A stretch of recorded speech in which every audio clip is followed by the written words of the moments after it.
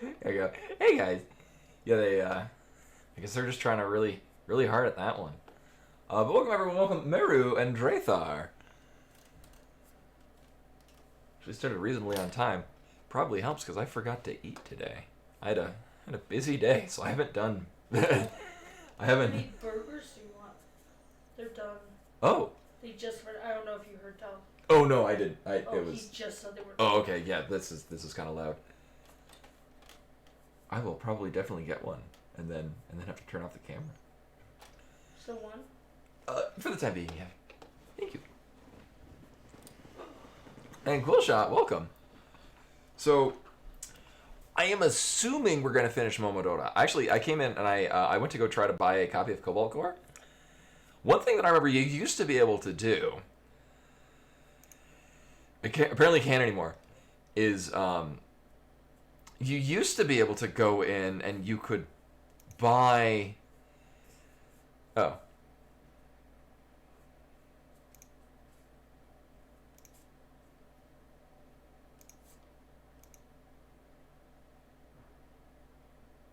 Oh, I was like, I did send it. Actually, wait, maybe you can. This is good radio. Because you used to be able to buy. So I bought. This is a gift?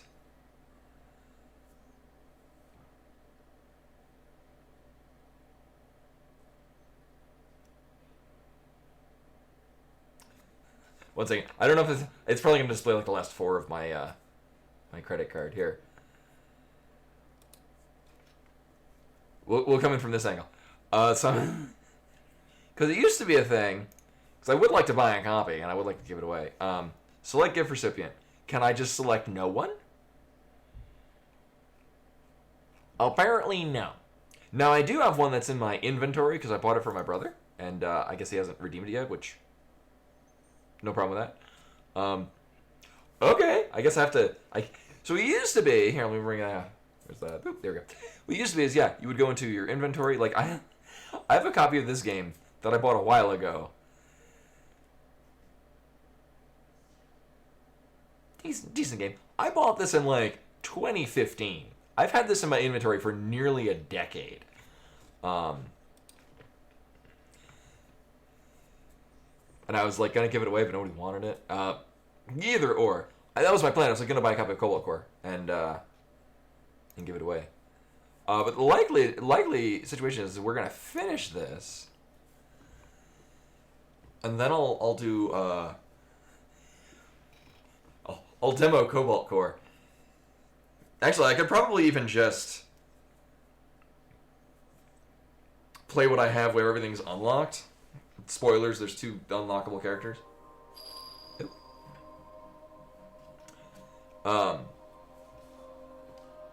Actually, maybe I won't do that just so everyone can see what the game looks like if you start a brand new one.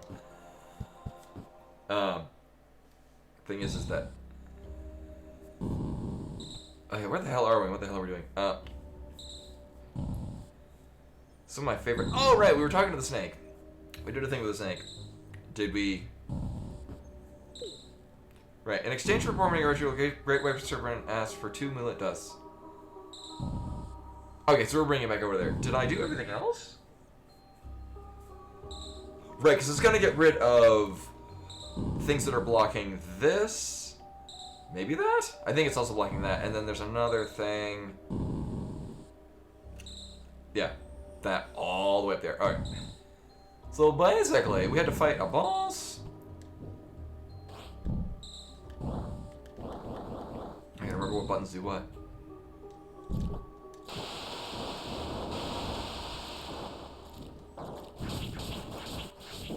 Right, and there's a whole rune equipable thing to move through this normally, but nah.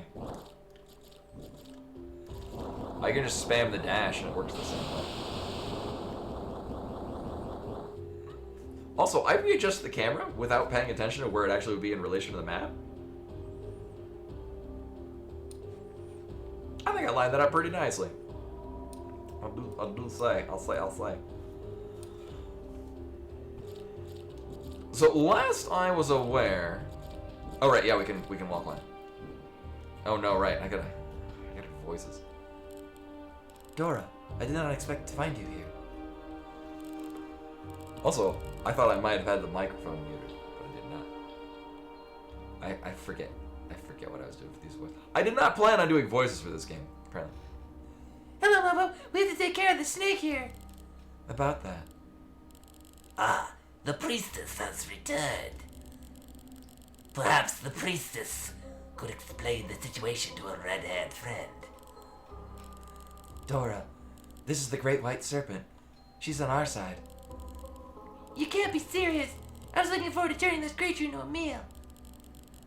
And I appreciate fewer interactions with this rude, puny human. The serpent is going to conduct a ritual to give me a chance against Salen. Right, that's a thing that's happening. Click on that. Oop. He's the moon deity who's been summoning demons. What? Great White Serpent, I've done all that you've asked me to do. The materials required for the Right, we found those more or less by accident. materials required for the ritual and the purification of the other serpent. I shall follow with my promise then. I grant you the power to stand against the moon. In this cat. Hey, are you serious about this? This lizard is highly suspicious if you ask me. I have a feeling this is the way to go, Dora. I know, that's it. What's fun is that from a pixel art standpoint, it's literally two colors. Hey, bro. Welcome. I wasn't even planning to do it. I wasn't planning to do it for this game. Also, as mentioned earlier, I forgot to eat today. I'm very hungry. Oh, right. There is one slight bit of shading up by the neck. But yeah, even any shading around the rest of it is inadvertent. Yeah, even the red is just monocolor. It's like original NES style. You kind of vaguely did shading because you just dealt with the fact you're on a CRT. Seriously? Let us proceed, priestess, to cast upon you the lunar attunement.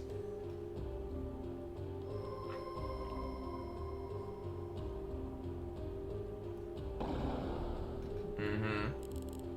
It is done. But I don't feel any different. You may now transcend the limits of humanity. In time, you will come to realize... By this, I mean those barriers we can pass through now. I'm assuming. You will come to realize your newfound strength. Unlike the red-haired one. I'll show you I don't need any serpent magic to win. Our accord is complete. Thank you. With this help, I hope to succeed in my coming challenges. Lunar Attunement. The Great White Serpent has granted you the Lunar Attunement. This ability allows you to traverse regions tainted by... I'm assuming it means that I can get rid of, the 3 things that are walled by that. Furthermore, your combat abilities are enhanced. Oh. Press down... Okay. There's a thing that I expected to get, ages ago. Down and attack to activate the attunement. Check notes menu for more information. Can we really trust this weird serpent? We have to. There are no alternatives I can think of. I believe it is the brother, Salen, who is the most dangerous between the two. The threat we must deal with. But the one you actually fought was Luna, right? Or Lyneth, or whatever name she goes by. True. She was pretty aggressive towards me. I had no time to explain. I'll give her the benefit of the doubt for now. I guess it's back to the search for the siblings then. Hello. I'm just looking up at it. It is an After opera cat. 15 months, I still don't know what you want on your burger, so Oh. you get what you get, you don't throw fits. Oh, thank you. Thank you. Onions, I- relish, tomato, I like that. ketchup, mustard, is that okay? I like everything as long as it's not cheese. I knew that part, okay. This is good radio, the part where I eat on. Yeah, sorry everyone. Okay.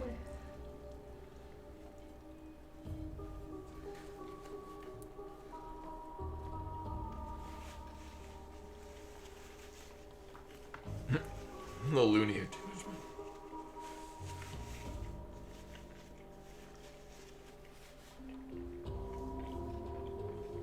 Tell me burgers and homemade fries. So I'm eating that now. Do voices my food in my mouth. Enjoy your new suspicious powers.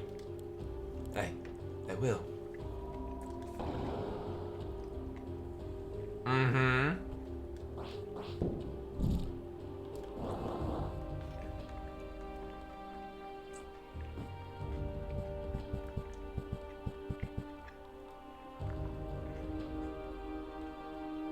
Oh, okay. It's a buff we put on ourselves. I thought, like, do we get an attack?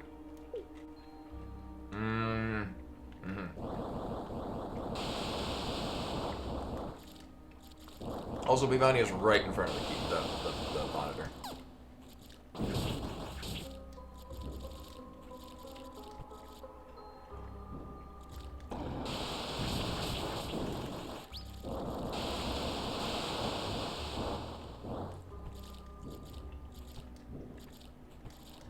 Oh, it's a perfectly normal fish head place.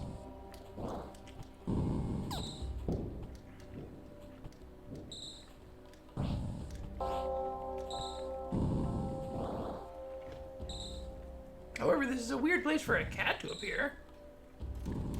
She is not. We just started. Eat them up, yeah. I have food.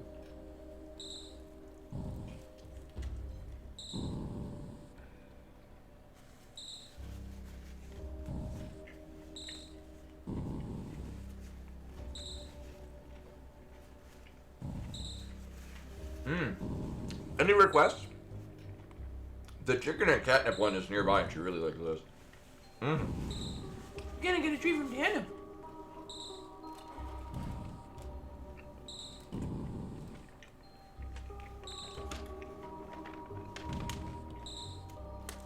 And I keep planning to change it so that, like, I need to set aside literally 10 minutes of time.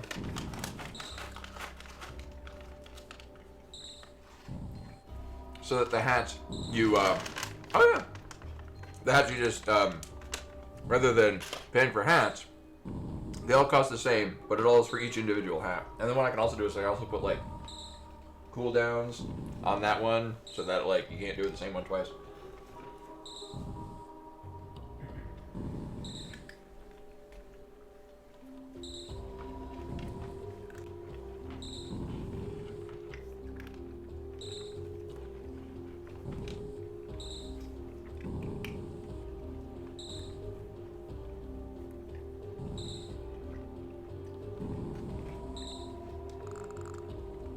So first thing we're gonna do, I think this one's the closest.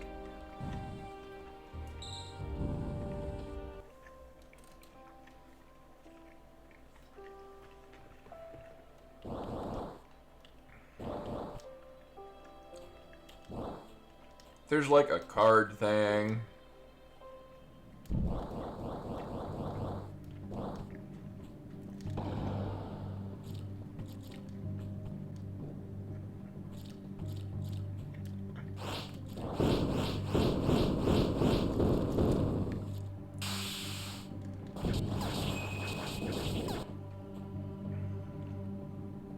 Oh yeah, I'm blowing my bluey shirt. What up, party people?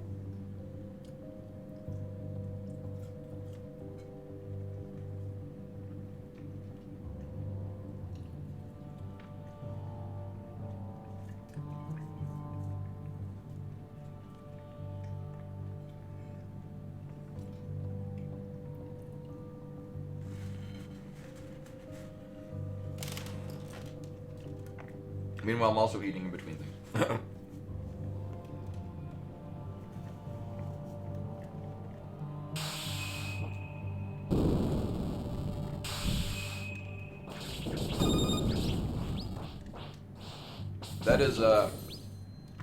That was not the dodge roll.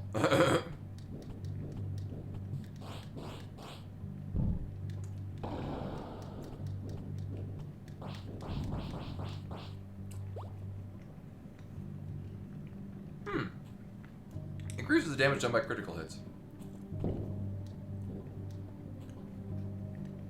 Imani is desperately trying to figure out ways she can get over to my food.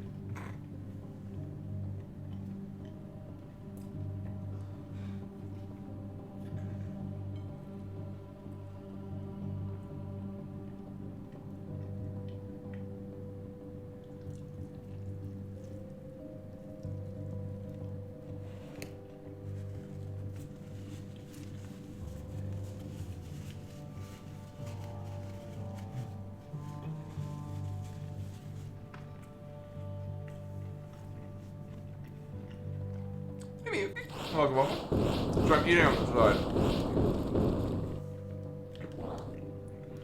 side. I've only had a chance to eat right now.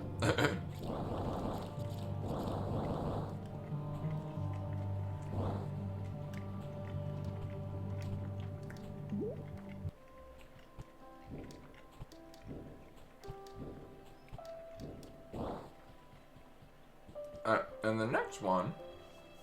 Ooh. Sounds good, Dana.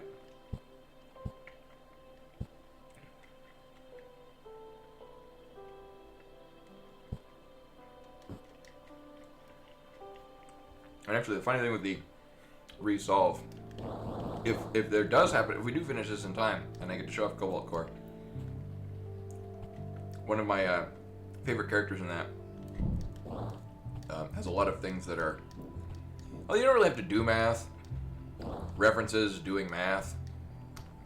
Oh my god. There we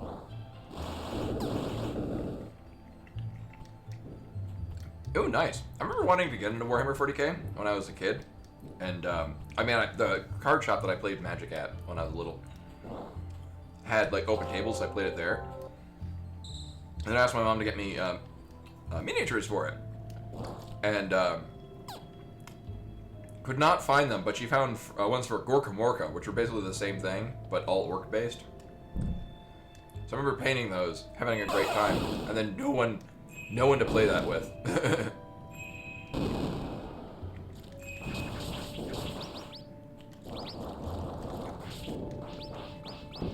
Oh, fun! As with a lot of things, it's the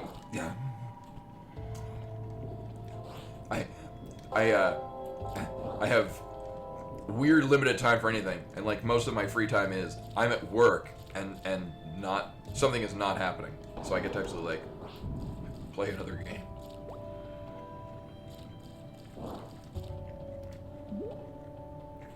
Oh, there's a healing bell to heal you beyond. Oh.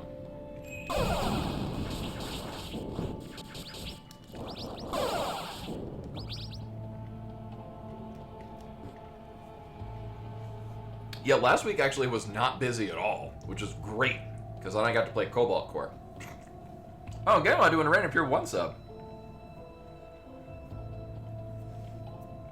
Oh, yeah, and that was the other thing with me with, Oh,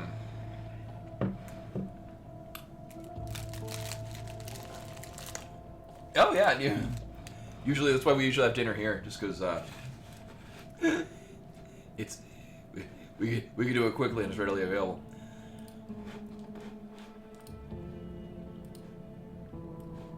Somebody has a chance to go to like Costco, and then we got fixings for later. But anyway, let's see. Ganwall redeemed a tier 1 sub. Means Wheel of Merlin turn tells us a lesson we should learn in less days. Somebody's gonna sub. Well, the lesson is gonna be that Twitch is taking a long time to load thing. Congratulations, Apoplectic Astronaut.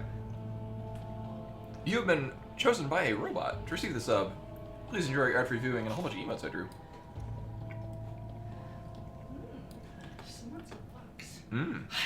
Indeed. Thank you for money.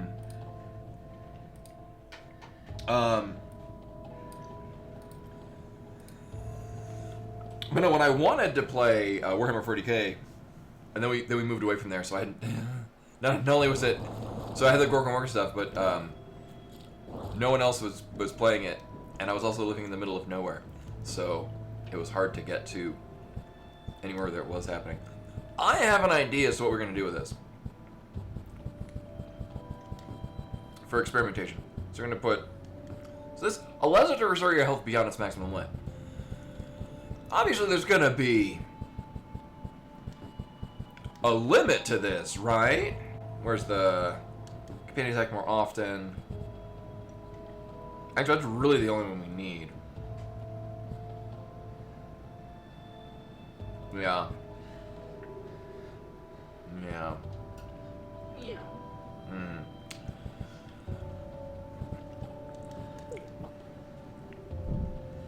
Is your hair good? Uh-huh. There's plenty more downstairs. Okay, so it's bringing us beyond the limit, but a specific amount beyond that limit.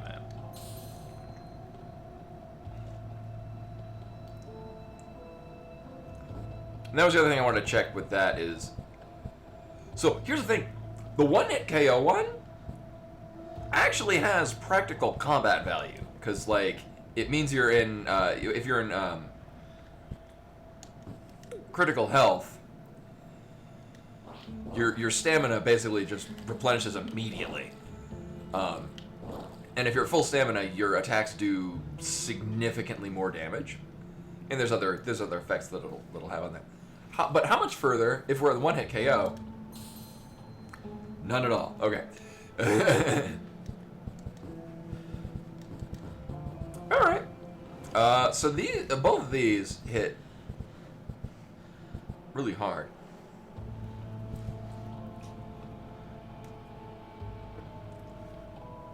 It was a good side. We did some science. I forget what the other one that I had equipped was. I want to say...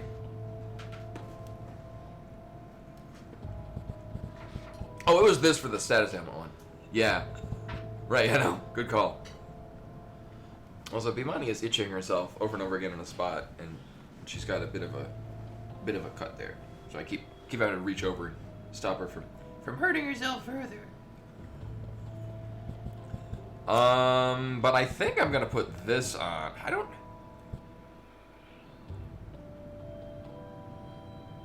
know offhand how many.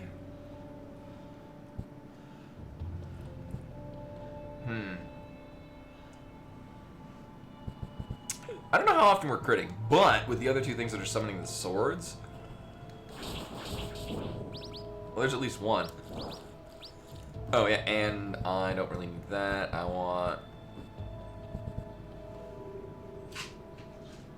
Actually, frankly honest, anything that flies around is a much better idea. And I also think, as far as we're concerned... Okay. Yeah, there's really nowhere else we can look, or really nowhere else we can go, apart from... no, we go this way. Oh. Alright, I forgot to get back to full health, didn't I?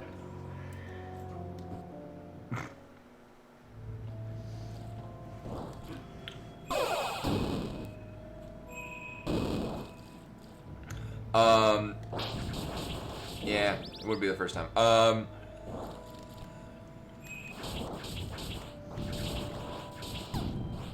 they also hit really hard anyway.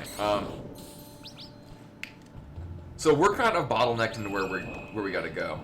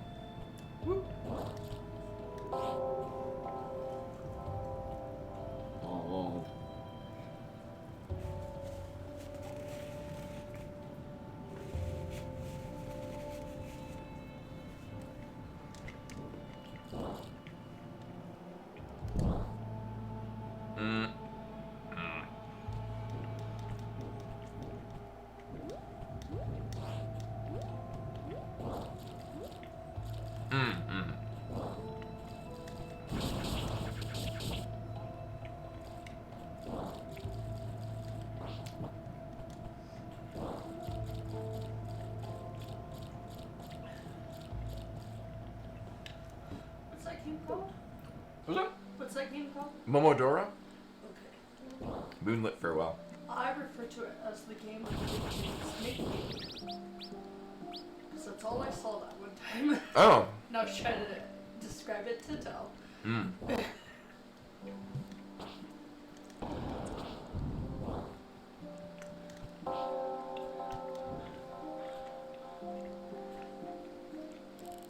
Oh no! I have food in my mouth. I gotta read a thing. A stranger around these parts. Do I know you?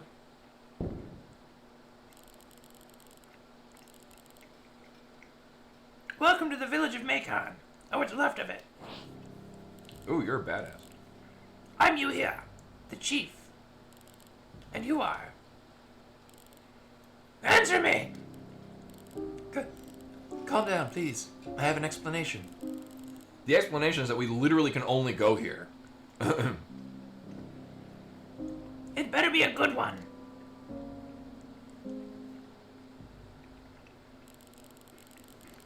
I'm glad I didn't have to read the explanation, because that would have gotten really awkward. And you expect me to believe this silly fairy tale? A pile of... Pile. I was thinking, miserable little pile of secrets. A pair of demons ring a bell to awaken the moon gods. And one of those gods is the one responsible for all this chaos.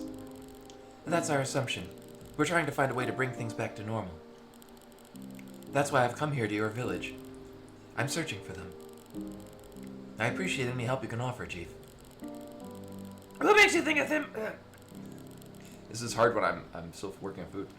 What makes you think a simple girl like you can accomplish such a task? And that I'd be willing to help?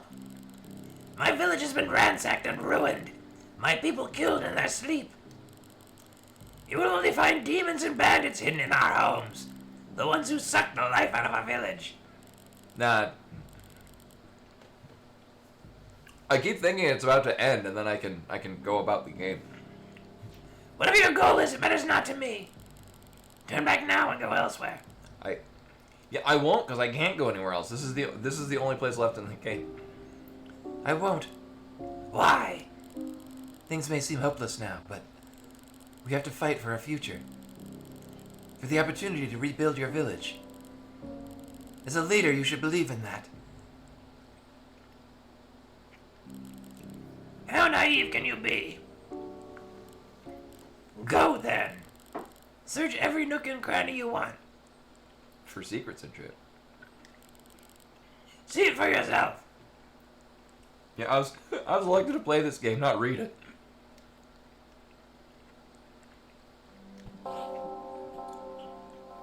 Oh no. It implies there's more things for her to have me read. I'd like to apologize if I offended you somehow.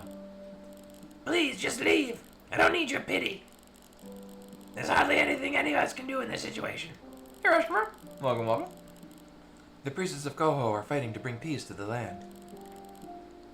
Once my mission is over, I promise you will receive help to rebuild your village. Let's pray you succeed then. Because I didn't know what they looked like at first. I was like, we'll pick a voice. My people are not prepared for a demon invasion of this scale. And I have failed to protect them. You can't come in here and expect me to believe you fare any better. I can prove my worth to you. Oh, do we fight you? Oh. You're awfully insistent. How about this, then? Can you fetch an item for me? A box adorned by a falcon crest. It's an important keepsake of this village. If that's what you'd like me to do, I don't suppose it will sidetrack me much. You will find it. It sounds like everything is filled with bandits. That's the theme we've been going with. You'll find it in a house full of bandits.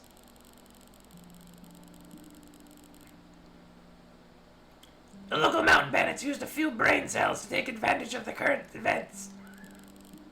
I've seen them earlier, nested like rats in one of the houses, wielding weapons they barely understand.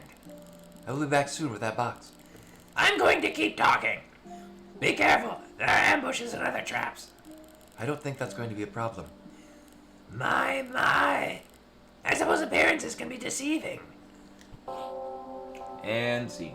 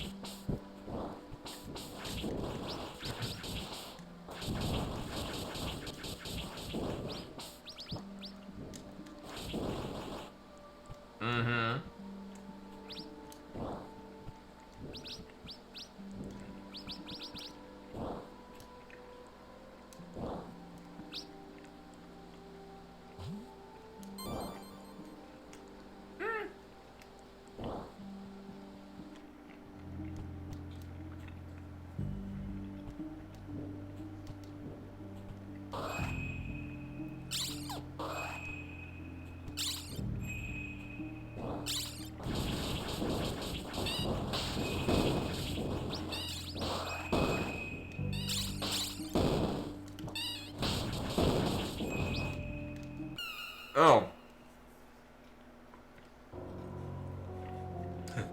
There's so many distractions happening right now. Also, it's been 18 minutes.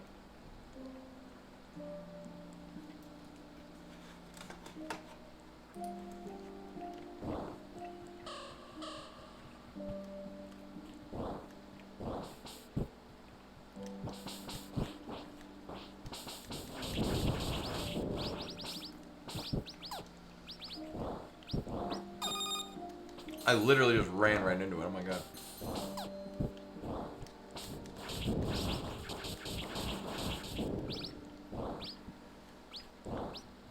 So apparently everything here has a ranged attack. That's a thing. Actually, I did choose the bat because, although not Flea, is pretty cute.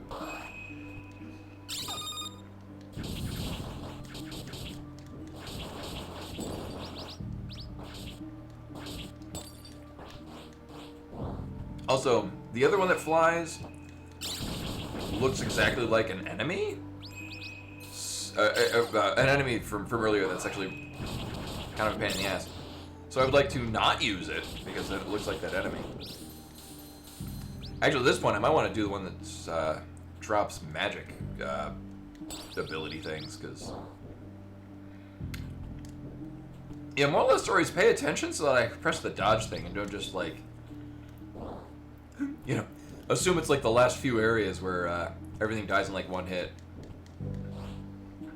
So just getting to them and killing them immediately is more advantageous than dodge rolling.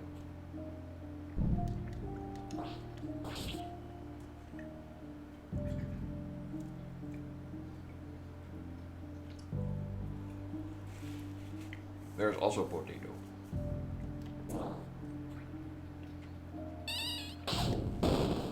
Oh, that's what you do. Vulnerable? I don't know what the hell that means. Oh, it's a ghost cat. Okay.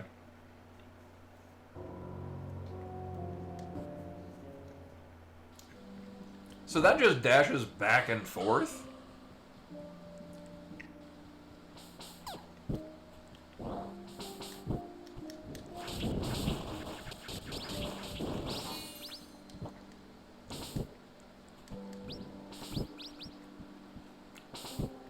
Oh.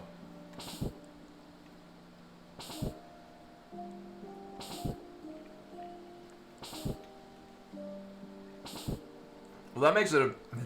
That helps, too. They're not actually aiming anywhere. Which means I was, before, deliberately running into their arrows.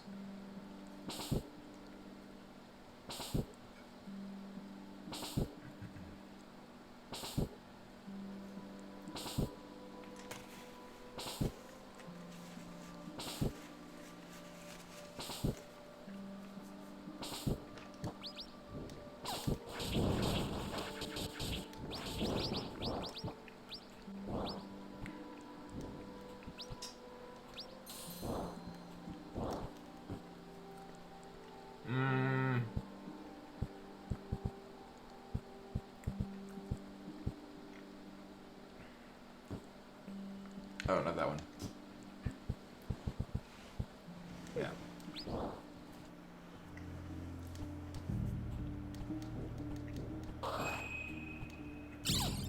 I don't think it's so much rushing in.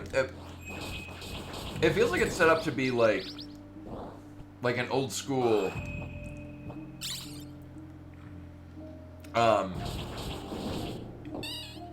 like NES games where you have to time when you're going through an area. I guess, yeah, for those that rush in, like...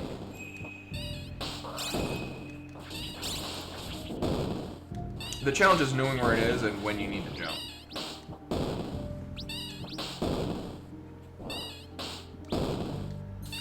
I mean, you can just as easily... Yeah, Castlevania 1 kind of louder. Or I'm thinking like the Mario levels where like the cannons are firing bullet bills and... Yeah. Alright.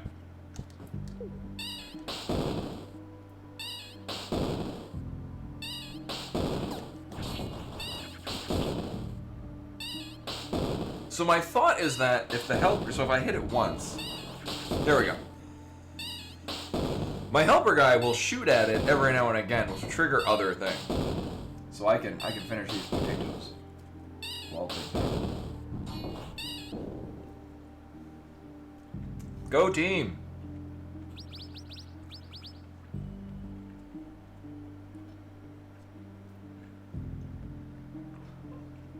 I think it was. It looked like one.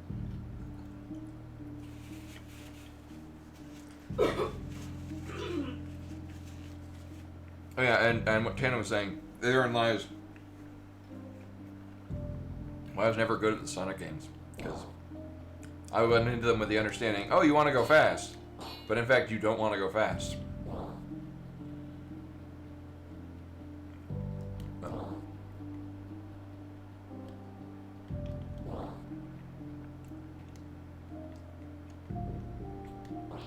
Like, you want to go in a specific set of directions.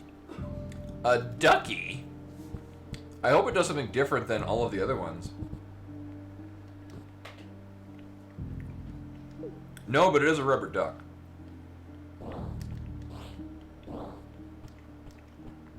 Maybe it'll stay with me.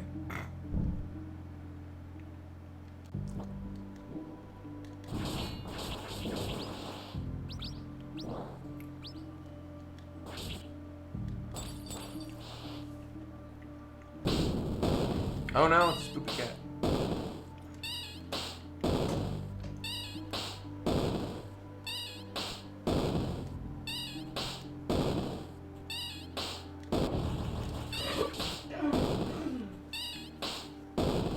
So that should trigger my duck. We'll go with that. To attack the cat.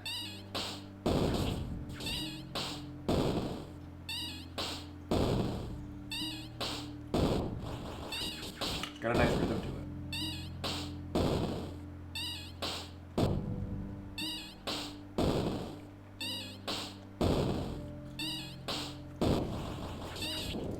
There we go.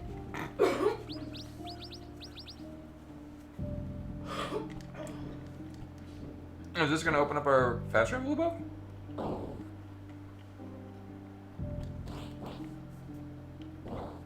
I'm going to strongly assume yes.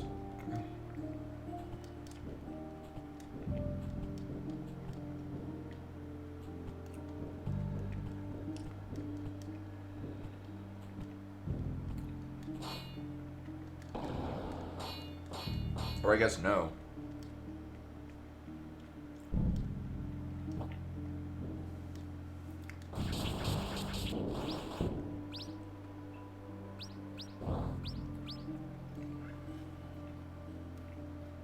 Hello. Welcome, welcome. And this is the last potato, which means then I can move on to my coffee and maybe be awake.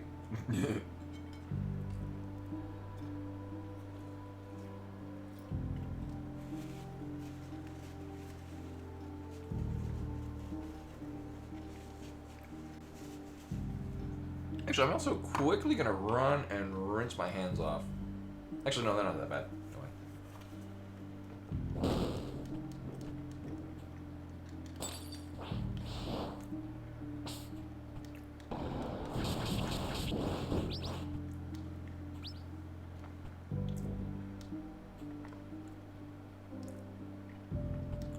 Okay, so it looks like we need to be at full stamina.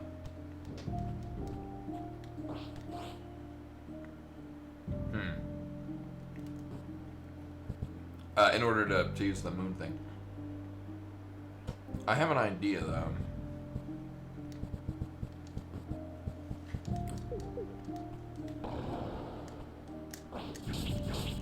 There we go.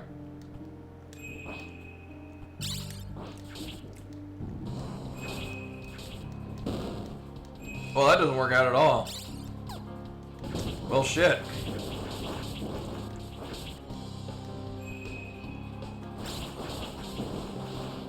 Well, now I've just made it angry.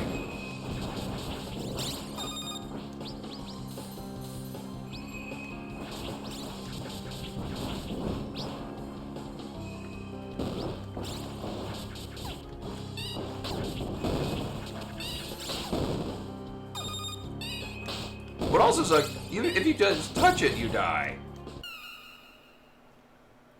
So it doesn't need to attack you, you just bump into it and it will deal damage.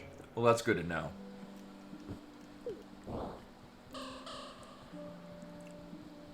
No, that's the thing. What's weird about that is that... Oh yeah, also I keep... It's weird because the dodge button is the same as dodge from Dark Souls, yet I keep finding myself pressing the wrong button.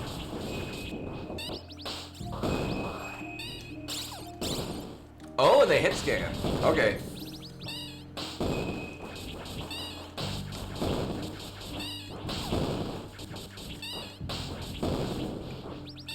Or rather, these things seem to attack in a way. So, we all know and love Super Metroid. The laser in the Dragon room, the laser turrets that they want to killing all three of them.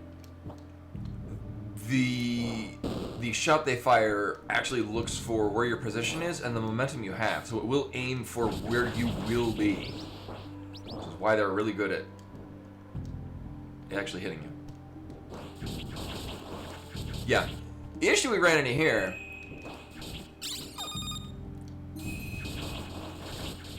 is I aggroed these things and they didn't die.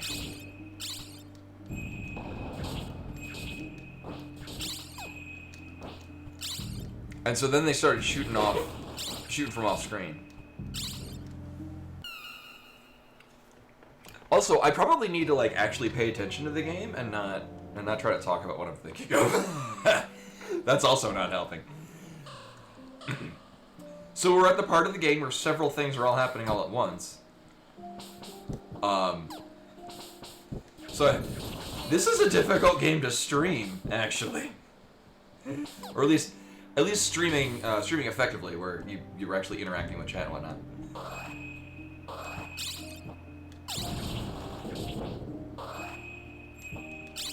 Also, these things have a variety of attacks. Sometimes they'll do the purple shit. Sometimes they'll do a summoning things. These things are just annoying.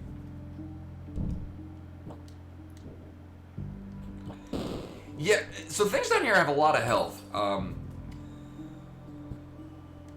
was using this under the hope and assumption that... Here, let me put this on. I would eventually be able to hit him with the sword thing and kill them. They just stay there.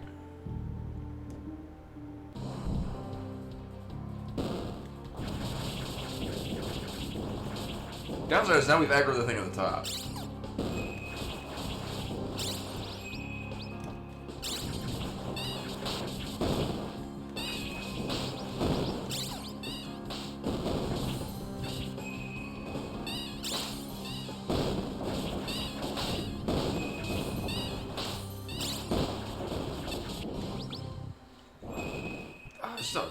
Weird goddamn timing on it. Because the thing is you have to dodge roll into them as they're attacking at you. You do keep your players, yes. You have to dodge roll into it. The problem is that if at any point you're still touching their sprite, they still deal damage to you. Like, even if they're idle, like if you happen to roll through and you happen to be where they stop and they're just sitting idle, they will still deal that damage to you.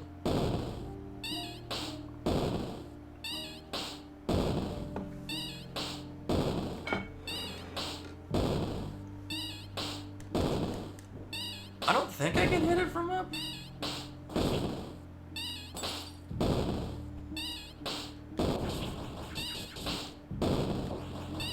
Actually, better than dodging, yeah, just jump over it. Yeah.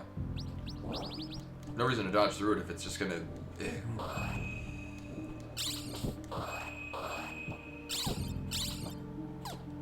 Similarly, I'll read what the hell that does later.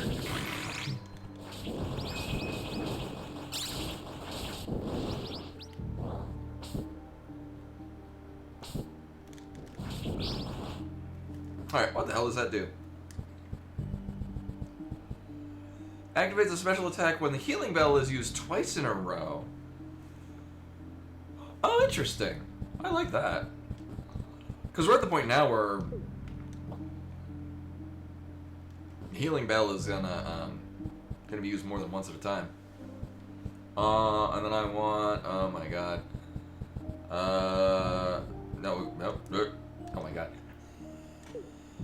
See, there's only 3 types of companions. They're just in different forms. The problem is that any ones that are on the ground are just gonna get caught in the level geometry.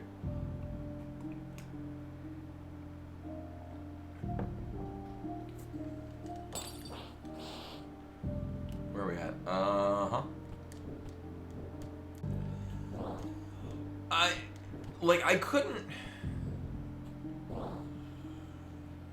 I couldn't really find like it doesn't seem like they have different timings on them. Like, I mean, I guess I could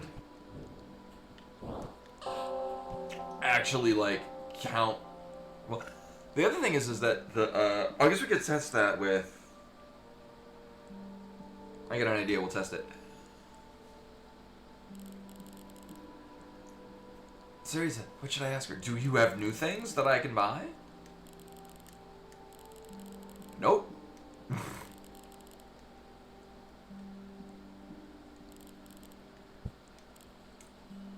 Say, how are you on time? I have some spare rice here.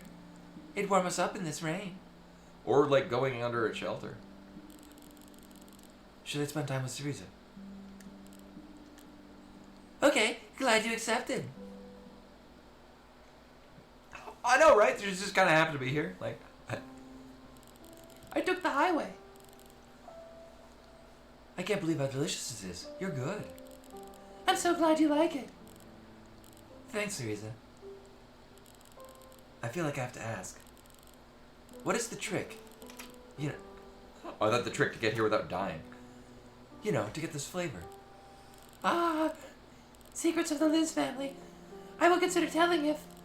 If what? If you teach me some...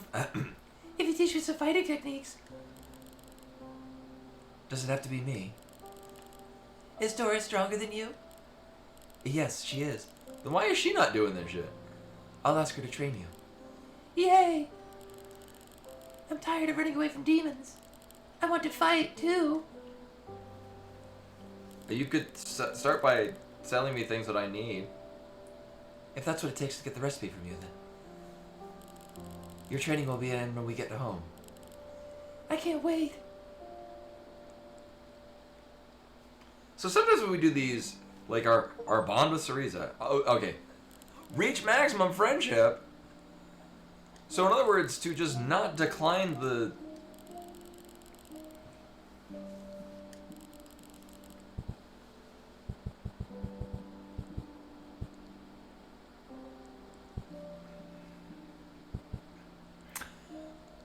Oh, okay. I remember there being 3 that were that like had the question marks. That said, well, that's all those. No mean.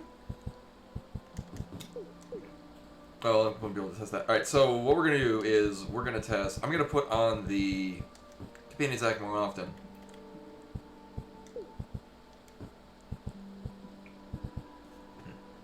Oh, and then I'm gonna here we go. I'm gonna get a stopwatch. By that I mean my phone. Oh, no, the explorers give us. We only got 2 healers. I mean, we'll.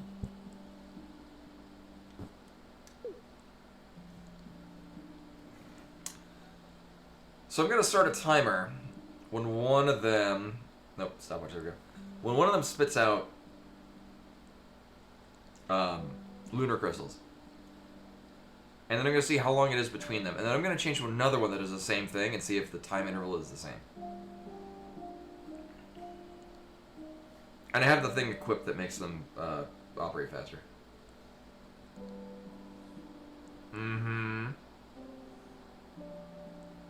Oh, I should have done this while I was eating. God damn it. So this is, of course, very scientific.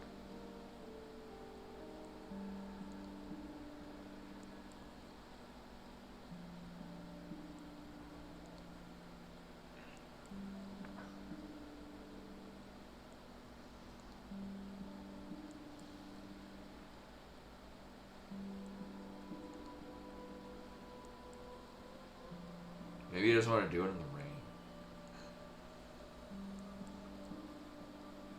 Also, a thing that just occurred to me, I'm assuming that it's a time interval and not a like number of steps taken interval. That would throw off this plan. No, because I remember standing idle and these things would start spitting out lunar crystals. Yeah. You know, any day now. I probably could have started the timer when we brought it out just to see if that was a.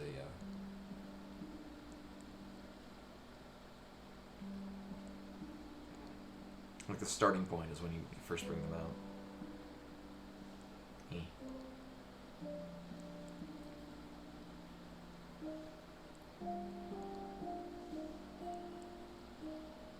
There we go.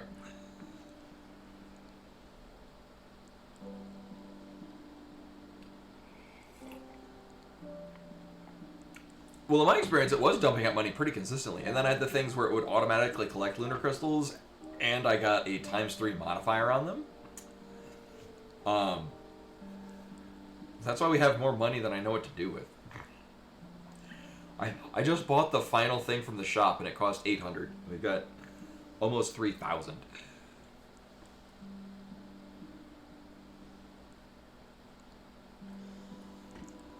So I'm approximately I'm gonna figure that it's a minute.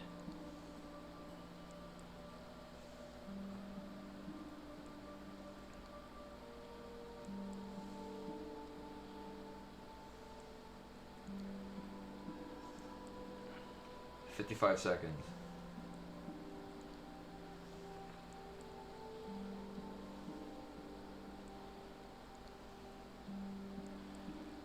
So for those of you just joining us, I'm trying to test. There are several of these companions that all do the same thing,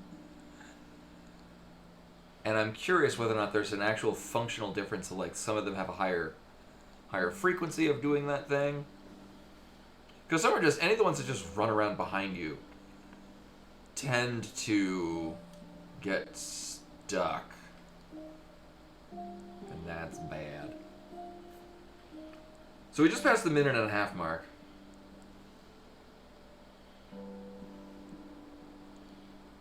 I think I used a flying one when I was using this actually for money before.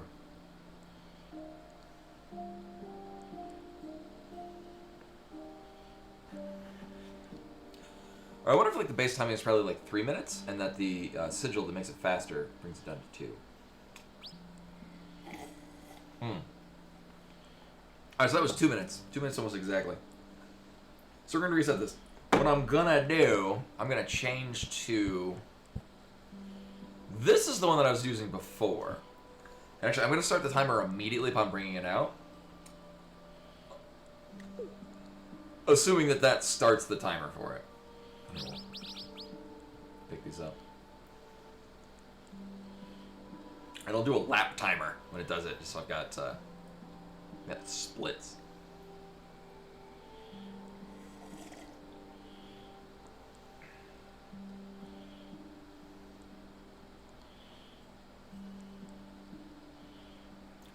Yeah, and that's what's weird. Like, we have a collection of these companions, but they're functionally all just the same 3 companions.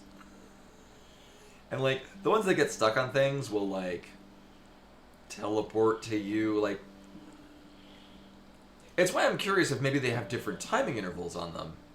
Because that would make, like, that you would get, like, higher rank versions of one that just does their thing more often.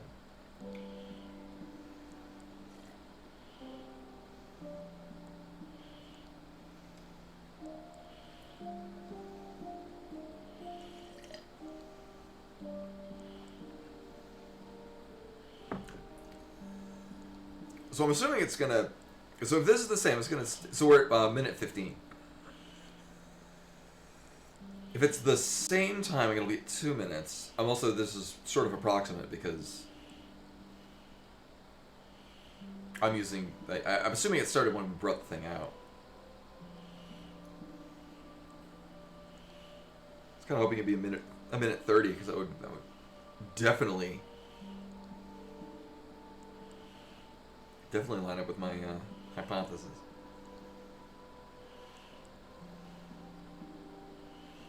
Actually, if it spits out at 2 minutes, then it does start when you spawn them. So you're coming up on that. Yeah, exactly 2. Okay. So nice thing. Well, one. The problem is that both of these function at the same time, which is not what I wanted to see. We did just get this cube. All right, this is the last one we're gonna check.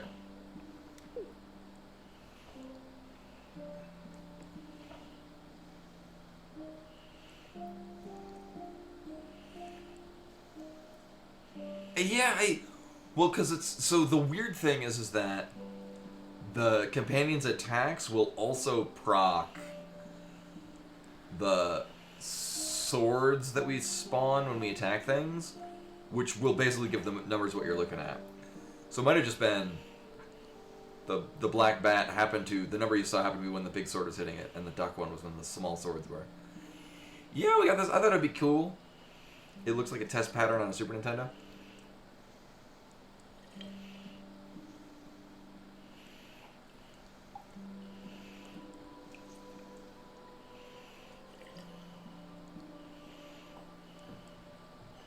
Actually, I'm gonna turn the. Yeah, I love that. That one of my favorite streams ever.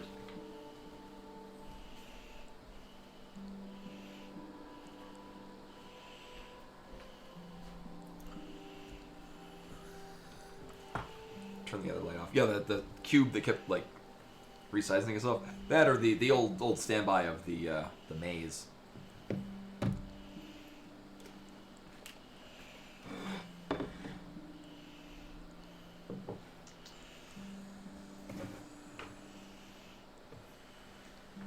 So we're at a minute 30. Also, camera focus, please. Yeah, it looks like all the companions are just the same timing. Yes, this is truly already gameplay action.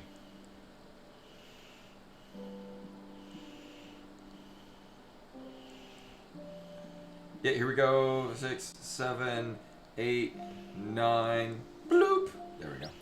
Okay. So all three of them had the exact same timing on it, which is kind of unfortunate. Sure, we'll just bring this one up. Maybe? Here's the thing, though. I mean...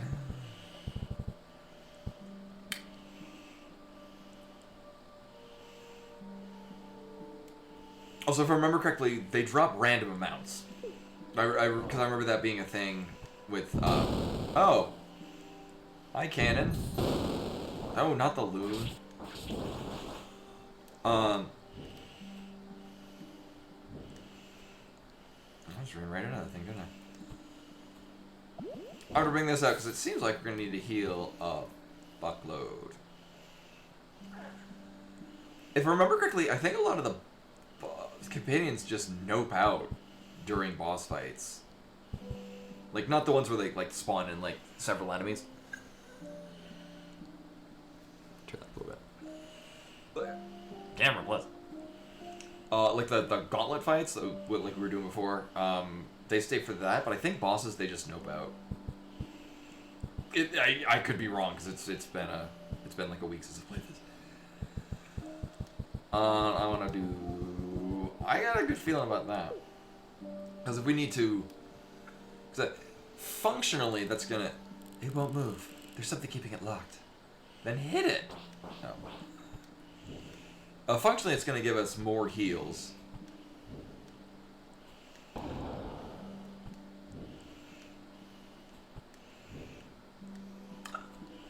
Really now, that looks absolutely like a thing I should be able to jump on.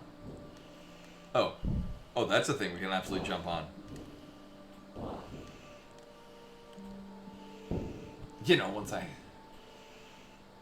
learn the speed that I'm going at.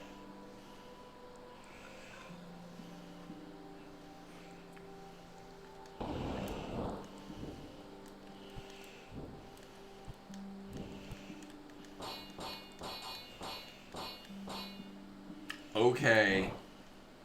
I mean, I'm strongly assuming the game does not want me to go here, but, you know. Oh, okay.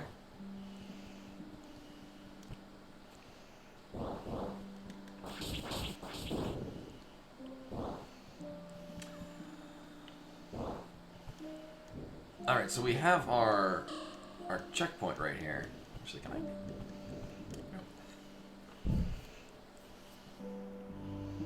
There we go. You know, just in time for us to really not need to go that way anymore.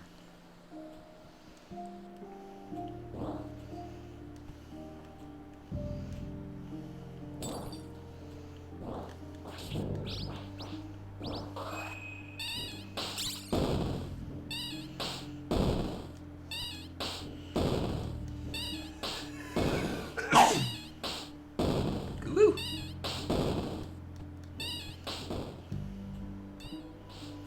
I keep thinking any of these are gonna have like search the body for, because we're looking for. Oh, that's probably bad. So we're looking for a box with a thing. It's gonna sparkle. We're gonna pick it up.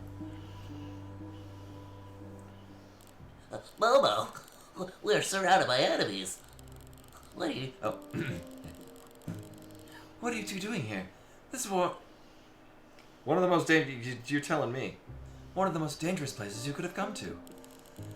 And judging by your wounds, one bodyguard was not enough. I was so curious to explore this region and learn more about its history. I had only read about the village of Macon in a couple of books, and I didn't delve too deep into it. Plus, I thought I should bring some sort of souvenir back home, a treasure to convince the nobles that my expedition was some merit to it. If I come back home empty-handed, chances are I will never set foot outside of Karst frontiers ever again. But it turns out to have been terribly outmatched.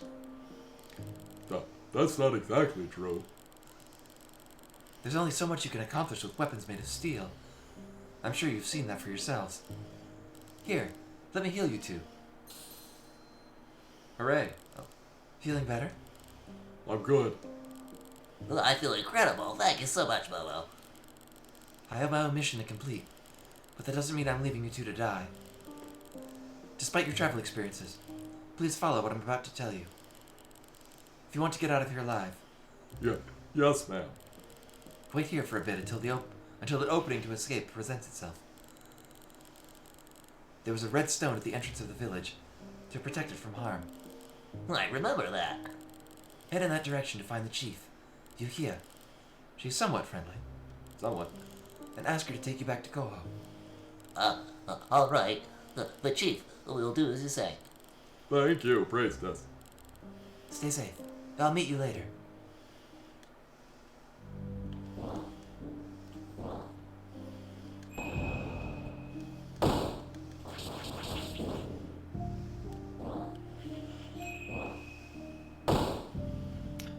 So the enemies will all telegraph when they're about to do a thing?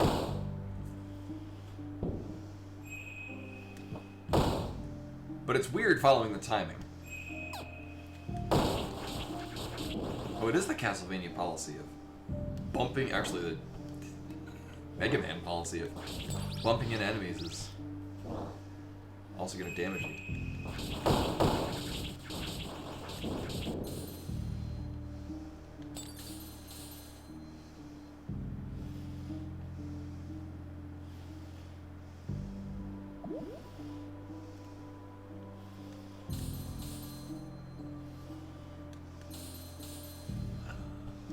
Oh.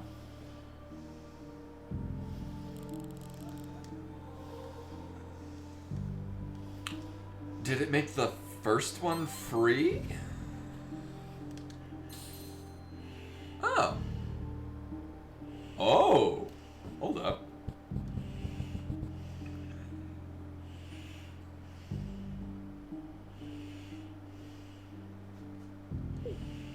I guess not necessarily twice in a row.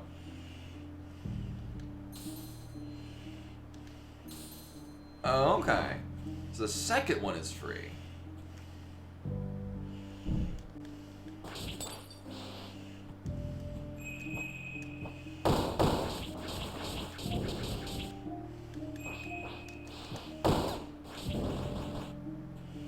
Is it the box? A wooden box? What?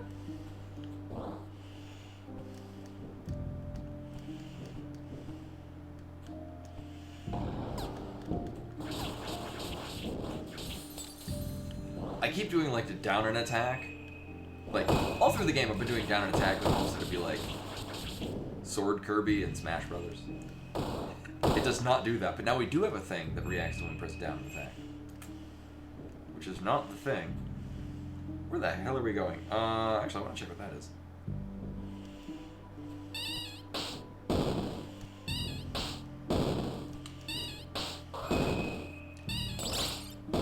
What's in this thing?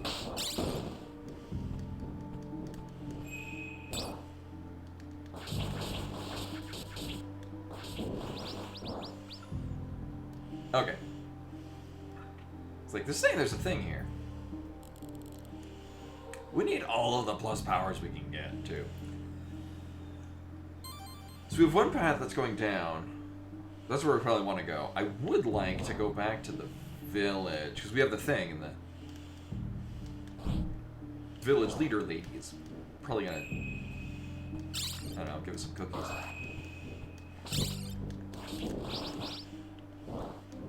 Nailed it.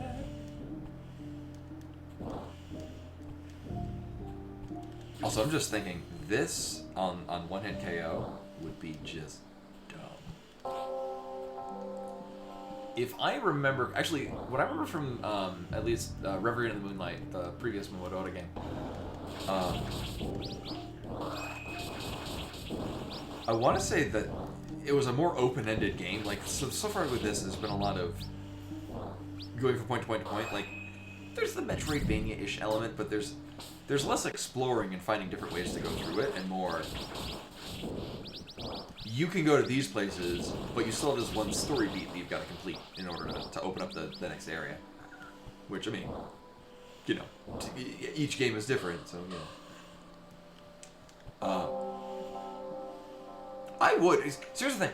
This is the 5th one in a series.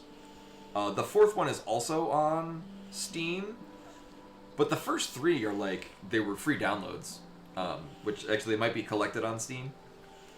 I don't know. I've only played... I played 1 or 2 of the first 3. I don't think I played all 3 of them. But I did... I played the 4th one first. Liked it enough to seek out the earlier ones, and I played those. Which are much smaller. The first 3 are very quick, small... I'm gonna say an hour to an hour and a half of the way that I play games.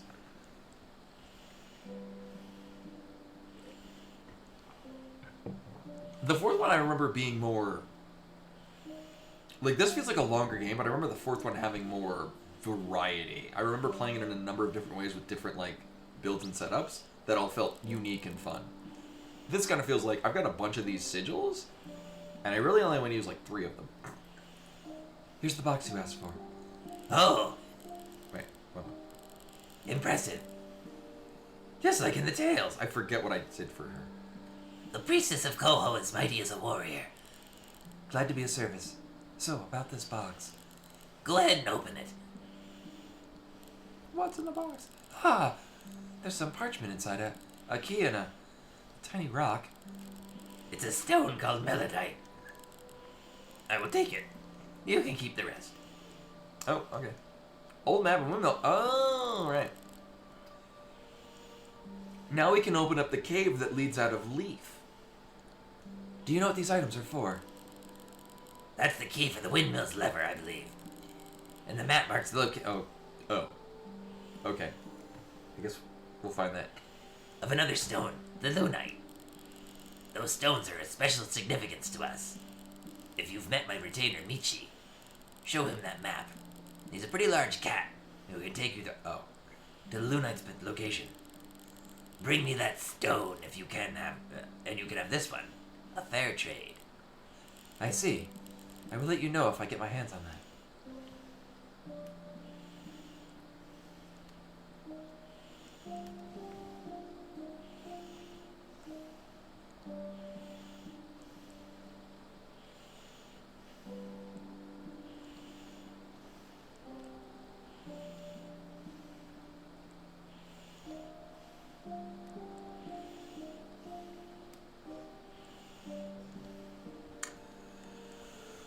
Alright, so I'm certainly assume.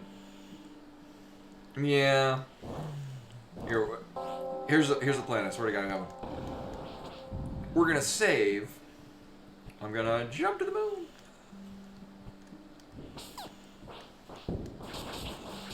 So I also wanted to come over here under the assumption that, I mean, fat little like that stone is doing to protect the village. Just saying. I thought maybe our NPC folks would be over here.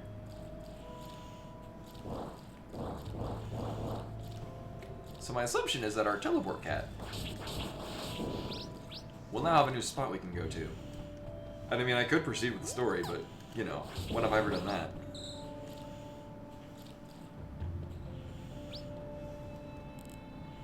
Michi, can you take a look at this map? It was given to me by Lady Yuhia. You've met my master. Let me see. Meow. I can take you there. Shall we depart? Sure. Okay, well, I had no say in this. Uh-huh. So we've gone to the painted world of... I forget what the name of it was from Dark Souls.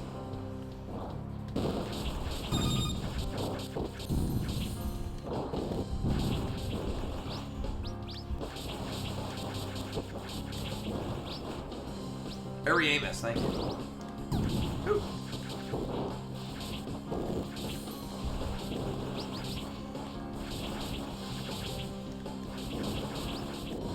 So yeah, the helpers will stay here during... Oh. Okay, I guess that was it.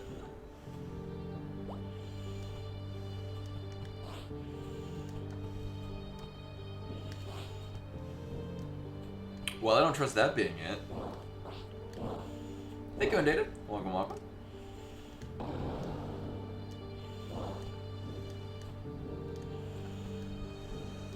It seems kind of dumb to try to check every other one's these.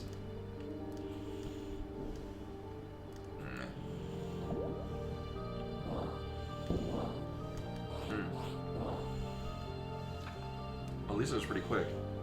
Are you done here? Uh-huh.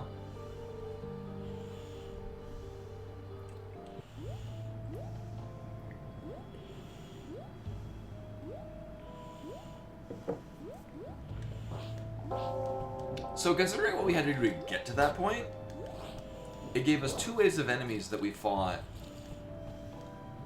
like, near the beginning of the... Like, things that were a bit of a challenge back when, like, we'd only been to, like, this area. The second area you go to, and the first one that's not a death trap. Or the first one that's not the village.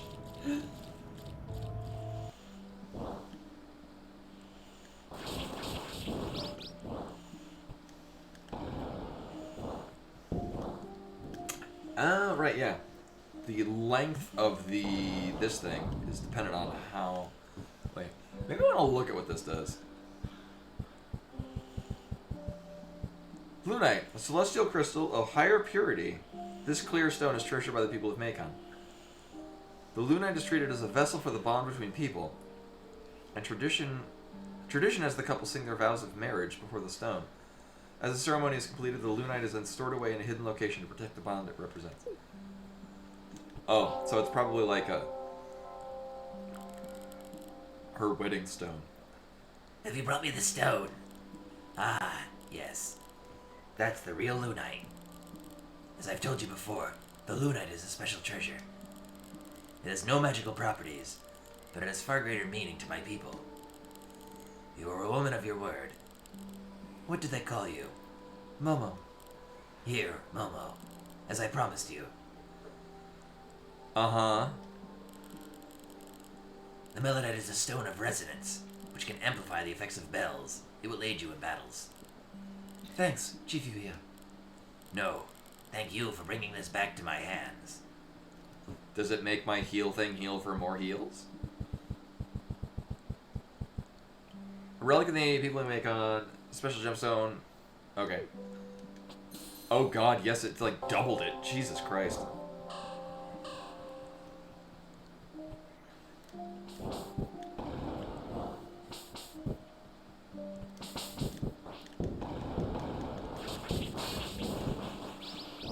Oh, wait a minute. Oh, okay. It's kind of impractical, I was gonna say.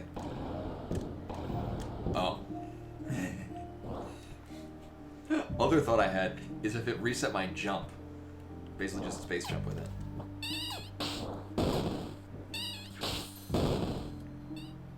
Yeah, you like can't get through those things. Next thing on the list.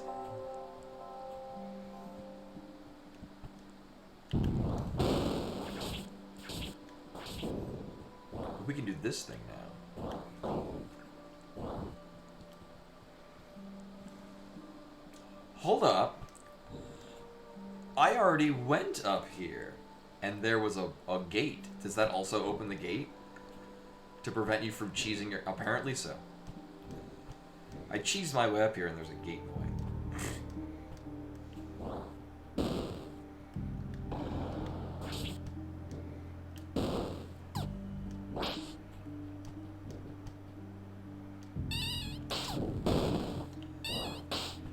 Those things are so annoying. Okay.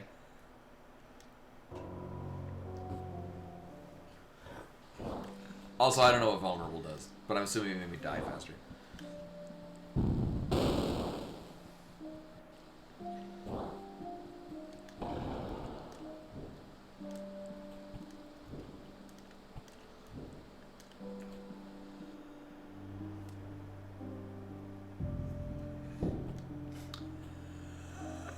So I guess what I'll do, actually at this point, because we're getting a lot of, here we're gonna put you on, we're getting a lot of value out of our heals. I wonder, do I necessarily, I mean, I guess I could still start shooting at things.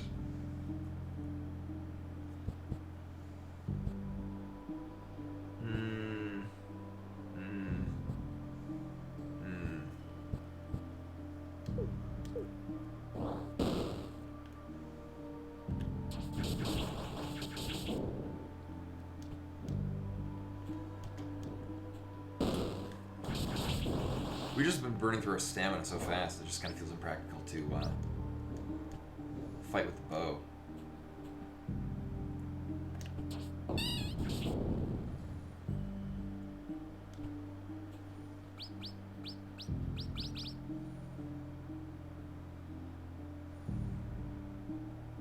Did that hit for 200,000 damage? How?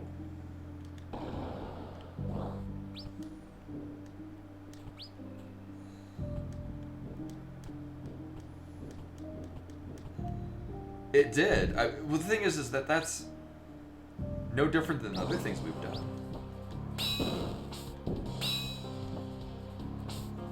Uh-huh.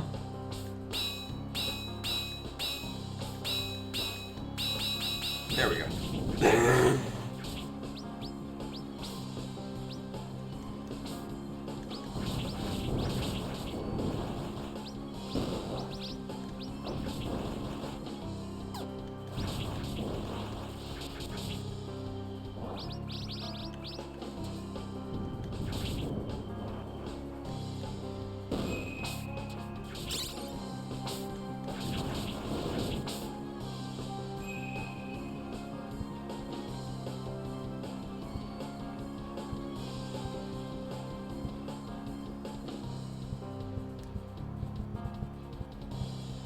No, this is, yeah,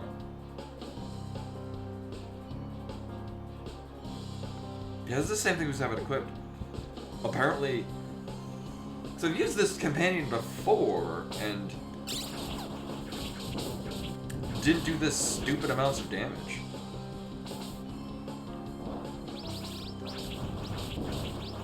I mean, I have no problem with that. In which case, we can just fire from a distance. Okay. Trigger her to follow up with an attack.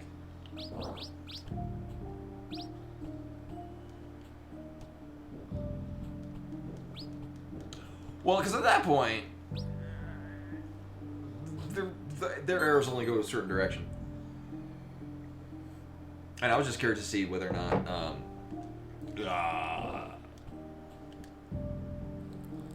our companion helper. Alright, Scotty, I'll wait here. Was gonna do stupid damage.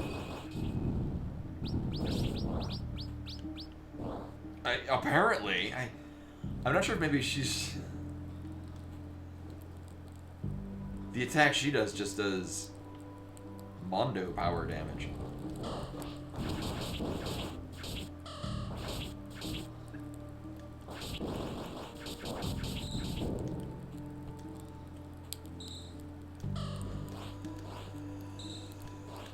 Maybe the game is just trying to convince me that the companions are different, because this one wants to hit for a shit ton.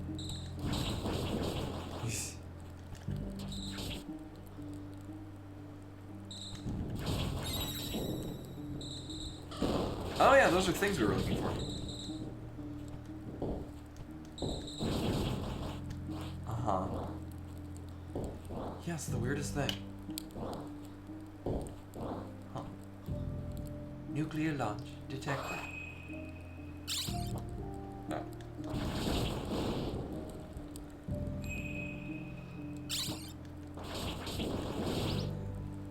I mean, I do like when a bunch of numbers appear on the screen. That's fun and satisfying.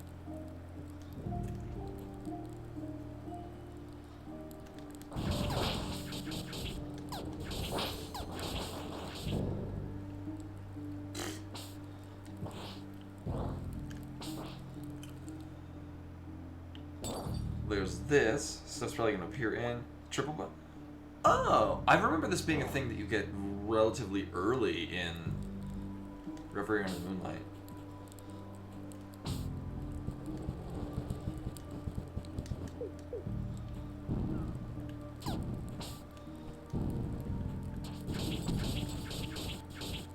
Yeah. They're wider and deal more damage. Or, well, there are 3 of them, and therefore it's got 3 different triggers.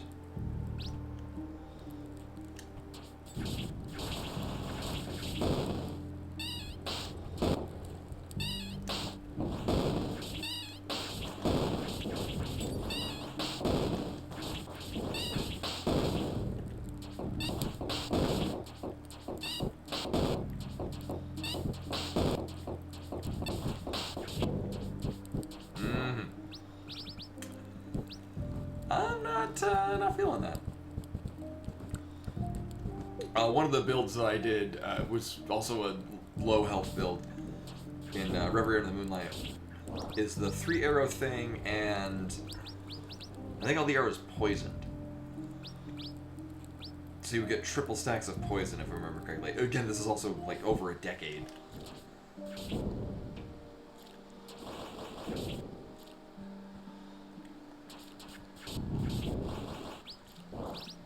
Hey. Oh! I thought he ran over the bomb. Okay. Apparently there's more than one landmine there. Why are there landmines? Alright, well, we'll deal with that in a moment. I am curious, what the hell is down this way?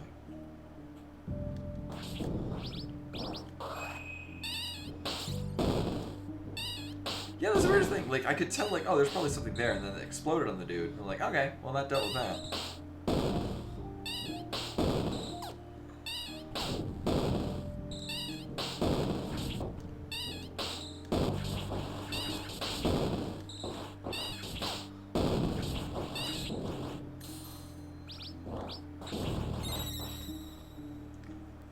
We're at 28? 27. I'm assuming we're going to get another goodie at 28. Or, sorry, 30.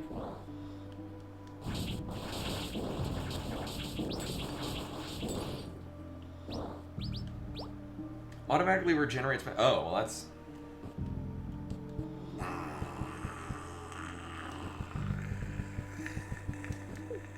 I think that's going to be more beneficial. It just depends on how quickly... Oh, that's nicely quickly. Alright, well, I'm glad I went that way. Okay, so the whole having to...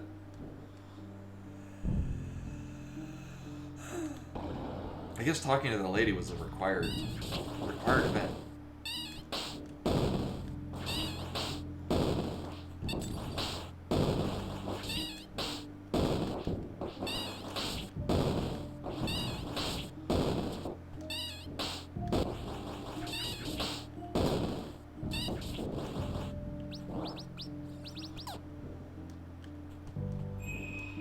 What's that damage over there? I'm just I'm firing arrows. So thing is that the arrows do very little damage unless you're at full stamina.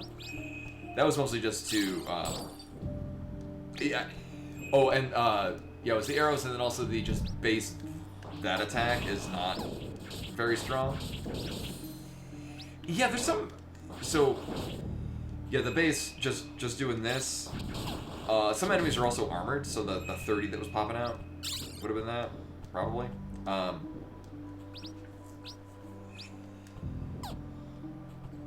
don't know the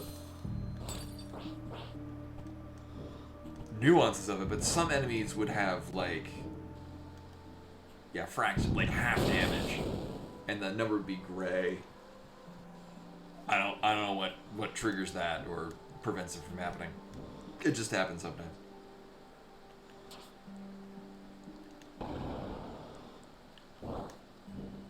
No. God damn it. Well, right.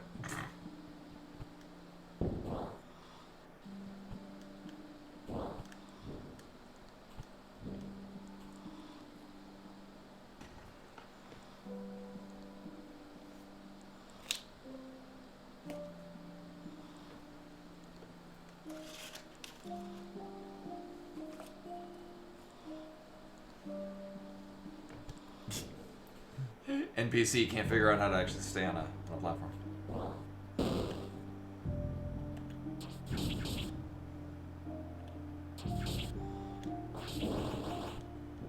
For tiny bastards, they sure got a lot of health.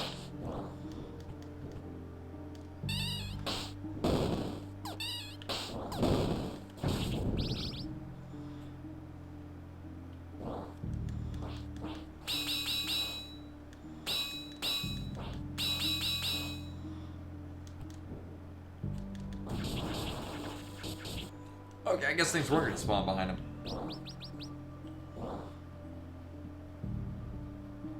Does it explode? Yeah, I was expecting them to spawn in, so I was like... Oh. I guess we don't look at the map.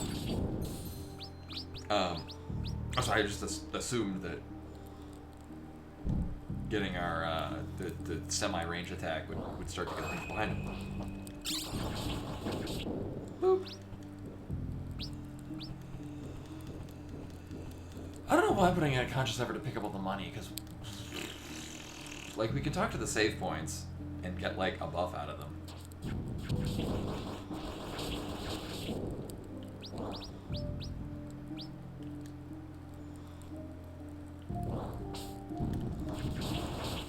But I've done that only once accidentally. Where are we going? Let's check this way.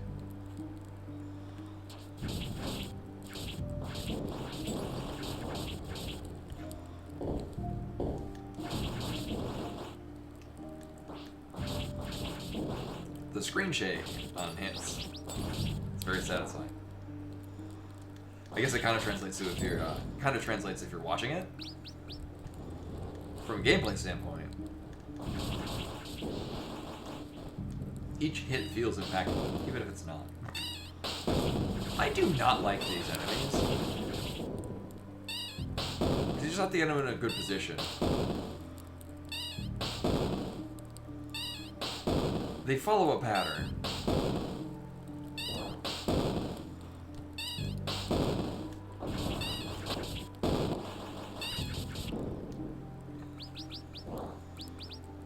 Like, they're just kind of tedious. Tattered Grimoire. Now we... Oh! Yes, please.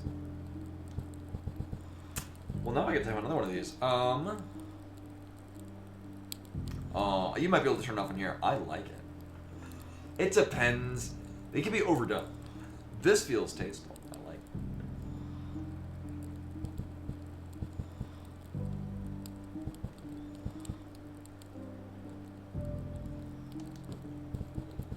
I got a weird idea.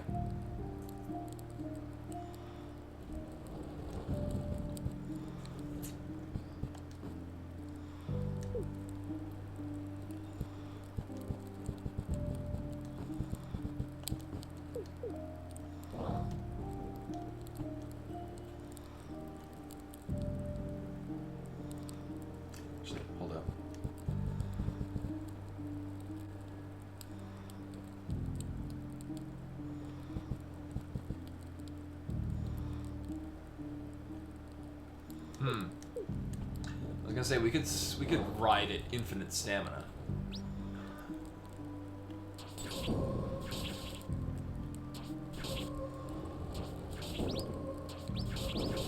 Oh, that burns through magic though. Holy damn.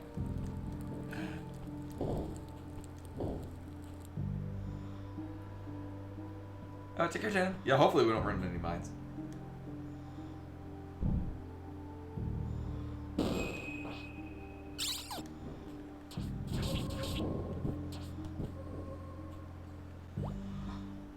Oh my god. What does this companion do? Is it any different from the other? I mean, it's cute.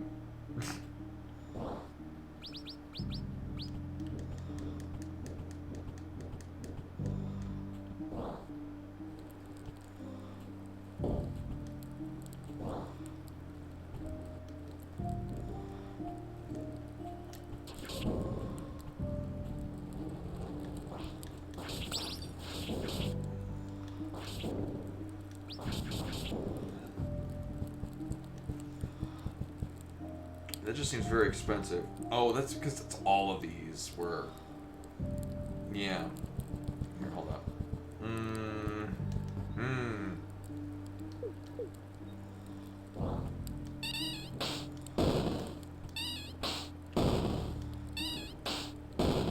Alright, we're going this way.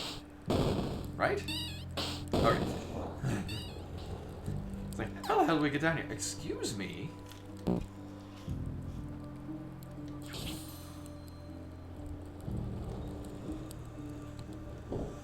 I don't know, as fun and silly as it is. Oh wait, this also? Burler's Thrash, so there's one. Thank you.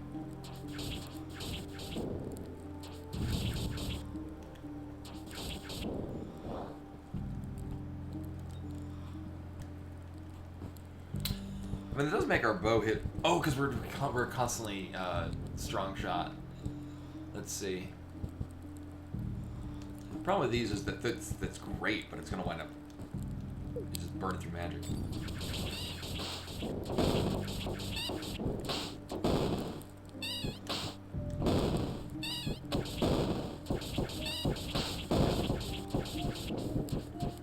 This is satisfying because the R1 is the shooting the bow. Excuse me. So it's actually literally pulling a trigger. You know, let's give that a go.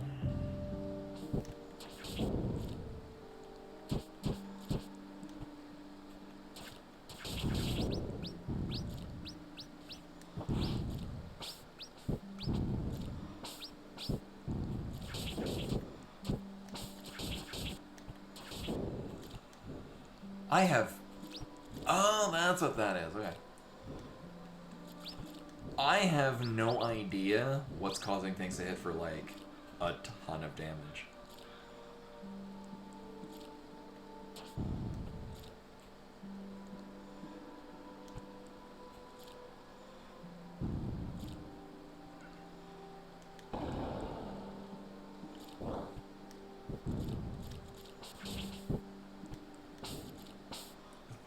I am really good at jumping into projectiles. Like, even ones that are following a set path.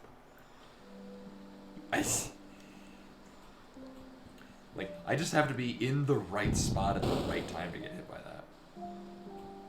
It's kind of uncanny, actually.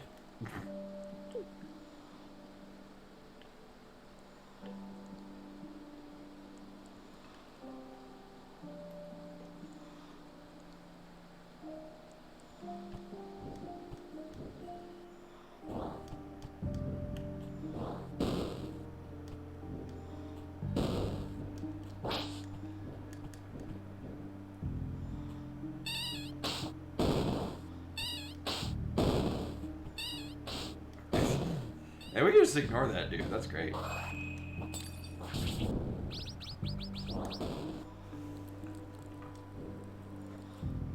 mean, no, we're going to see.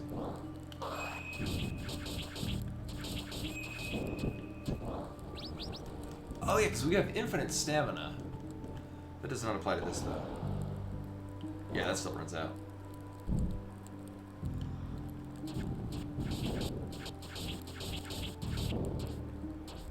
Yeah, but no, with enough stopping power on our bow. Especially if we're shooting 3 arrows at once.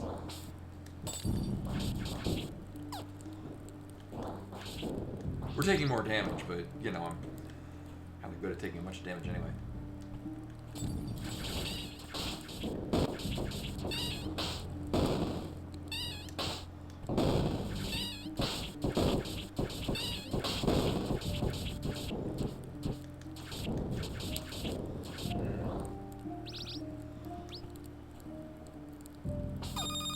And I tried to dodge roll, and I didn't time it right.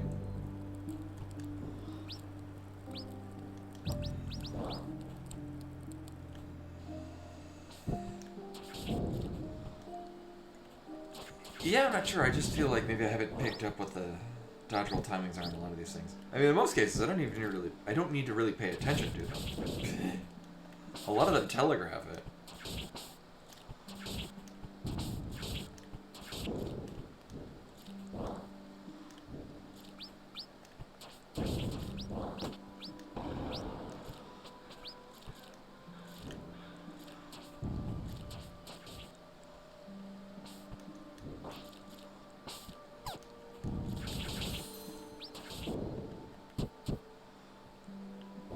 Okay. I mean, we could go fishing. Oh, it's the... Wait.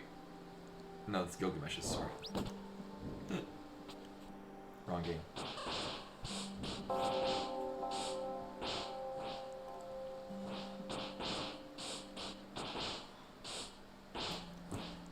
I get the strong impression this is the final one. But at the same time, we're missing 3 sigils, and I have no idea what the hell where they are. We're also probably missing, what, 2? 3 of those fairy things. And, like, there's nothing that's really kind of telegraphed. Like, I've even checked, like, these spaces in between things. Like, I mean, there might just be, like, hidden paths. And this could also just not be the end of the game.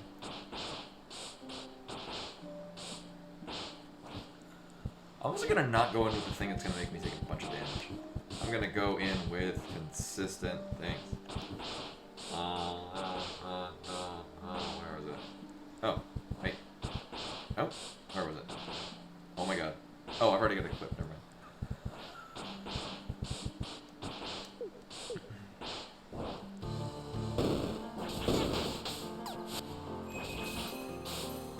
Oh, okay.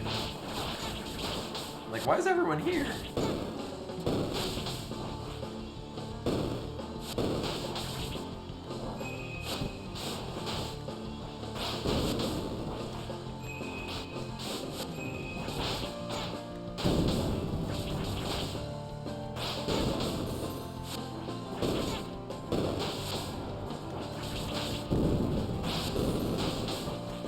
I'm assuming that it's a bad thing to touch that black spot.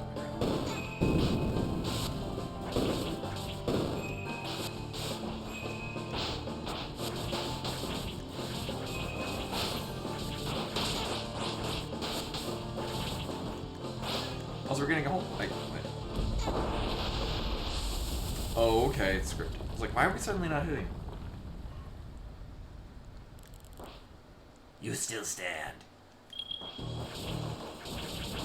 Very well.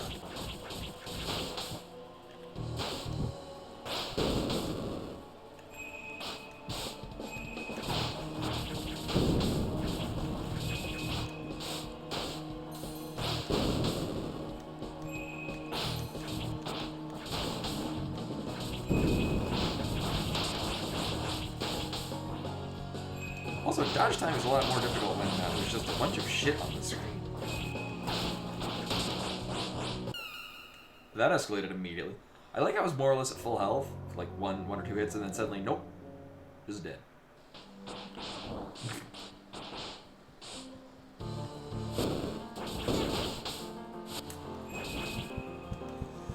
These swords not helping me out very much.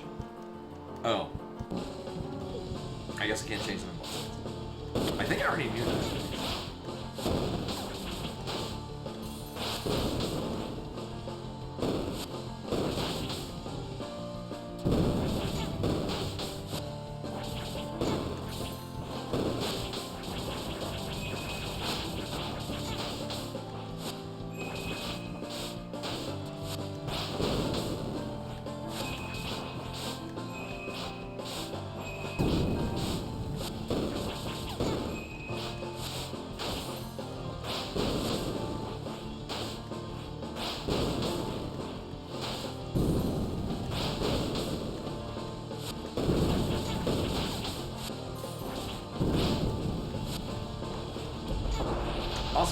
standing in the black thing does not actually do anything.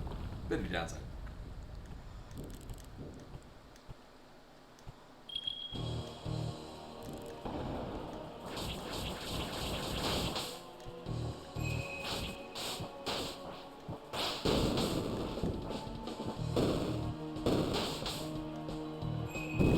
Oh, she's doing damage to herself. Huh. I bet that means something. Oh, wait, no, because this thing defeats the moon. I'm putting a debuff on her. Probably? Yeah, I'll buy it.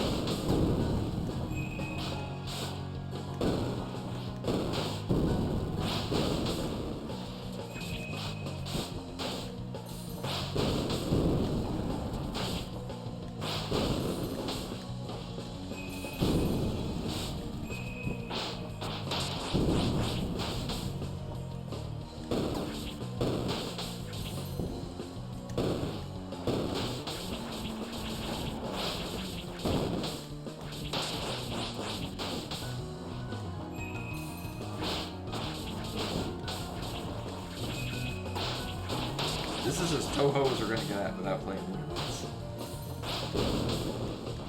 Yeah.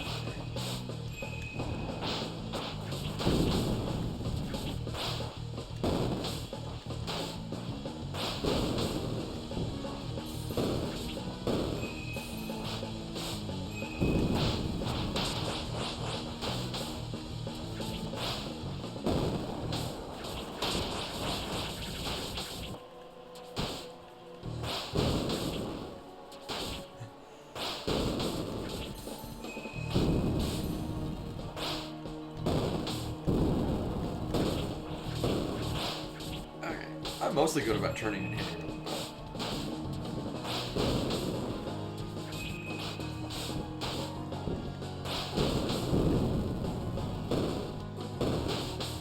Actually, I should dodge those so we can still stand.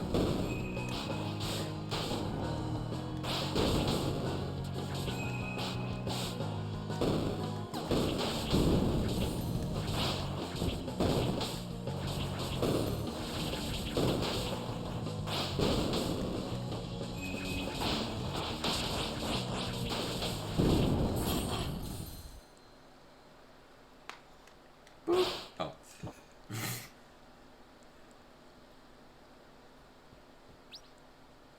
Oh, I just realized that boss fight didn't give us magic refills in the middle of it. I mean, I'm okay with that. I've had enough of you. I don't remember your voice. Please, hear me out for a moment. What do you want? We just want peace. Our village is in danger. Is this the... No, this isn't the Battle of Really Hard. Please. What a fool. You don't realize... You're Luna, the moon goddess, right? Meow. Please accept our most sincere apologies. Momo.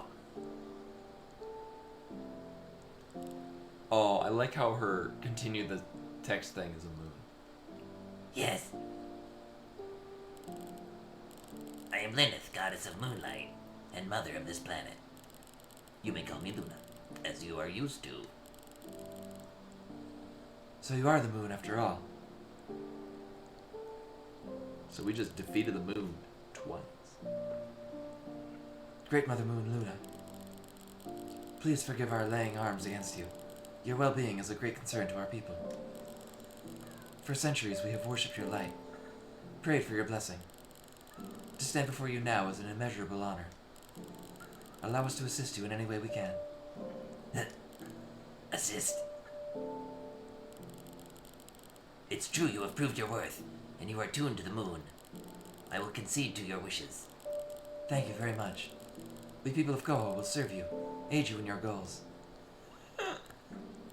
So, what is your objective, great goddess? In hindsight, I really should have marked down, like, rough ideas of everyone's voices, but whatever. My foolish mother Selin wishes to destroy this world and rebirth it anew. That's weird. According to his desires. He is a deity brimming with dark thoughts. We cannot let that happen, even if he is a god. That sort of selfishness. God or not, no one should act as he does, by bringing death to everything. and then rebirthing it all according to his wishes. Selen has lost his mind. There is no point in trying to reason with him. I'm sure you've noticed some oddities. This night sky, for one. What do you... Oh. What do you mean? Those moons up there are a simple illusion. You know, it seemed weird to begin with. Ridiculous, isn't it? A typical trick for my brother. He's powerful enough to execute his designs if no one stops him. Also, Bimani keeps trying to roll all over the keyboard, so we might get keyboard weirdness. I feel drained, but in time, or perhaps with your help. The people of Koho have lived in ignorance of your brother's existence. In our traditions, both moons are associated with you. As promised, you shall receive your aid in you shall receive our aid in your endeavors. The ground we stand on is an altar for worshipping Moonlight. Oh yeah, that's actually been going on for the duration of the game. It kind of cycles in and out.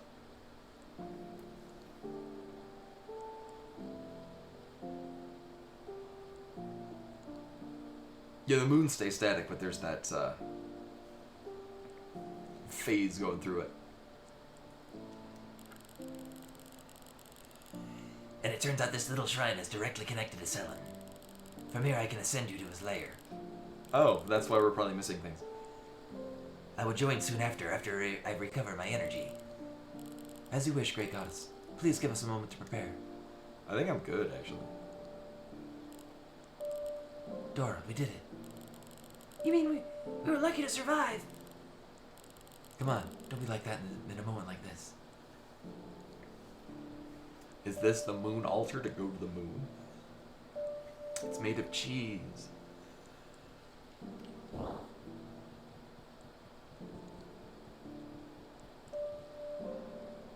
was gonna say, there's definitely gotta be some secrets.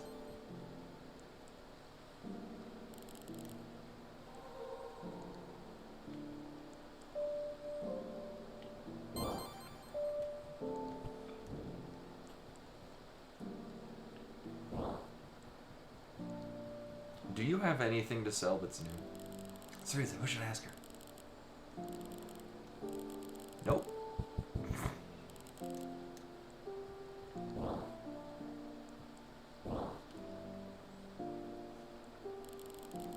All this talk about her brother, Selen, makes me think that at one time at Hono Shrine, That was many years ago. when I tried to bring my mother back from the dead and ended up a mindless demon, Well, I don't remember that part. you saved me then. Going by our recent findings, it was Selen's power or some extension of it, which corrupted my body. Oh, right, yeah, she was a boss in one of the games, wasn't she? I've been wielding a And we're wielding a sacred leaf, the natural power of the moon goddess. I was able to undo it. Somewhat makes sense, right? With all their powers relating to birth and rebirth. I was given a new life, and I also learned to live with the grief that consumed me then. You know very well I'm not the biggest follower of the village's traditions. I've gone against them because they take people away. In some years, you could have chosen to wear the black dress. Again, it's been a long time since I played the other games in the series. We would lose you if it were to happen. It would Lose you if it were to happen. Oh. Our traditions are a tribute to Koho. Kaho. Sacrifices to purify the darkness in our world. I choose to believe in them. They've shaped me into the person I am. If that duty falls on me, then I accept it. If I have to become a sacrifice and wear the black dress. I know that, but I won't accept it. You have the right to feel like that. Dora. And our village respects those feelings. We make an exception for you. You know it's complicated. In the end, we try to find some way to settle our differences. You and I, we have a special bond. We can make it last, right? I'm not great at these types of conversations. We should get going. Sorry about this. We can only hope a better future awaits us. Maybe one day the traditions will change. But you're right. Let's get going.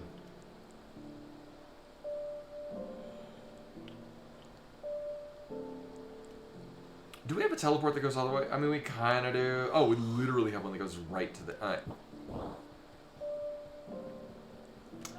I'm assuming, because we're missing a couple of those, like, moon fairies or whatnot. Lyneth, the moon goddess. Uh-huh.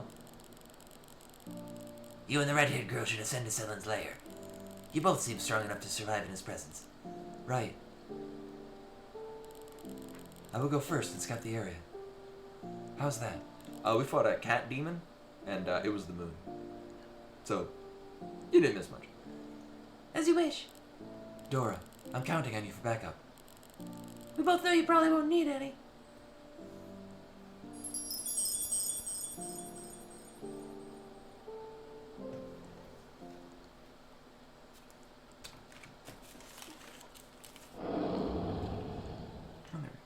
Meanwhile, this cat demon wants to lay all over the keyboard.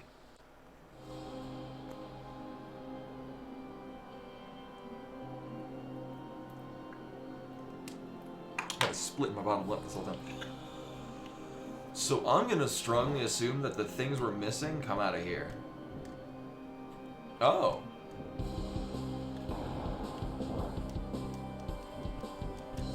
Well, we're not going up that way. Oh, those are walls. Okay.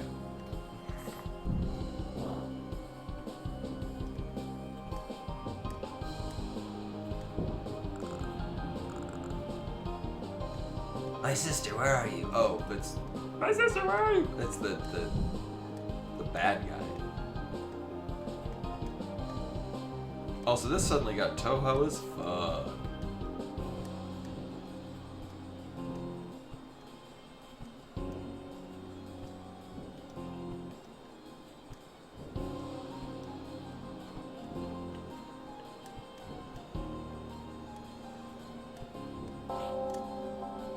Yeah, I know, right?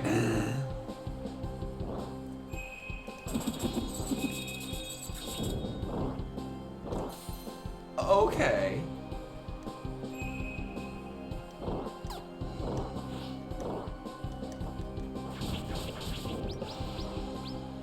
So we're currently very melee built.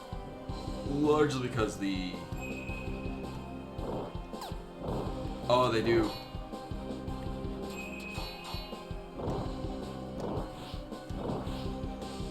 So we won't be using the bow, because apparently everything here is defending against it. Or at least enough things are defending against it.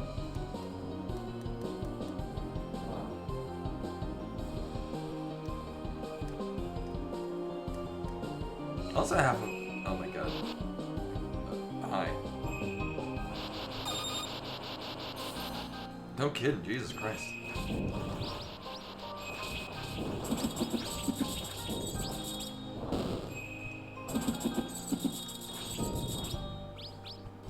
Yeah, I know, right? Is it a companion that does the same thing as all the other ones? Oh. That was weird. We were at 2 for a long time, and then like midway through we got our 3rd one, and then right back to back we got our 5th. I mean...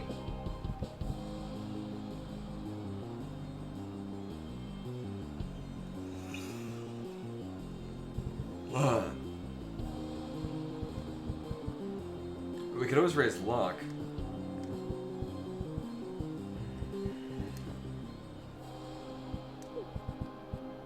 Is there anything? It seems like they're all the same, but I don't know. With Dora out, she was hitting for like Mondo damage. I have no idea how, and no idea why. Also, that thing that I just killed, I love that design. Like, it looks delightfully unsettling.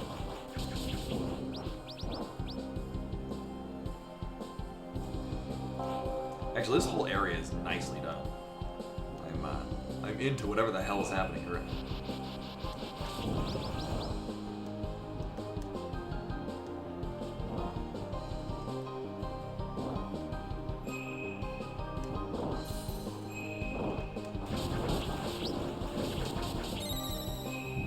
There we go. I was gonna say there had to be more of those fairies out here. So we're what, 2 short? Yeah, 2 short from 30. I'm gonna assume that 30 is... Yeah, there's been a big cat theme.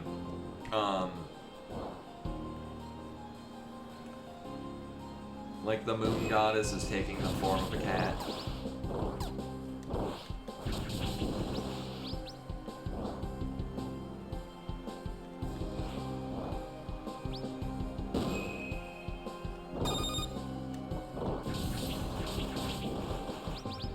I think we got a puzzle here. We gotta leave the skull and that thing. I'm thinking we gotta have that, this skull. Oh yeah.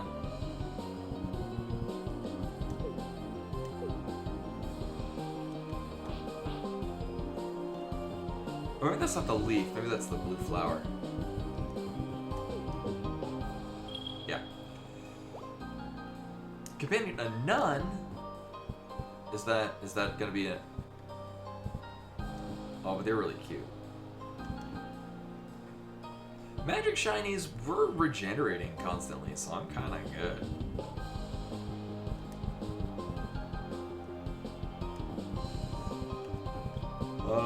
Boop. Boop. This is the best one in the game. What the hell is it? With that, and I mean, it's not really gonna help us during boss fights, but the battle companions are real good at triggering both of those sword attempts.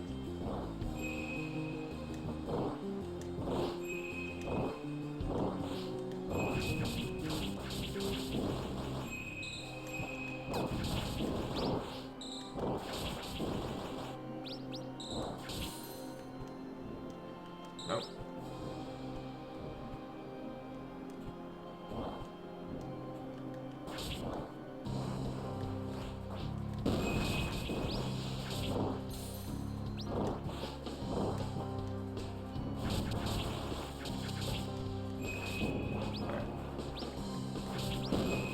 Oh, these things are positioned in just such a way where it's kind of irritating to get up to. Alright. New one? Nope, same thing.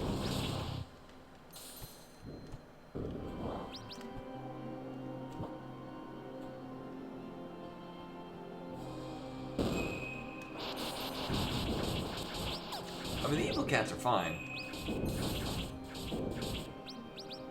It's the things that can shoot me through walls. Actually, I guess these can too.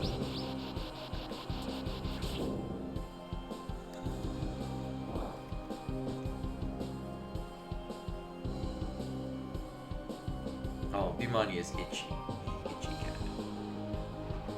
I don't want you to keep scratching that spot. You're gonna make yourself bleed all over the table.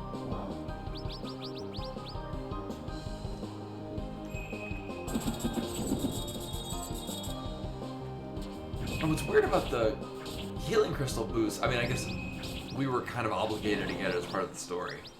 I mean, it is the exact amount we need. Also, when we heal, it does damage.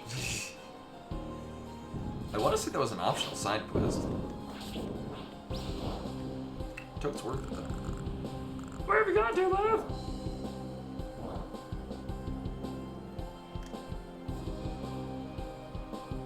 How are we doing this?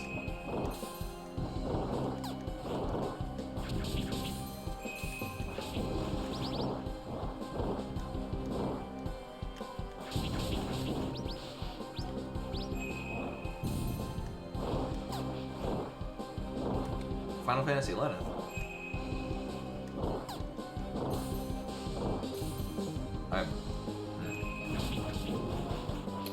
I'm getting a lot of value out of the gaining a shield on heals. What's this at 50? 49. Oh, okay. So it's always divisible by 2. It's gonna irk me when we're at not that. I guess we'll go down and get that magic. Oh my god.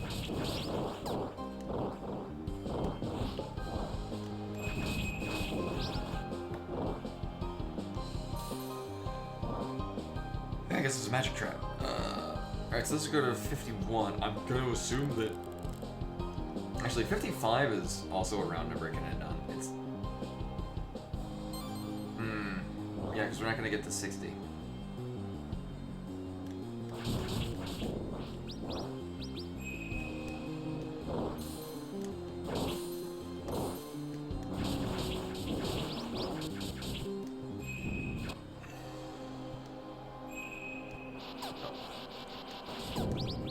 Also, it's kind of a pain when they telegraph that they're going to do their attack, and it's either going to be one of two different things that need to be reacted to in different ways. How are we dealing with this? Not that way.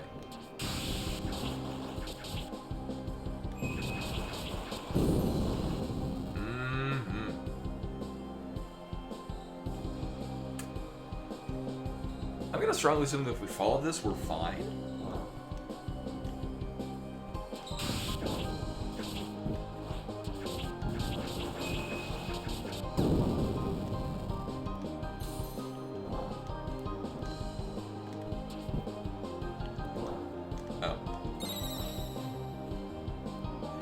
That's ingenious in how it,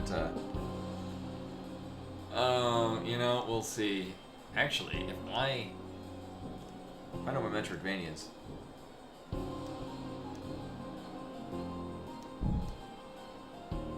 There's gonna be, okay. Thanks. There's gonna be a thing of, See, look how nicely balanced that is.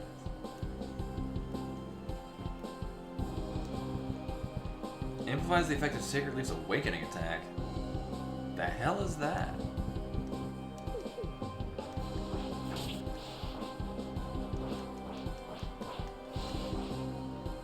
I'm assuming it's one of those things.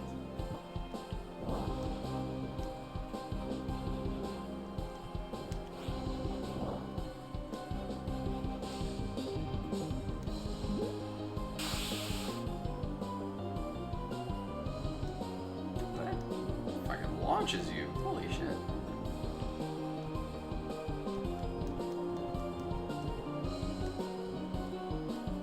It kind of renders it moot, these little side platform things, when you can just climb up the wall.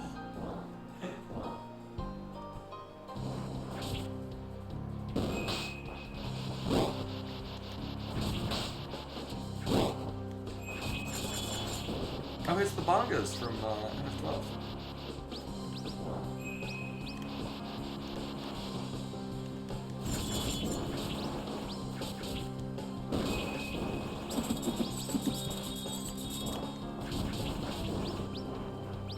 So apparently the thing we just got makes our basic attack hit a lot harder. And I am into that.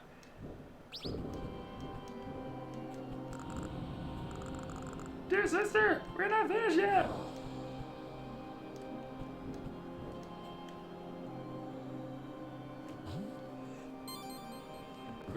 Okay, so we need one more of the little fairy things. And then, where do we go? Sure, we'll check that. And then I could go, ooh, that's...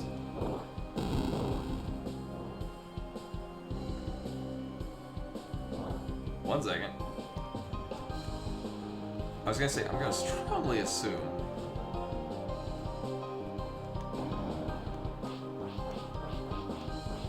Take shortcut. I mean... Oh. Okay.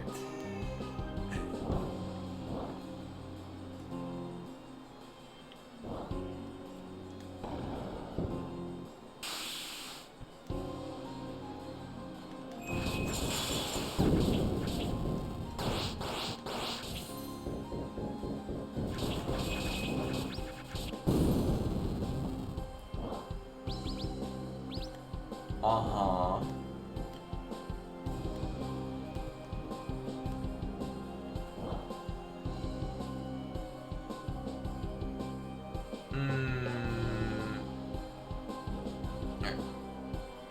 Well, there's some dickish platforming.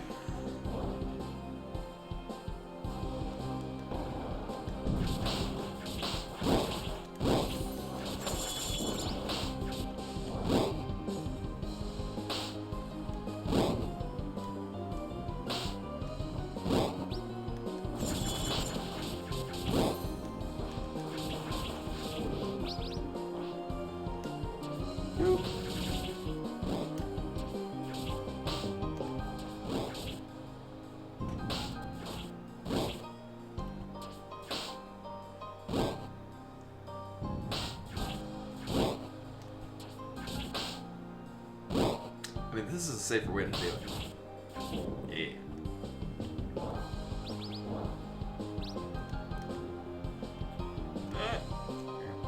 I'm assuming we can't climb on that. Okay.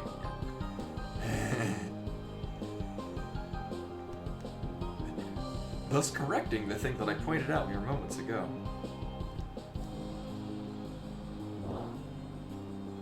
Enemy's gonna pop out. Yeah.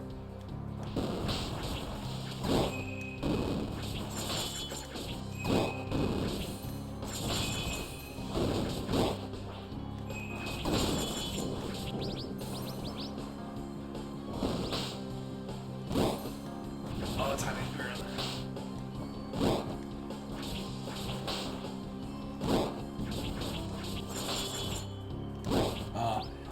I'm trying to get the timing down on the roll. Not that it's really helping me much. Uh-huh. Oh, there's all the berries.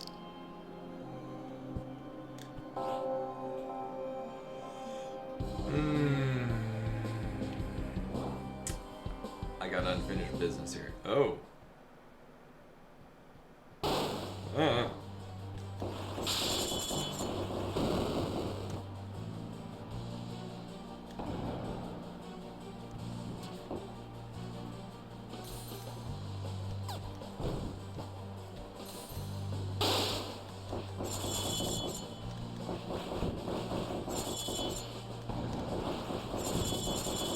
Well, that's unfortunate.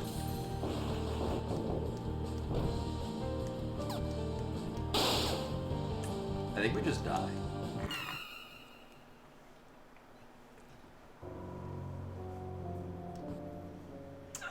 So we don't go there yet.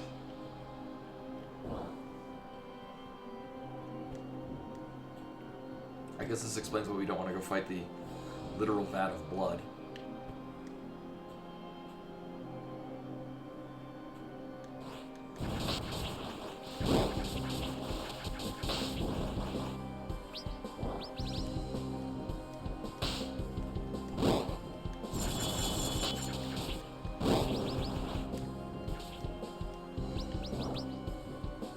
Ow.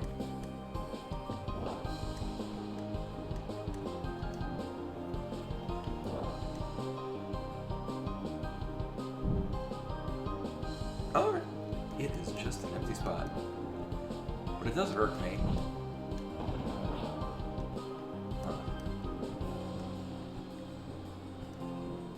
There's an empty spot right next to it.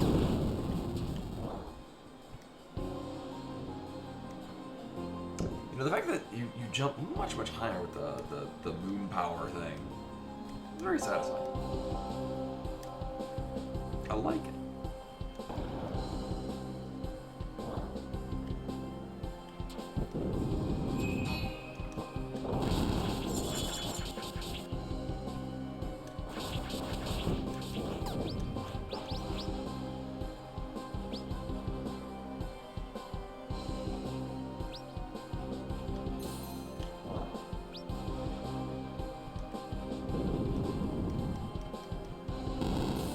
Oh. No idea what just happened. So this is what I remember from past Momodora games. It doesn't matter how much health you have. Something just hits you out of nowhere and you're like, what the fuck? And then you're dead.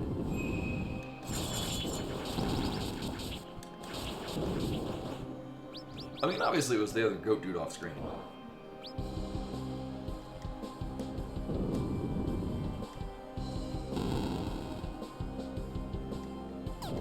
Oh, okay. I'm trying to make sense of what the attack pattern was.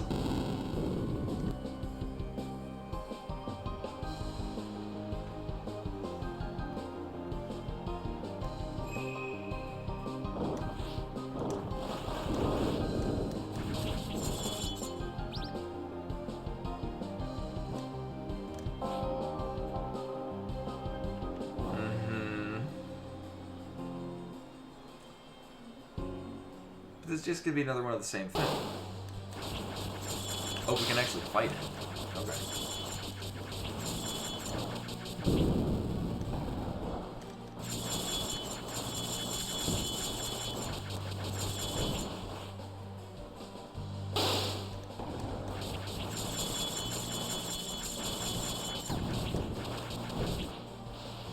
like we just wail on it and deal damage.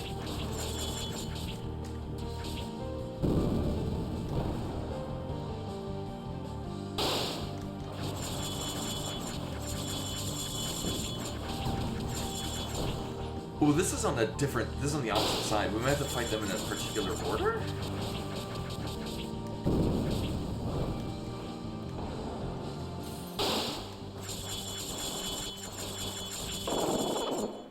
Alright.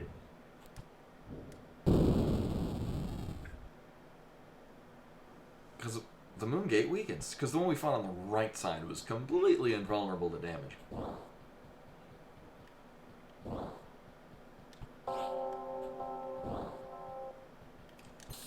Unless there's some deal that I wasn't paying attention to. Oh, that was so cool.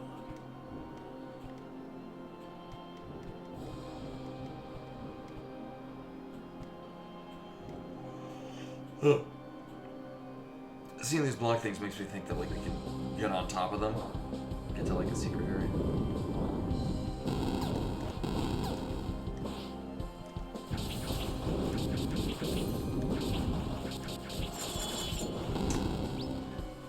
This is kind of mean. We've got the move that they have that's like the same colors in the background. It's a slightly different dark. They're goats.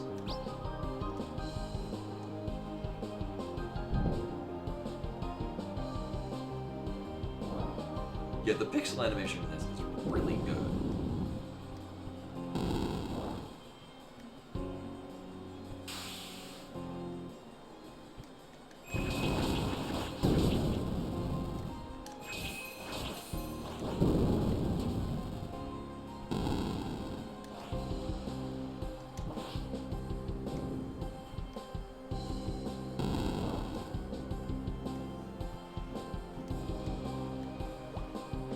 Always perform the Sacred Leaf's Awakening attack when the effects of...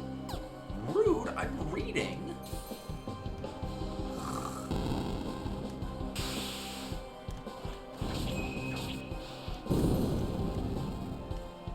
Alright. We're missing one of these. Actually, it's probably what we get for turning in the last Moon Pixie, or whatever the hell they're called.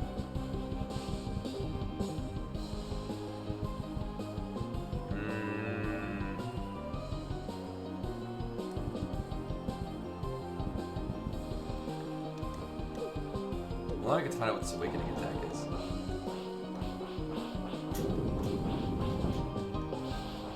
Oh, that's nice. That's real nice.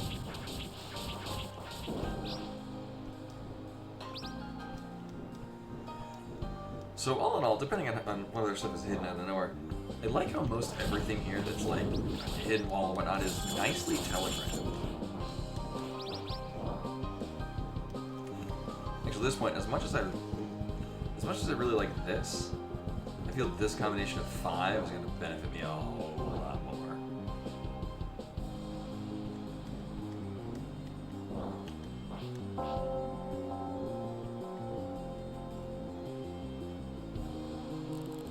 Hello, Momo. Guess what? Chicken butt. Something prevents us from progressing. What a bother. We don't have it easy lately. Oh well. I guess the only option is to look around for a solution. So, well, the bottom right is not a good solution.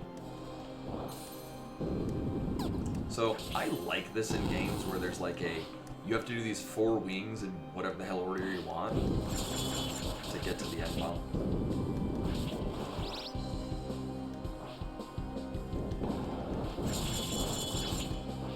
Jesus Christ.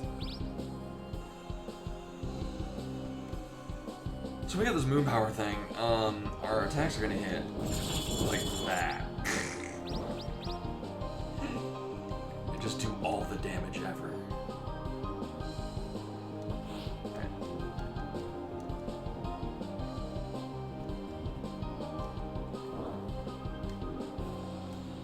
I'm assuming there's gonna be one more, because I'm assuming that our final leaf power is gonna be 55. Because otherwise I would think it would be 60, but we can't get that to visible. Can't get to 60. Just can't do it.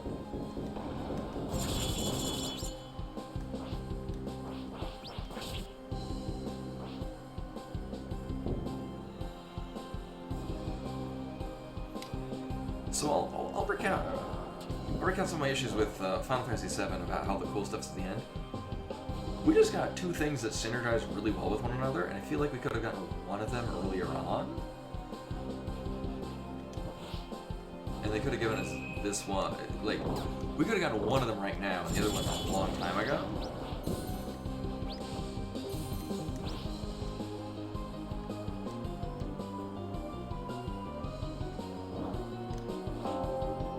Alright, so I think we're gonna be fighting another dude.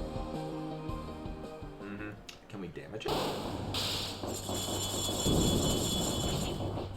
Oh, big fan of that. Okay, we gotta roll into that.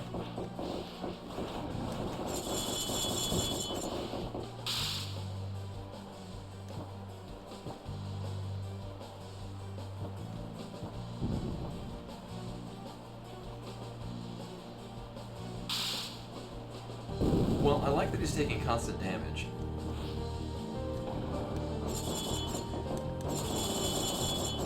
Oh, that might be the case. It might just be you have to just dodge this shit. That might be the case. There's no actual boss fight. It's just a timer. Okay.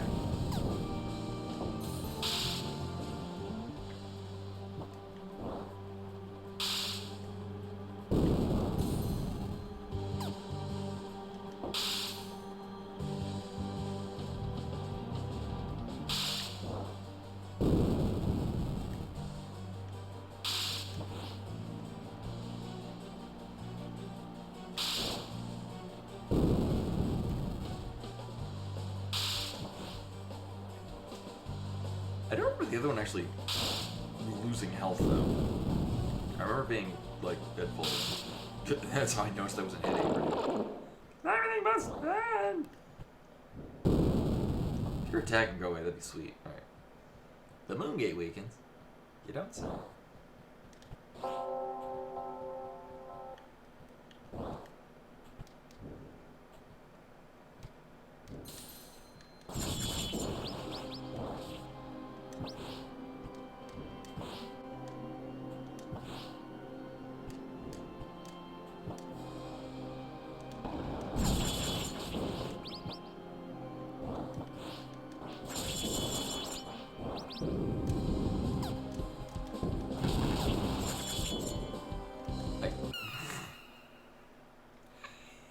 It's difficult to read those things' attacks because it's just a slow-moving cloud that's roughly the same same color as the background,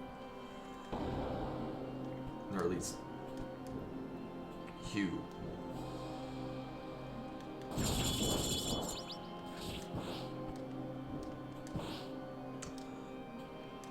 Oh, that's worth noting. When we're under the effect of the moon power thing, we don't regenerate all of our stamina. It does. It's good to know.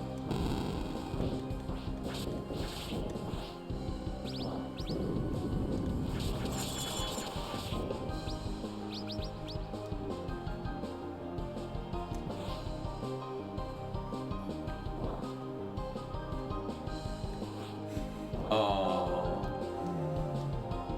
The moon is changing phases.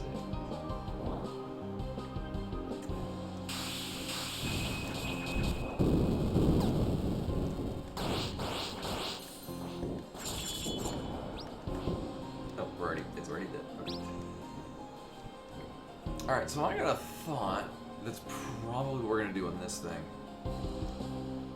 Nailed it.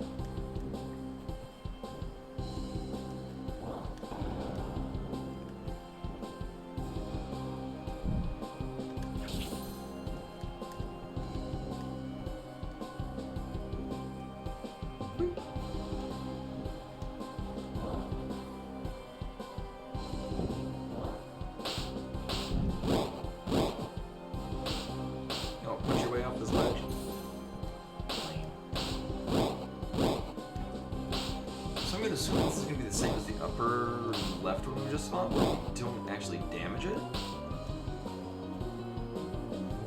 We just have to outlast the fight.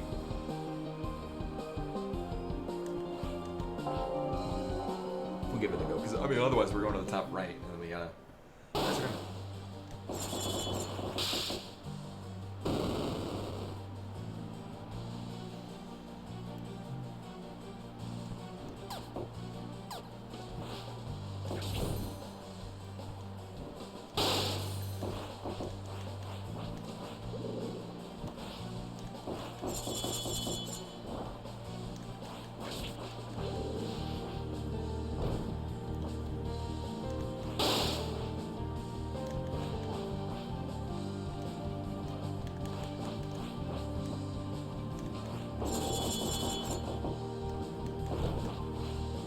Huh.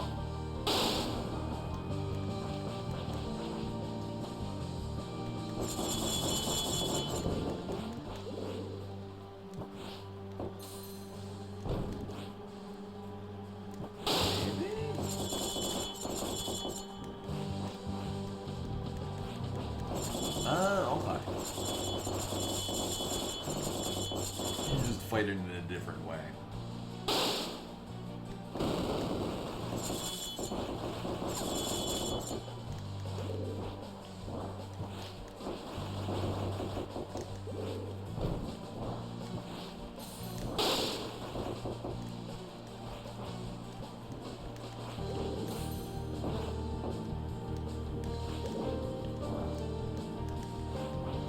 That's interesting. Like, I like how it's so far. I mean, when it was like, oh, probably don't want to be done. When it was like traditional boss fight. We have other ones that are kind of like puzzles on, like, how do you fight the boss? Oh, this is bad. Go.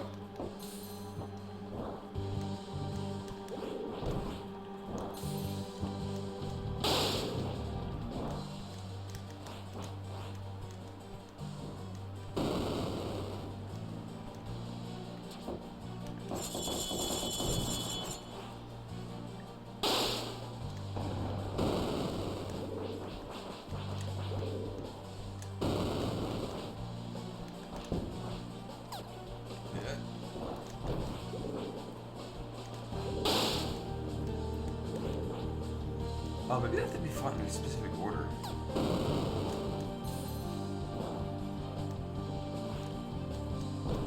There we go. Ah, like.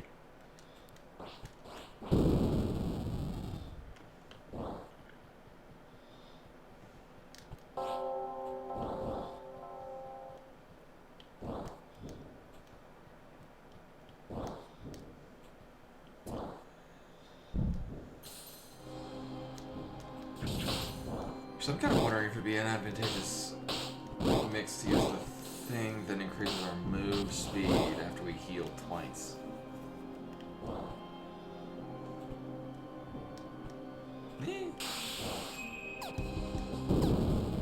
Thanks, dodge roll. Oh, I have no idea. I was in no stamina, that's why I didn't dodge roll. At least it makes sense.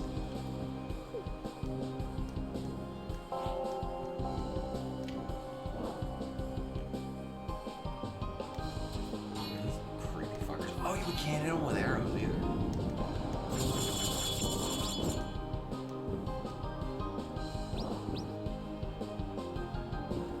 I'm assuming it's bad? Oh, okay. Shake this up around.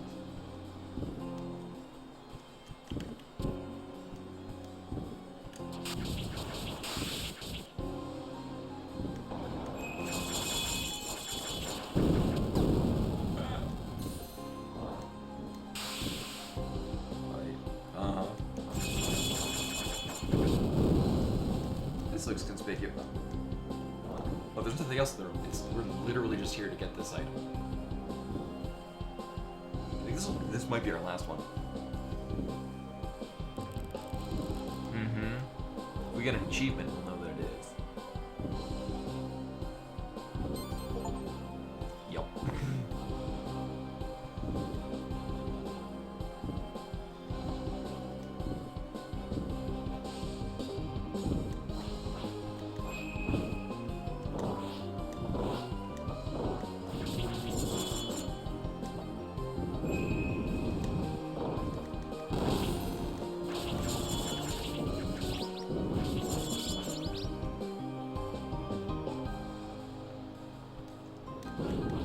These things just suck.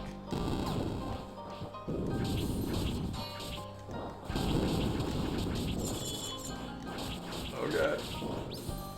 Mm-hmm.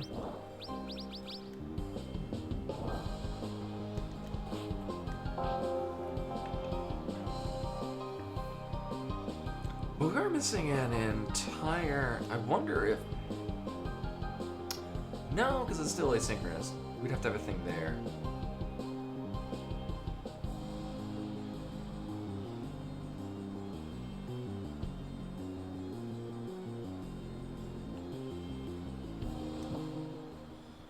we have to either fish one out, or it's going to be the very last area.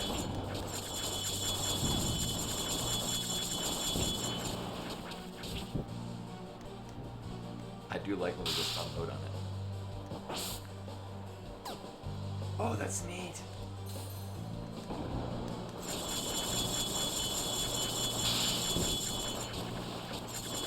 Oh, I don't need to even.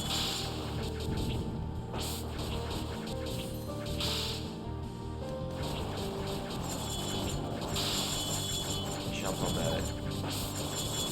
Oh, that's very satisfying. Ah!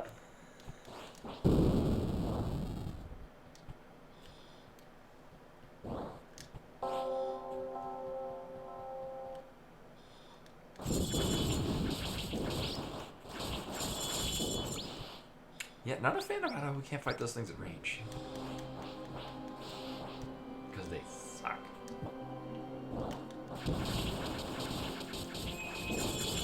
I guess it's the advantage that they also... As we're leaving, we don't have to fight them again. They're already looking away from us.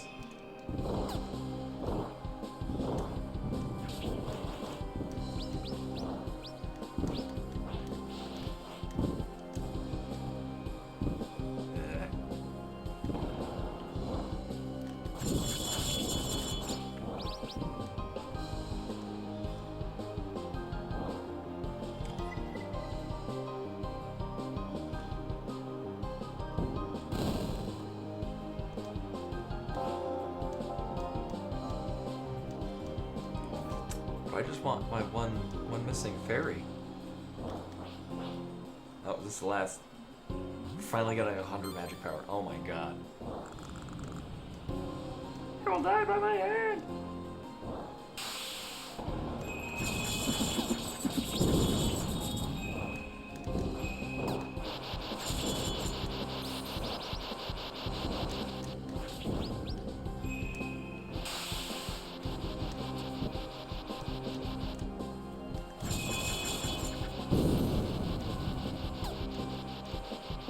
Oh, okay. I was wondering if we could get a vertical bump off of those things.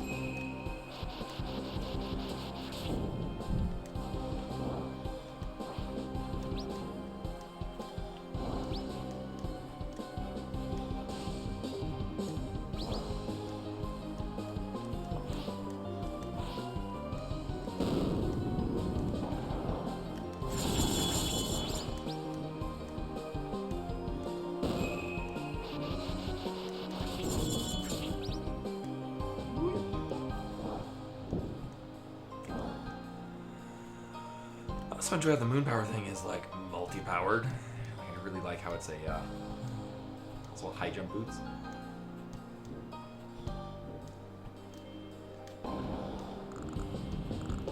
Come to me, Lilith.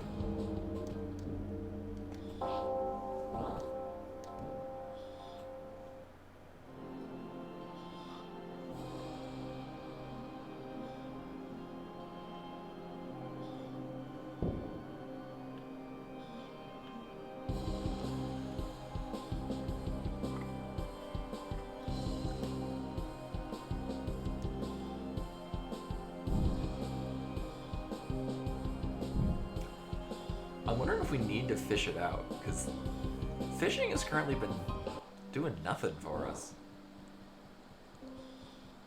Maybe we get a drowned fairy.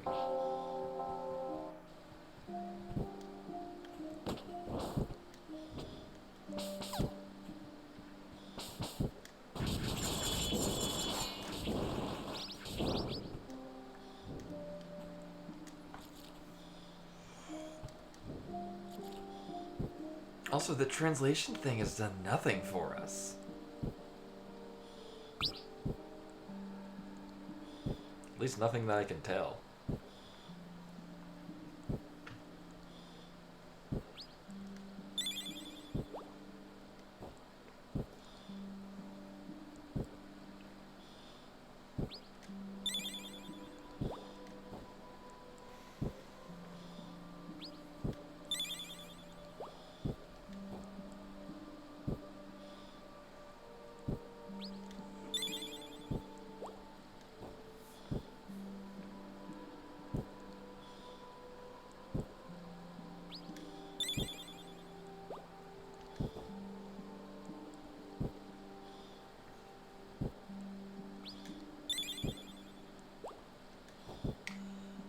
an assumption. Wait a minute, we can swim, can't we? Nope.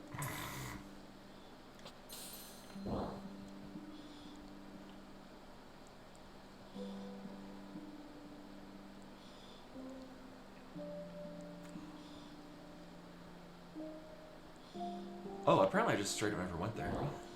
Maybe that's where I'm missing fairies.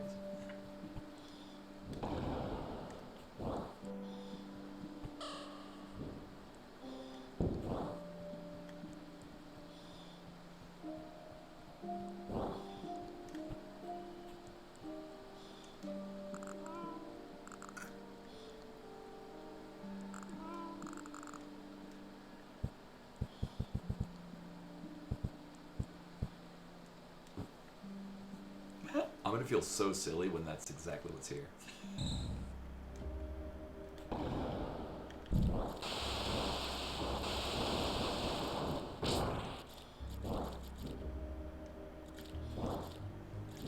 Actually, what I'm gonna do...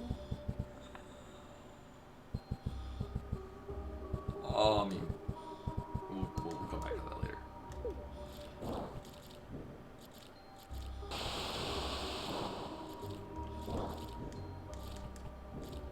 Thanks again for the moon power. Going all the way over this way.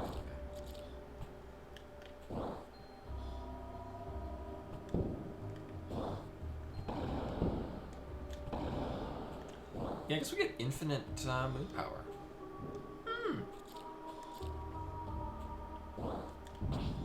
Oh, because I couldn't do that either. Alright. Is this our...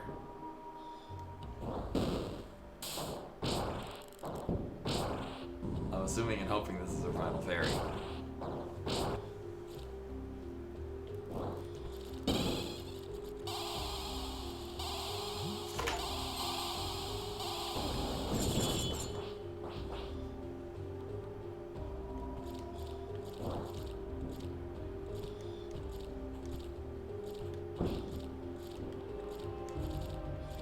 I mean, it was our final something.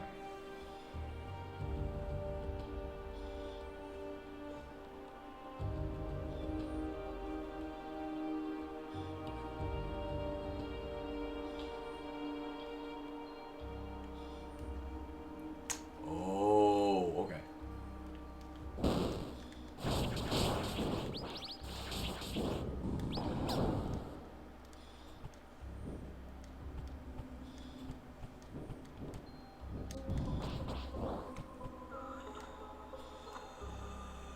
Oh, you can get there pretty quickly too.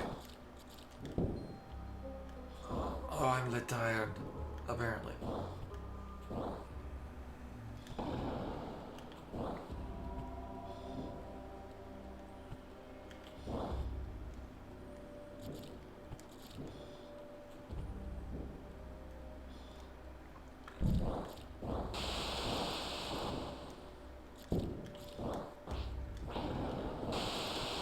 I remember in, the Junkoid, ROM hack. There was a whole tied in with the snake thing. I wonder if there's like a folklore that I'm not familiar with that this is that both of those are related to. Hmm.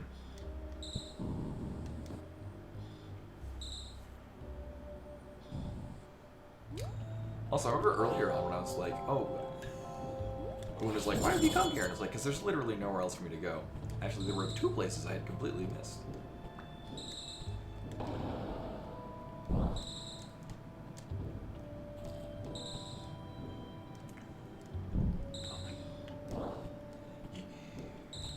With the moon power thing, you're super floaty. It's both a blessing and a curse. Oh, and nothing was keeping me from going this way. What the hell? Oh, and there's... I was gonna say, we're missing a moon fairy. And is that every lumen fairy? Well, it is a nice round 30. And And with that, I think we full cleared this game. We got to go back to the town and see if we get any. Actually, we're probably gonna get the final sigil. Is probably what we get from this. And then we'll finish this game. And actually, I'll be done with about an hour left to demo Cobalt Core, which is exactly what I was hoping I would do. There we go. Bimani looks super comfy. She's just sprawled out. Let me see if I can get her on camera.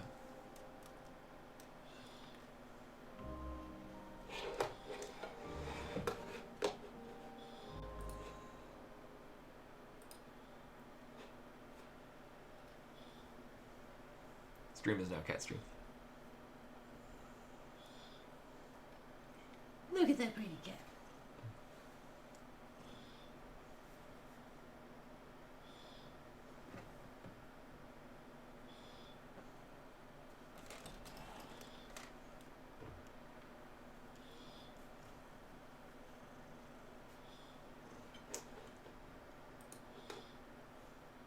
Oh, Stream called on account of cat.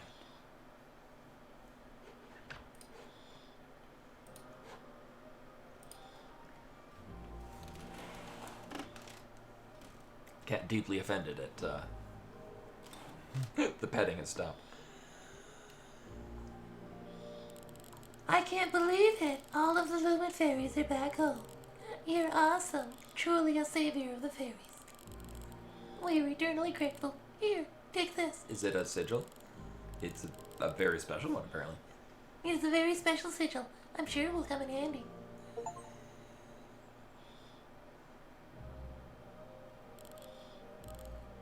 Uh-huh. Thank you, whatever her name was. If you need anything else, please let me know. Oh, I've asked enough of you already. We fairies are praying for your success. So that just does everything, apparently.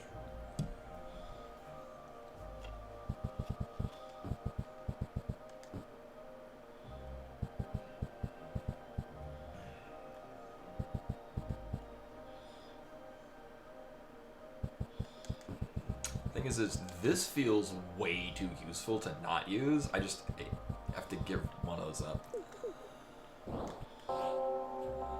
And with that, we basically full cleared the game. I like how...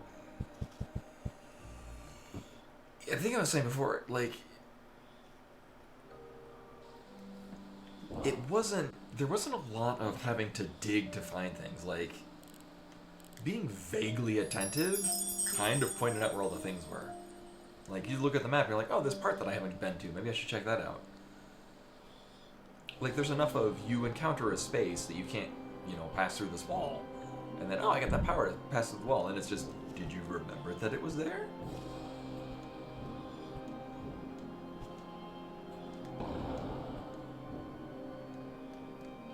Oh my god.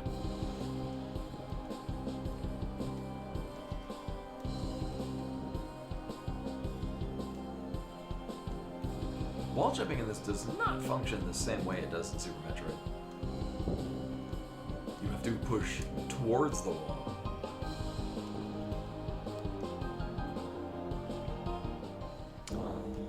And actually, before we actually finish this game, I'm gonna go to the bathroom really quickly. BRB.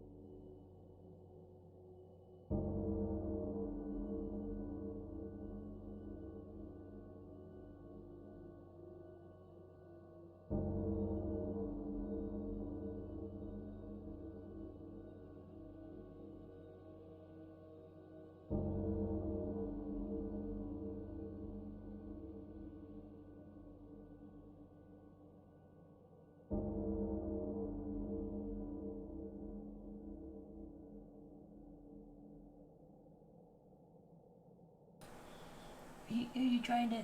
You're trying to figure out what else is in the plate you can eat. Alright, I'm back. What did I miss? I did miss Bimani trying to eat ketchup off the plate. Alright, so Sigil, it's not just a Doom Wad. I'm assuming this is the last boss. And I'm gonna have to figure out how dodging works. Oh, but it's cute!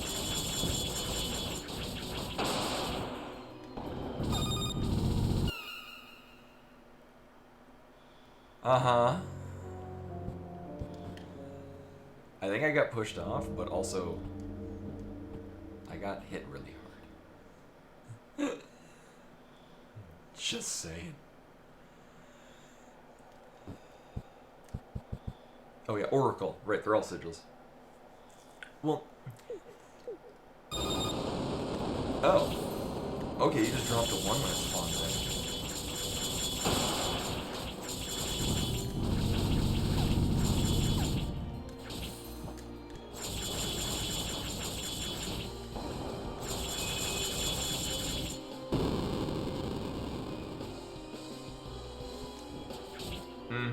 Okay.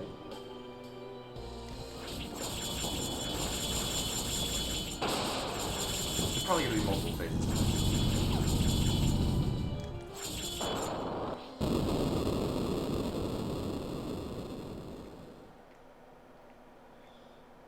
Oh. Quick, come to me. Okay. Literally, actually migrate over to you. Oh.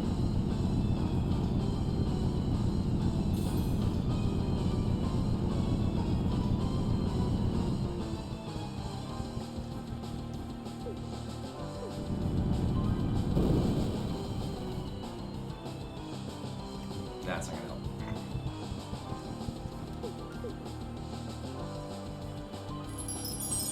I'll leave the rest to you.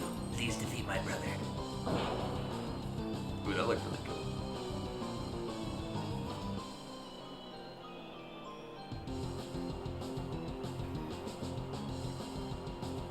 I like how you can tell that the screen is vibrating even. Ooh, hello.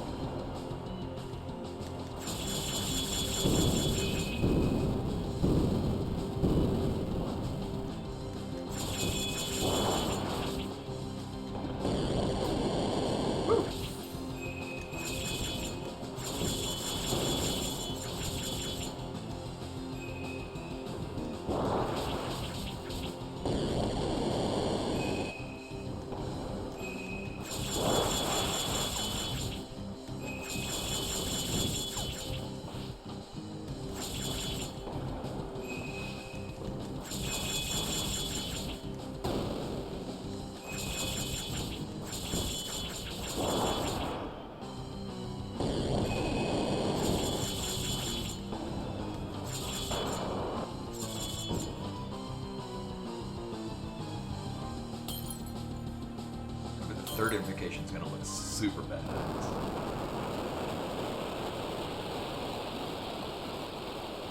But for those that missed it, in the extremely likely chance that we'll be finishing this game, I will spend the next hour or so playing Cobalt Core, which is an excellent game.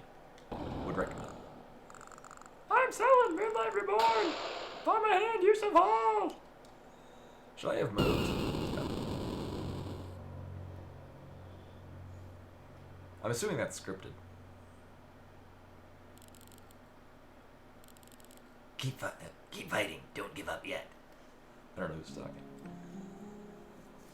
I was asleep during the eclipse. Actually, I've been asleep during the last several eclipses, so... oh. I'm their hope. Oh, hey, look, it's Calamity Ganon. Or, Demise. There. Finish him off, Momo.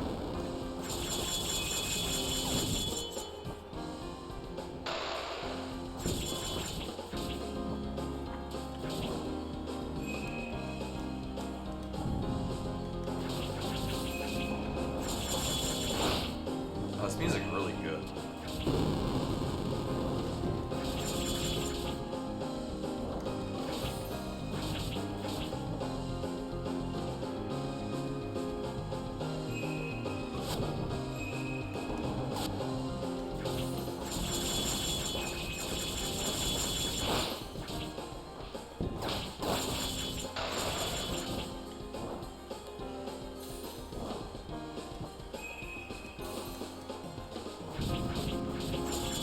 the downside of using the moon power thing is that it also means that I have like ghost stamina for dodging.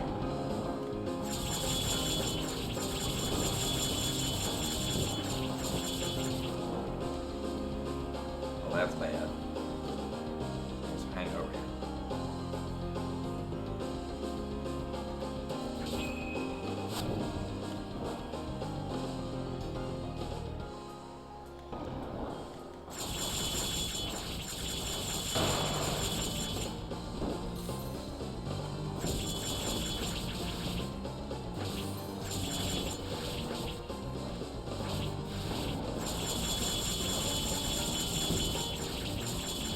We just wail on it? It looks like he's just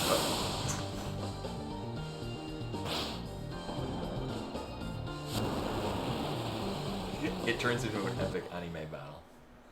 That's great. Oh! That's the thing we've been looking at in the background. Right, that's been the castle we just went through. Okay. Well, that makes sense. I've seen that hanging in the background the whole while. I'm like, why is there like another moon?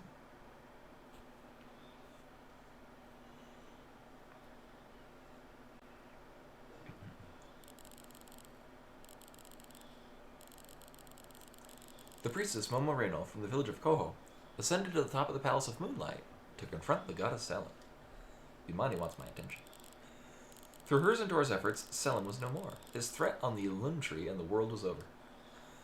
Did we get the Black Bell again? Shortly after, the people of Koho decided to hold a festival. So my experience in Japan, they will make festival. They love having festivals. There's just, if there's a reason to have a festival, largely if it's a reason to have alcohol, there's a time for a festival. Like, we had so many, like, the school that I worked at, so many, like, just teacher gatherings, where it's just mostly getting together as an excuse to have an amount of food and an amount of alcohol. Like, it was just a big deal. Like, this teacher brought this, like, you know, obviously it's in yen, but this $100 bottle of sake. Yay, we all get to do that. Yeah, thank you. And other teacher brought this other $100 bottle of sake. Yay! I did not drink at these. I've mentioned a couple times in the past, Japanese DUI laws are extremely strict. Yeah. If you have like I'm throwing out a number, but it's like a 0.01 blood alcohol content, and they run a breathalyzer on you, you are banned from driving. And as a foreigner, if you're caught with a DUI, like with that, not only would I get deported, my family would be blacklisted from ever going to Japan. So I just did not drink in Japan at all. And what's cool is that, like, everyone's super respectful of that. Like, yeah. And there would even be times when, like, oh no, because it's, I mean, if you're going to endanger other people's lives, they don't want you. Also, because with them making it a drinking holiday at a drop of a hat, a lot of people in Japan, like, if they weren't really strict on it, because here's the thing, the other thing is, if you were to go to a gathering with people, and there is drinking involved, and a person gets drunk, they leave, they drive, they get into a car crash, they hurt somebody, not only is the person that drank, that did the actual drunk driving guilty, so was everyone that was at that gathering that didn't keep them from leaving. Yeah, the blacklisted family, yeah. Well, also, because it's like, well, you're a bad foreigner, everyone else in your family line. Because again, it's a group-minded mentality that everyone else in your family is of the same group as you, so they would also likely be the type that would come in there, get drunk, get into a crash, and probably kill someone. So, also, it's probably a law they came up with like a century ago, and they've just kept it. Also, Bimani has very much wanted my attention this whole time. Oh, attention-seeking cat.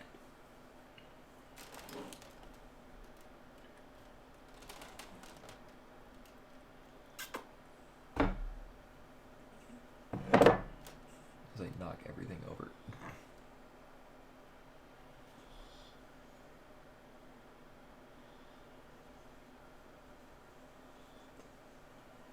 Yeah, they take not only DUIs but also like any kind of drug, like even marijuana. Like you harshly criminalized.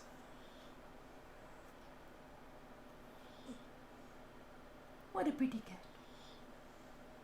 Probably you'd probably get banned from Neko Palace if you have the catnip. I mean, I grew my own basil in Japan. Yeah. This was be a grand party, one to celebrate the newfound peace. Also, I'm going to see if I got all the achievements, because I think it did. Actually, there's probably one for, like, not dying ever.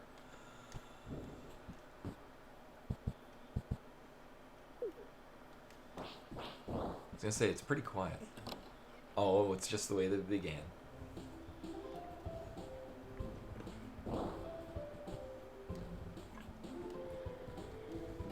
Oh my god, wait.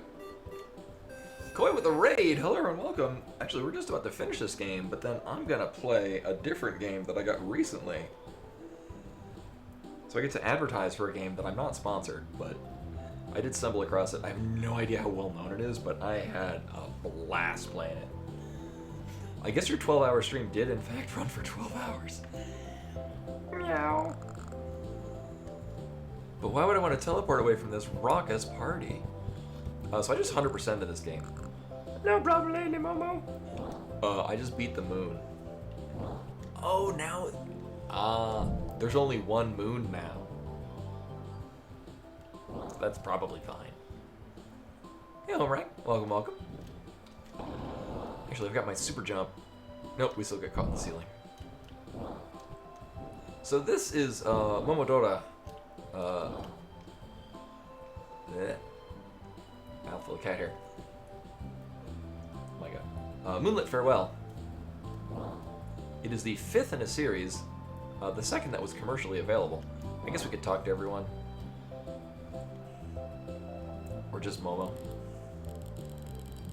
Or Dora, there we go. Hey, Momo, have you talked with everyone yet? No, I've talked with only you. How should I answer? Nope.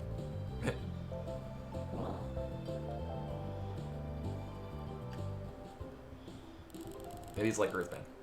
Everyone in the village is so proud of you. Let's Momo. My sister's finally back. Oh, I wish. Oh, she is. You take good care of her, okay? Of course. I also did not expect that I'd need to read as much in this game as I did. Congratulations on saving the village. You are the best of the best.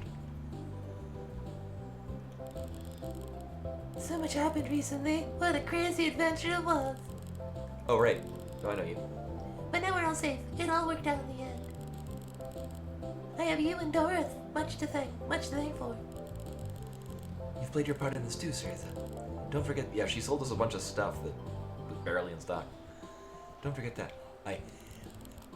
I didn't grind, but I did set up so that we were gaining a large multiplier of money, and I never used any of it, because she was the only person in the game that sold anything, and it was all, like, equipable items. So it wasn't like we'd use them and have to get more. It was weird. I didn't do much, but oh, you're right.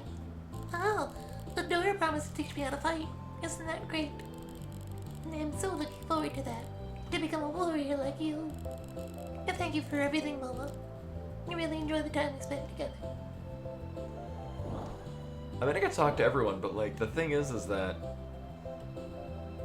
we didn't really have to do anything in the village. Like, we talked to some people. Yeah, there was a lot of stuff, like, it feels like they intended to put a lot more into this, and they just kind of didn't. Like, the whole in-game language thing. Like, we didn't even need that to get, like, you would think that, like, one thing would be hidden behind knowing how to read it. It was like, no, we just found some flavor text. High Priestess Momo Reino. Lady Matriarch of Goho, my mission is complete. Also, Bimani's whacking the keyboard with her tail. You have proven yourself not only before our people and the fairy folk, but before the eyes of the celestial gods. Your tale is one to be remembered for generations to come. May you eternally walk this blessed path. I won? Can we finally... Nope. Can I super jump over it? Nope. I'm the priestess. Oh. Or not. I like this fishing mini game. Unless I'm mistaken. This every space in...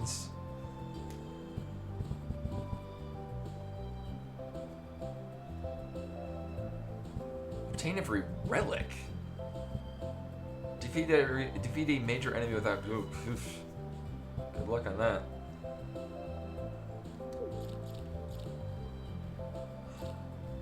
Oh! Right. Oh, was there a percentage thing? Well, here's the thing. So, one, I sequence broke my way to this a while ago. And then it turned out there was no reason to do so. I mean, there kind of was, but, there's a thing up here that's like, come back later, and I guess we're at that point now.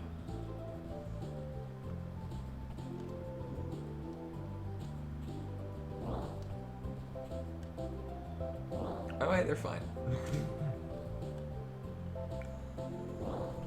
So I found a way to cheese my way over here. Oh, we can finally go in here now. Am I gonna die?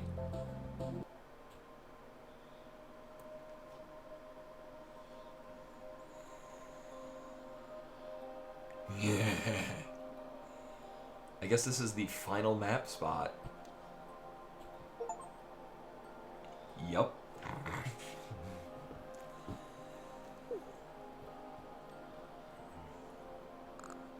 Hello, this is Paul. Thanks for making it all the way here. I hope you had a great time playing the game. This is my first time as a resident in the dev room. I remember there being a dev room I know there was one in the fourth game, the one before this. I don't remember there might have been ones in the first three. It's been a long time since I played them, and they weren't very long either. I've been a fan of Momodora since Momodora 3, so it was an honor to be brought on as the animator for Moonlit Farewell. They did a really good job at this. With Moonlit Farewell, the series continued on from Reverie Under the Moonlight's detailed pixel art style, so I had some big shoes to fill when it came into the animation. I know that No, Reverie of the Moonlight, there we go. Reverie Under the Moonlight's artwork has lots of fans, so I hope I did it justice with my animations. We tried really hard to match and improve on the level of quality that Reverie Under the Moonlight, there we go. Moonlight's artwork had with more frames and bigger sprites. We were actually commenting just earlier today on this stream about how really good the sprite animation is.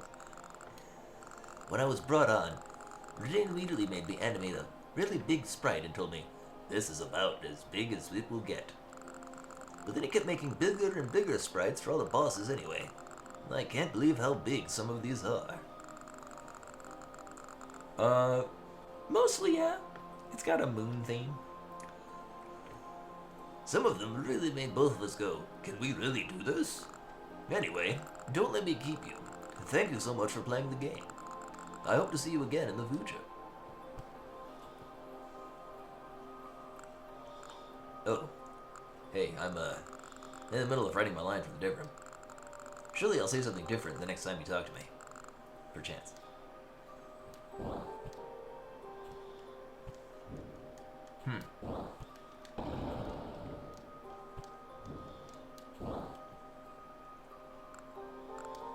Oh.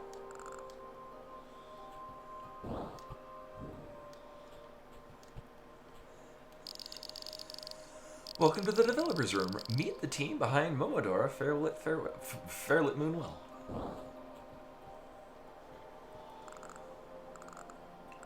Hey there, I'm Dane. I hope you enjoyed Momodora Moonlit Farewell.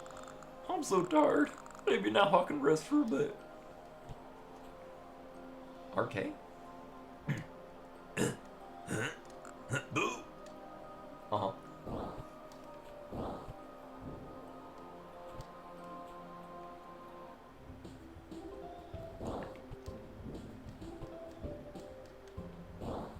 that's all good. Here's the thing, though. We're still missing. I mean, we're missing another companion. Another companion that does the same thing as all the other companions. I'm gonna assume it's like.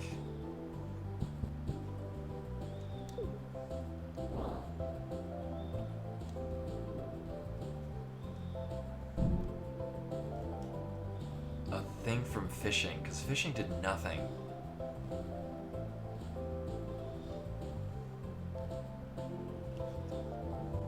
And we've been to every spot on the map, so obviously it's something that's in a space that we've already been to.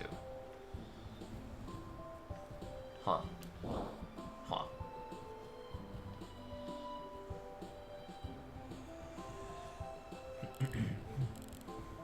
Milia, Siegfried, Greetings, Momo.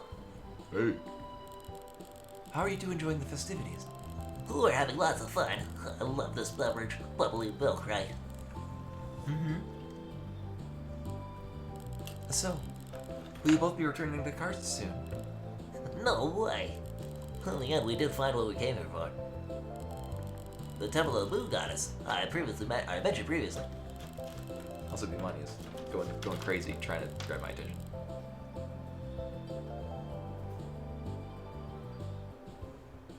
Yeah, we're at 110%. I think because it's 100% and then you go to the moon thing and that's the other 10. I've filled up many pages of notes, so I can confidently call this expedition a success. The Chief of Bacon gave us a small coin, which I hope the Crown of Cars will accept as a treasured relic. Still, I'd like to stick around for longer. indeed. There's always more to be found. Things Bimani's done. I promised myself I'd look into should the opportunity present itself. Well, Miss Melia, the princess awaits our return. The princess? Oh, do you mean Eri? Yes. How's she doing? It's been years since we last met. I forget which game that was from. Princess Aerie's been a great ruler, leading Cars to a new era of peace. And on the side, she's become a formidable warrior as well. The princess has fully mastered the techniques of the Knights of Cassius. I do have a recent photograph of her here. A photo what? Ta-da! This photograph was taken just before we left home. Pixel art. Oh, she looks gorgeous. She absolutely does. I'm sure Princess Aerie would love for you to visit her soon. Perhaps I should. And when you do, then my sister will personally show you around. There's lots to see in Cars City. I look forward to that, Melia. Thank you. No. We're the ones who should be thanking you. I have like one hair that wants to be in my eyes. Without your help, this expedition would have been a massive failure. Here, take this. It's a relic for my... Oh. I carry it around per tradition, but it has really no use to me. Is that... No. Okay, thanks. No problem.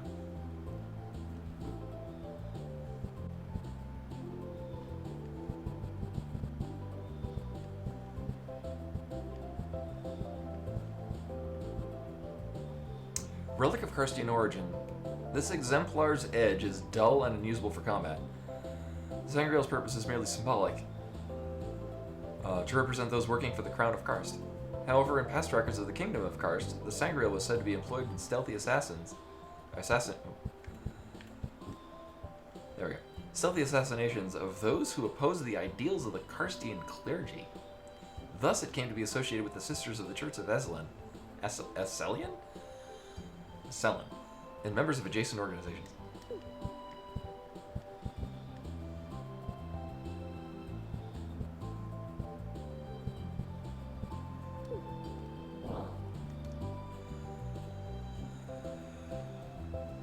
We did already pet all the cats. There was an achievement for it.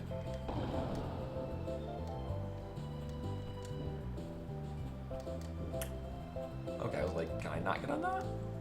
No.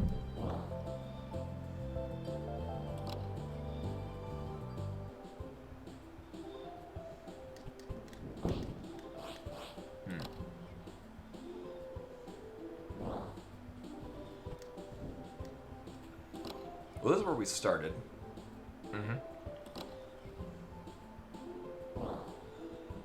I'm wondering if... Here, let's hit that. Oh, there's one of the... Yeah, this shop never had anything. Uh-huh. Miss Momo, thank you for your efforts and the others. Our village is once again at peace. My entire family's out on a pilgrimage, so they have no idea what happened here. And apparently that relic we got was not the last relic.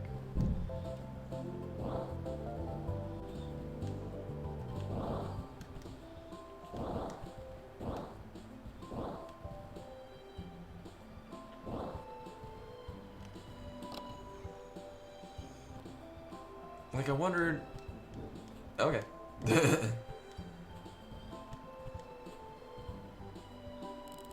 Thanks to you, our people are safe from danger. Once again, sis. Thank you. Once again, sis. Once again, your efforts keep us protected. You make our family and our people proud. May the children of tomorrow look to you and see a guiding light of hope and bravery. Your words mean a lot, Nala. My sister, thank you very much.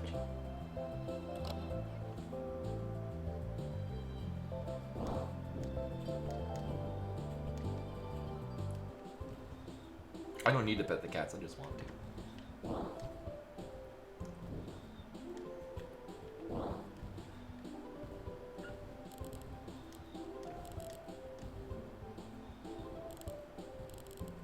Finally, some peace. Let's hope it lasts. We've had enough troubles for a lifetime. But it is our duty to protect our village. And we've performed said duty admirably, if you ask me. No need to be so grumpy about it, Dora.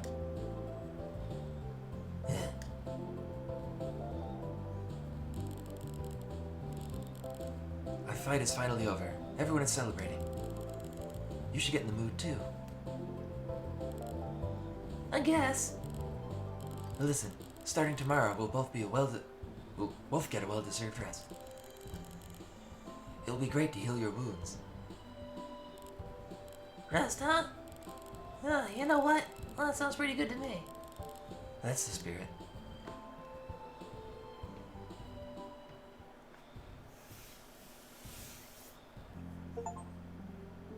Hey! The galaxy is at peace.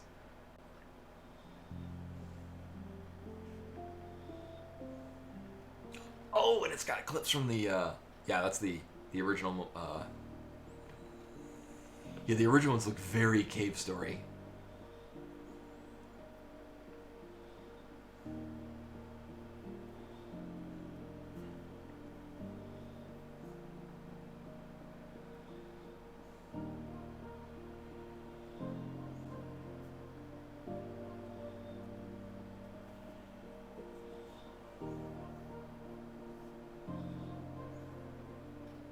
Yeah, I don't think I think I played the second one because this looks familiar. I remember being there.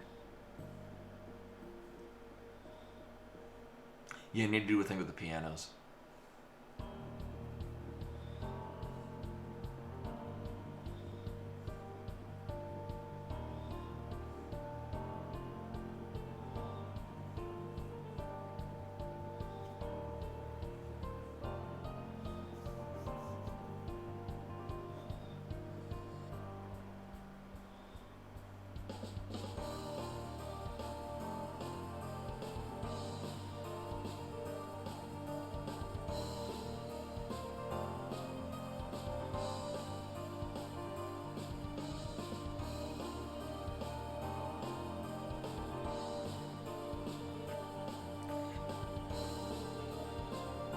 I think this is Reverie Under the Moonlight. It's been a while since I played it. You could see how it. Yeah. This is the fourth one. I remember this fight.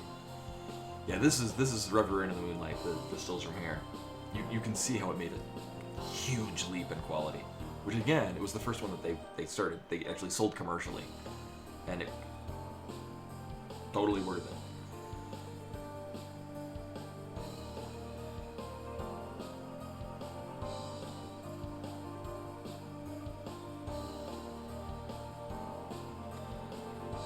I guess I just didn't build to use the bow that well.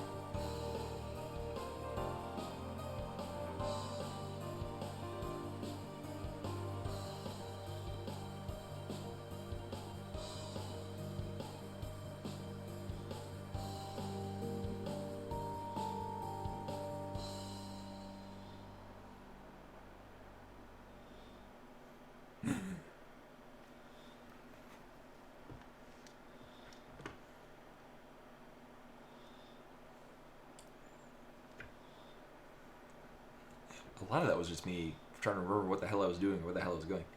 A range mode unlock. You can try this new experience from a new save file. All range mode.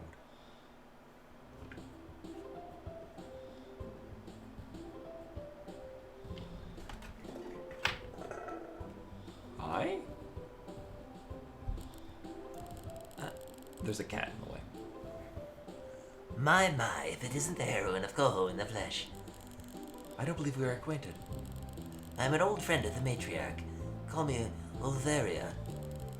Word of your deed spreads fast throughout the lands. So I've come to meet the great heroine. Is that so? Will you indulge me for a bit? Sure. Very well. You see, I am a magician. I can take you to a special place, a realm of illusions where you will be able to relive the battles you fought. A word of warning, though. Should you come with me, you will be tested to your limits. The highest challenges await you. It will be a very painful experience. But if that's what your heart desires, Should I go with her? let me know if you change your mind.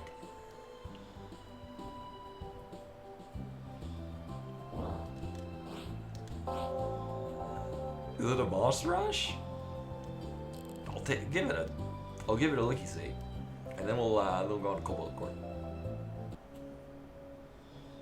Mm-hmm.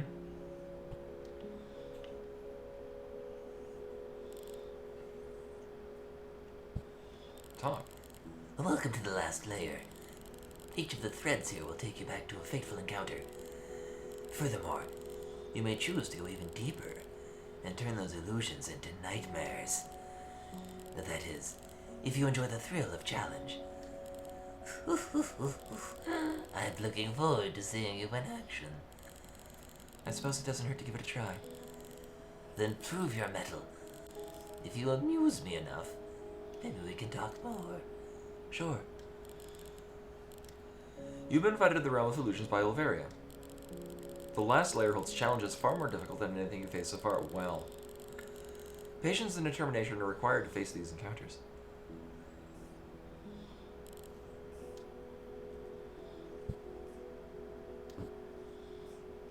Let's go right to Nightmare. We're just immediately done.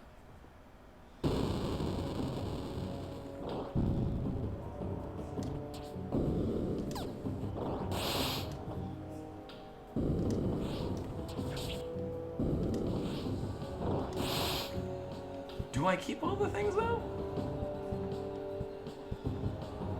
Okay. I mean, we got these.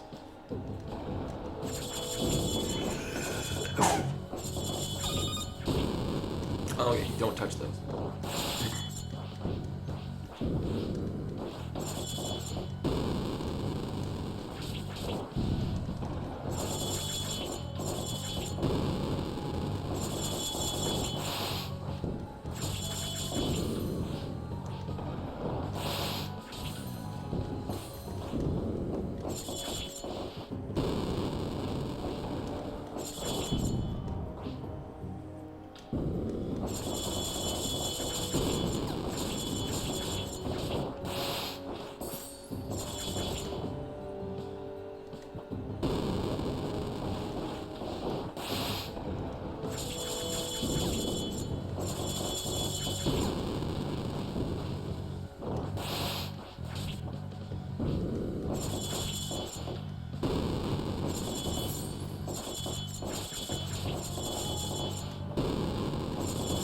Another thing to keep in mind is you don't have to press a direction.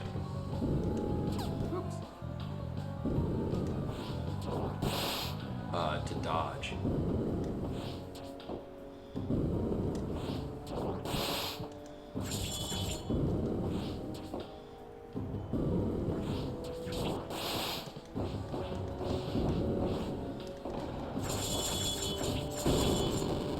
I guess you want to dodge away from it.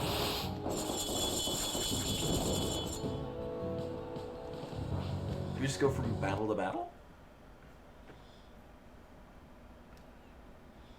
Oh no, is it a boss? No, okay. Boss got line.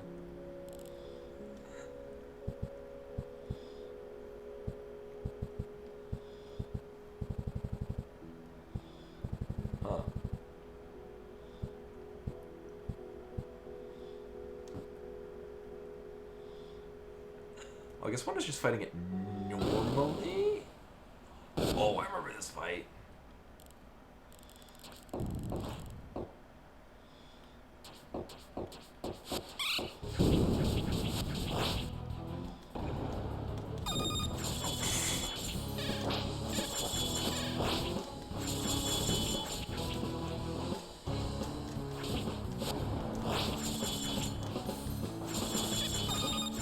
Yeah, don't touch the ceiling.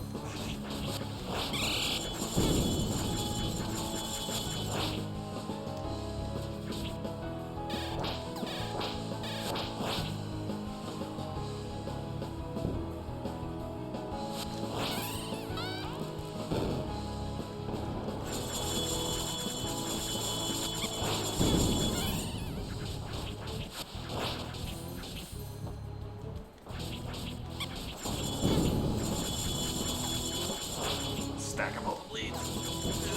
There we go. We're good. And sit. Oh, bleed ran. There.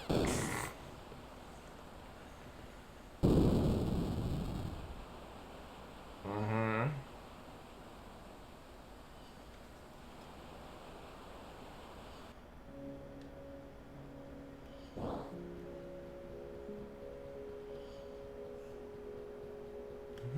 Okay, yeah, I had to have a limit at some point. So I mean, I could do this, but this is actually a really good time to switch over to Cobalt Core. Yeah, leave for B. We'll just stay here forever.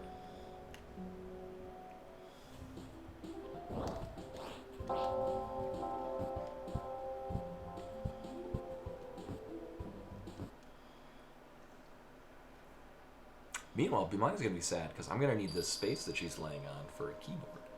Actually, the fun thing about Cobalt Core is it could be completely played on a mouse, so I might just do that. The problem is that the space bar is the end your turn button, and that can make things problematic. We'll see about that. Anyway, I was gonna. Yeah, we suddenly got all of these achievements. Yeah, which ones are we missing? I mean, just global. I usually look at global achievements, and what's the? Yeah, I guess that's the other thing. These are the three that I was definitely missing, and then there's. This is probably for like. Oh, click to show spoiler. I like that they do that now. I'm assuming to beat all of the things on that on Nightmare. Or in every. Oh. Oh, hardcore. Okay. Oh, and then whatever range mode is. Oh, range mode. Alright, so what we're going to do... Oop, not this. I guess I'm going to do it here. Also, welcome to Linux. There it is. That's right. I'm going to change this over to Cobalt Core. And Bimani is going to be on the keyboard the whole time.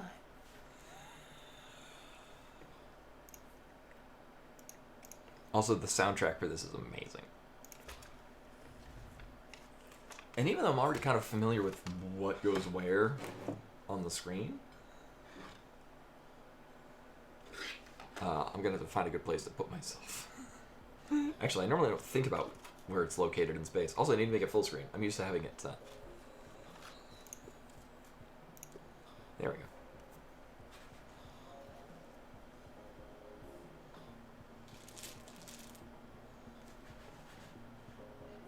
One second. This is good radio. There we go.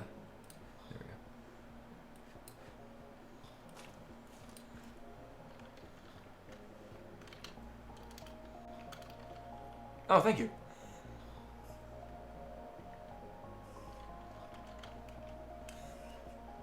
And I was just going to the changing the title as well.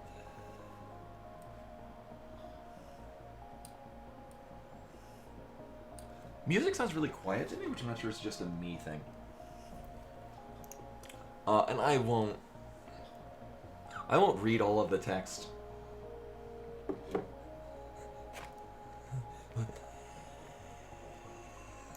Was this? Oh, this was mid-fight. No, this is fine. Oh, whoops. I don't want to quit the game. So anyway, this is Cobalt Core. It's a really good game. Would recommend.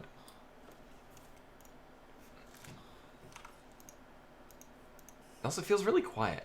Oh, I know why, because I had it turned down because I was, as much as I'd like the music, I was watching something else.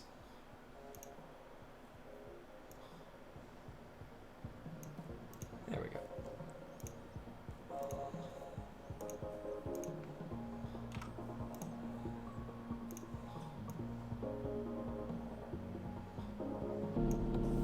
Oh. I didn't realize by abandon it means you'll just kill your party. Okay.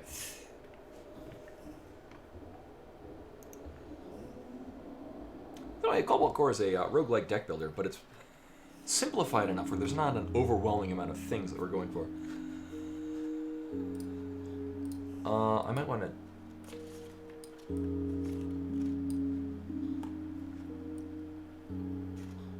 Actually, it's going to be relevant stuff, like, all over the place. Because, like, up, like, way up in the corner is, like, the boss, which you just flavor text, more or less. And then in the mid-road, there's actually, like, information about what's happening in that area, because you have things that can manipulate that.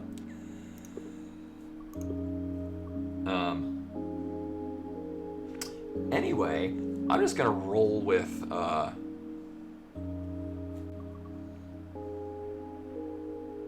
mean, I do really like this. This is like my favorite. He's pretty early to unlock. This guy can lead to.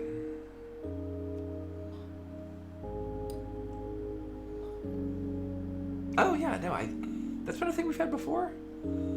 This guy can lead to some really good infinite combos, largely in tandem either with this character or this character. You know, let's go with the dangerous one. I'll put this on hard, why not?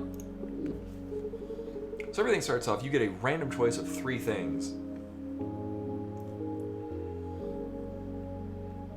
So each card you have has an A and a B upgrade, which change it in 2 different ways. Usually what I wind up doing is I like getting rid of these basic shots, because they can just take up space. None of the... Oh no. I want none of these. You know, we'll go with that, because we're not going to have any other shielding. So this is the game interface.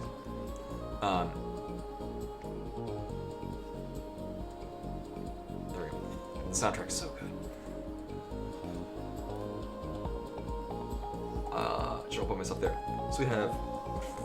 Right, there's our discard pile. There's our exhaust pile. Exhaust means you use the card and it just doesn't come back. Like, it's like a remove from the game kind of thing. There are some things that can... mostly things Max can do. That can influence that. Because this is very loud. Although I do like it, this is good sound. Good music. Actually, you know what?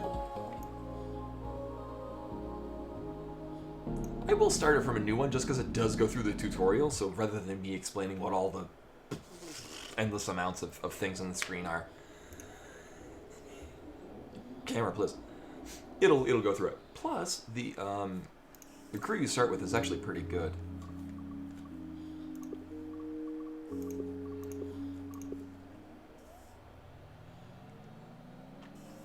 I'll skip through the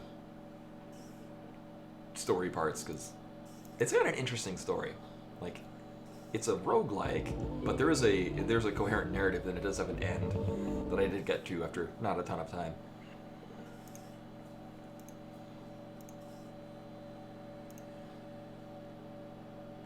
And also the way that characters interact with one another.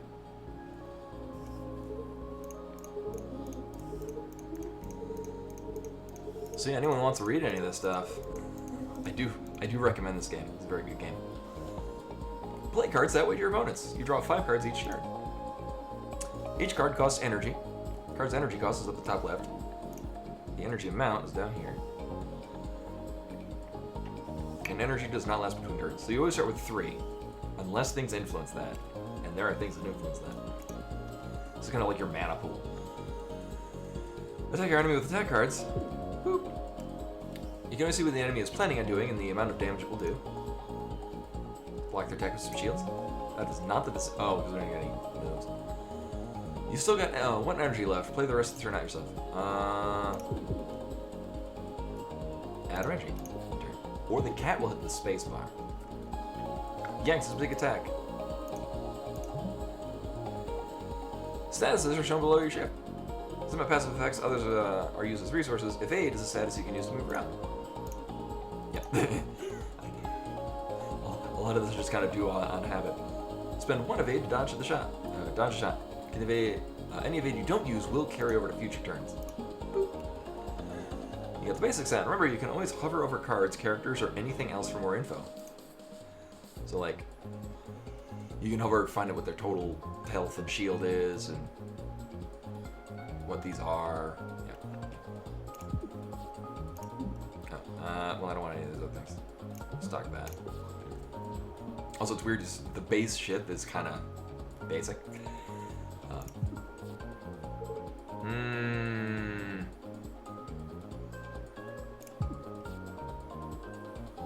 Yeah, it's fine.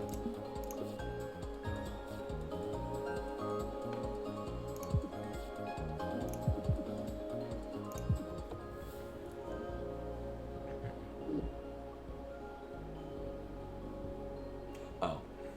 You start this. You start every round with this, but I guess the very first one you tutorial into it. But you have that. You start every round with that. I think even on a harder or hardest, you can start with that. So this one's fun. Oh, you can right click in and it'll show you what the upgrade paths are. This one's always fun because it costs 0 and it makes all of your subsequent attacks that turn hit for 1 more damage. And it's a Paper Mario style of like most things deal 1 point of damage, or in this case, 2 points of damage. So your basic archetype of your starting team. Dizzy mostly does shields, Riggs mostly does moving around and drawing cards, and Perry does like usually attacks that hit multiple times. So you got your tank, your utility, and your DPS. Yeah, and what's also really cool is different characters will interact with other characters in different ways. Or like how the second character you unlock, Drake, is a space pirate, and so everyone else like knows her as being like a smuggler,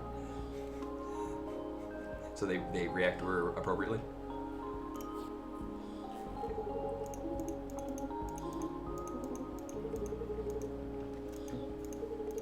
Also knowing what all of these characters are in relation to one another. So as you finish runs, you unlock memories of them. You unlock their memories. So between every fight, you get to choose which spot you're going to next, and you can see, you can plot out how you're going. So you get these things that are just random events. These things are all just basic enemies. These things are elite enemies. Repair shops, you can also remove or upgrade cards. These are for artifacts, which are basically like your passives. There's one for the ship, and then there's each character has own independent ones. Each basic fight gives you a card. Each of these gives you a card and an artifact. These can be random. I'm actually missing, there's like, I think 3 that I've just never seen. Let me wait first. Oh. So this guy will give you an artifact at random, and you have I think in this difficulty it's a 50% chance to go into a fight. That's not bad. Oh, no. Oh, now I get a fight. Also, it looks like Wilford Brimley. That's probably what Brimford is for. Like this. I knew it. And your response is, I knew it. This game is excellent. I kind of want to do like a giveaway of it. But like, I didn't buy one. I don't know how to. Like, I do a raffle, but I didn't set up for it because, yeah. But anyway,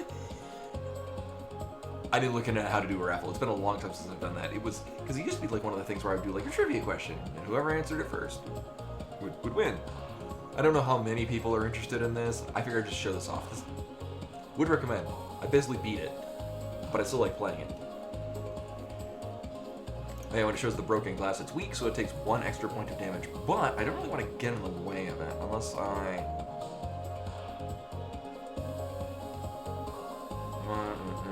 We're gonna take 8 points of damage.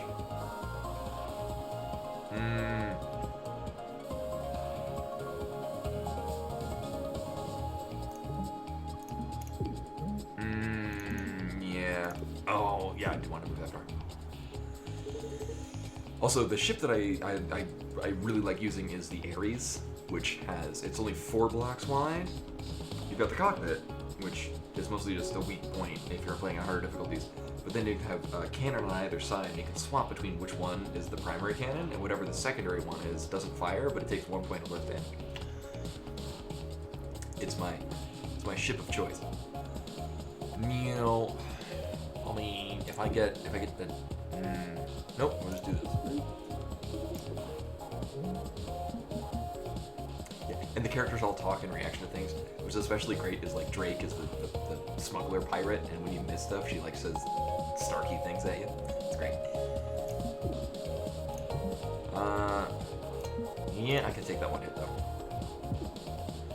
Oh, it feels weird using the weaker ship.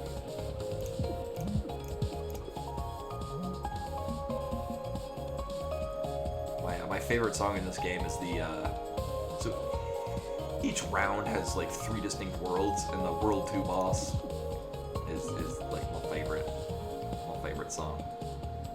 Well, we're gonna be taking that damage. Oh, I flubbed that up.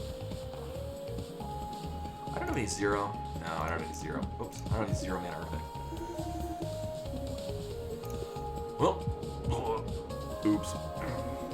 I'm so used to playing a different ship. Hell yeah, we don't get a key for our card out of it. We only have 1 place we can go. Oh yeah, mid-row objects. They exist there. You can blow them up, or you can override. Well, if you play your own mid-row object on top of it, yeah, objects in the mid-row are between you and the enemy ship. They can block attacks. They're much weaker than the ship, and will be destroyed if they are hit by anything at all. The enemy is going to launch an object. That is. Be careful. We don't know what it is yet. It's probably a drone.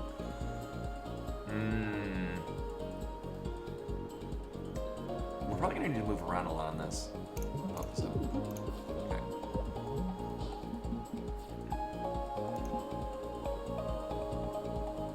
Is it 2 attack? Yeah. I can take the damage, it's fine.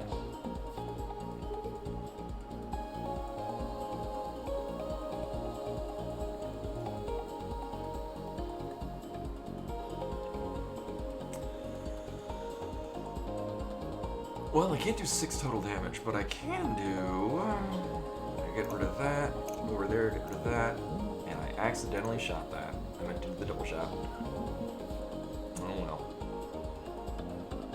Oh, and then we just kill it. So health is not restored between fights unless you get a thing that does that. No, I don't... For 2, that's convenient. What's cool is each card, many of them will have like multiple actions, but it goes from top to bottom. So this one is you shoot 1 shot that will always stun, then you move to the left, and then you shoot another shot that will always stun. Apart from shields, Dizzy also has most of the attacks that do low damage, but stun. Draw shots are always good. So the thing about this is, especially the first time, a couple times you play this, a lot of these are just like, oh, it's a fun new card, let me get that and try it. As you play it a lot more, you kind of get to understand which of these cards are worth picking up. Most of these are not, or at least what I'm seeing there. Because usually what I like to do is I like to build rigs having a lot of... We haven't gotten any of her other things, but there's a lot of like 0 cost move abilities, so those are always great. Oh hey, we fight this thing again. Oh no, I have no move.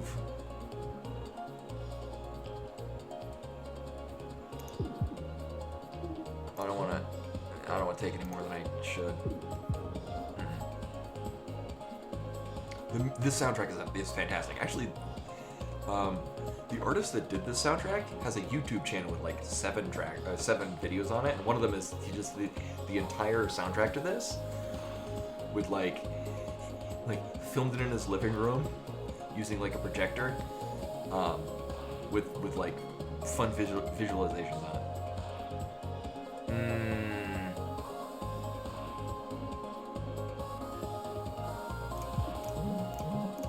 We're gonna eat these. Like the boss musics in here are just fantastic. I like this game a lot. It's a good game. Well, I almost have enough to pull this off. Let's see, what do we got in the draw shop? No, I would rather not eat another hit. Oftentimes, I just hang off to the side. I don't really need to worry about that. So this would benefit very much from the weak point right there, but we'll just unload as much damage as possible. Uh-huh. Yeah, we'll just hang here. I would like to hit for that too.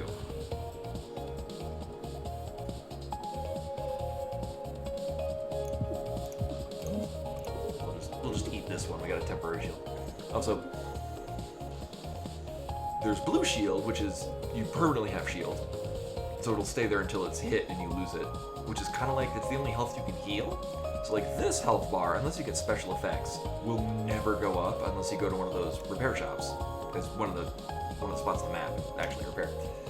But shield, whenever you add to that, whenever you're hit, it will always take away from shield, and it won't start taking away from your red health until the shields are all gone. Blue lasts between turns. Purple is only for that turn. The smart thing would be to build this up. Actually, what we're gonna do is we're gonna do this, see what we get. Alright, and then we'll do that, and we'll just add one, because that's probably a good idea. Uh-huh. Oh, that's not good at all.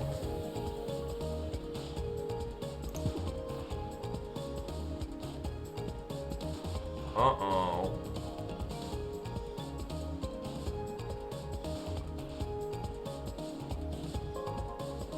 Oh, wait, no, that'll kill it. I mathed wrong. Oh, this is always good. This is a good one. I might go with that, yeah. Riggs does a lot of move abilities and draw abilities, both of which are very nice.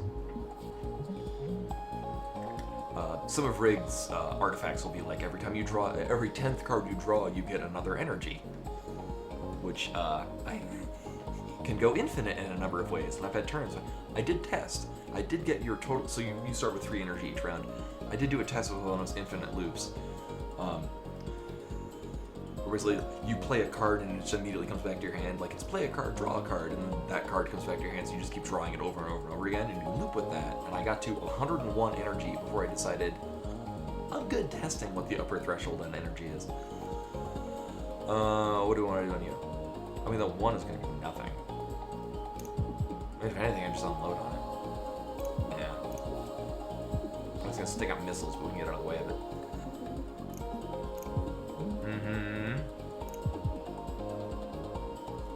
Load that for later. Yeah, as long as this is way. Yeah. It still wants me to get these.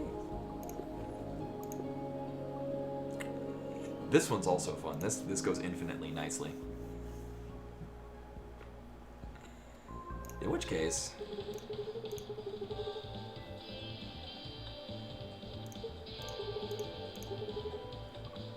Ooh. Actually, in order to get the Meowdy, not in front of everyone. In order for us to get that to loop infinitely, I would need Max, which we don't have. I kind of want. This is always nice. I like having that exhausts itself and you draw 3 cards. So we can upgrade this to be a 0-cost shot, which combined with perpetual motion means we could play this. We'd have to have 0 cards in hand and 0 cards in our library. Oh no, we just have the only card left. It's way too convoluted, especially on this is on normal difficulty. I'm good. Basically, so there's a secret super boss in the game. And I had to develop one of my infinite combos in order to kill it. There's several ways to beat it, but I just found an infinite loop and beat it on turn 1. It was very satisfying. Also, I do usually like to... So, we can upgrade any card. or we can remove cards, which is great because you thin out your deck, and then you just have. Actually, if anything, I want to get rid of this, just because everything else is going to be better than it. Because a lot of these just take up space, and I'm not going to want to use any of this. No, I kind of want to have more power, so we can either get this to triple shot, which is really nice, especially if you're hitting a weak spot. Yeah, we'll do that. Or you can get it to ignore shields, but for the most part, if you're unloading enough damage, you're just going to get around shields anyway. So this is great if we got a thing that's weak. Alright, we'll see what we get. This is not what I wanted. So that. And boop.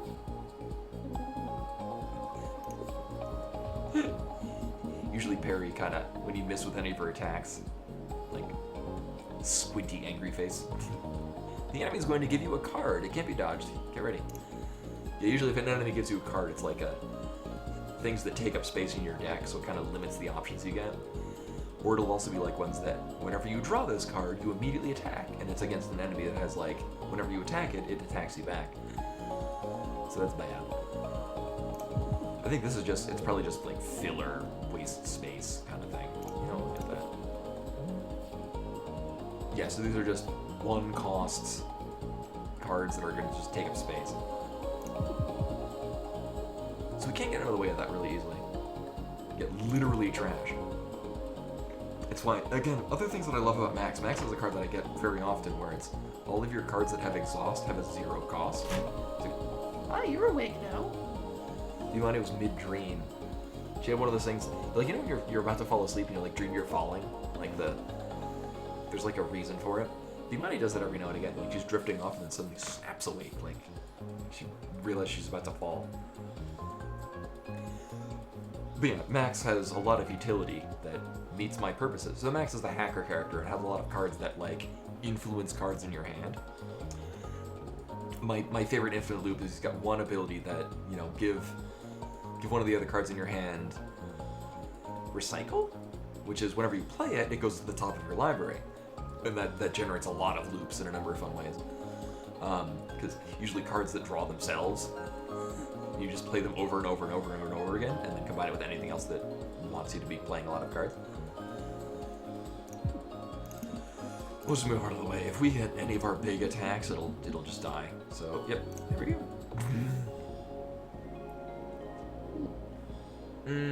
This one's fun. You know, I'll actually go with that. So that gives us an additional maximum shield.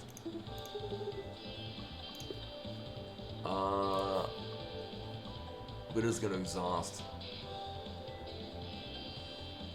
We're not really running very heavy shields though. I do like the idea of it being a 0 cost shield, even if it's only once per turn. So any cards that you exhaust, which has a little purple,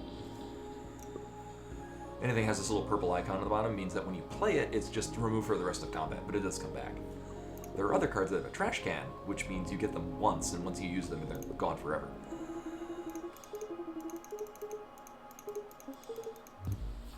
It's a big crystal. So I want to get the hell out of the way of this thing. I would like to get Strafe. That's not what we're getting. Do you like that? No. We're just gonna eat this. Yeah.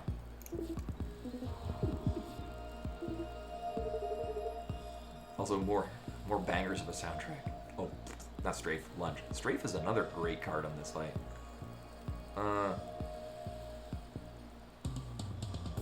Yep, this is the first world boss. The second world boss is my favorite sound in this, or favorite song in the soundtrack. Oh, that'll give us one. Yeah, I don't really need that.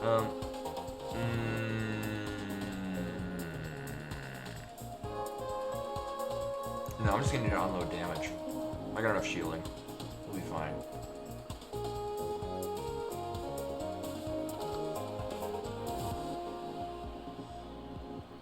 Yeah, we're good.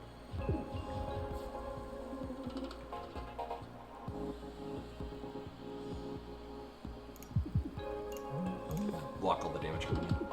I do want more shields though. As this fight goes on, it's going to start shooting more things at us. We'll get out of the way of that.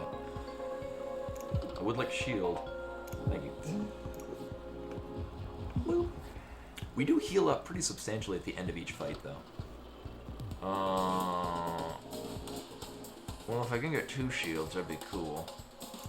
Here, we'll see if I can get that. Yeah.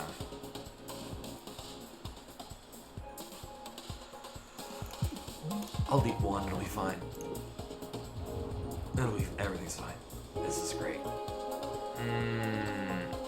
Well, we absolutely need to get another way at that.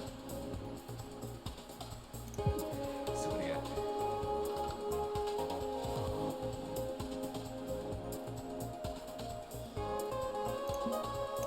Yeah. As much as I would like to use either of these, it does feel really weird going back to like. I'm so used to having a different ship where I'll like position myself so I'm blocking 1 damage at all times. The downside is that I have none of the strong attacks. I'll just build up shield because it's gonna probably shift in position to yeah. Oh,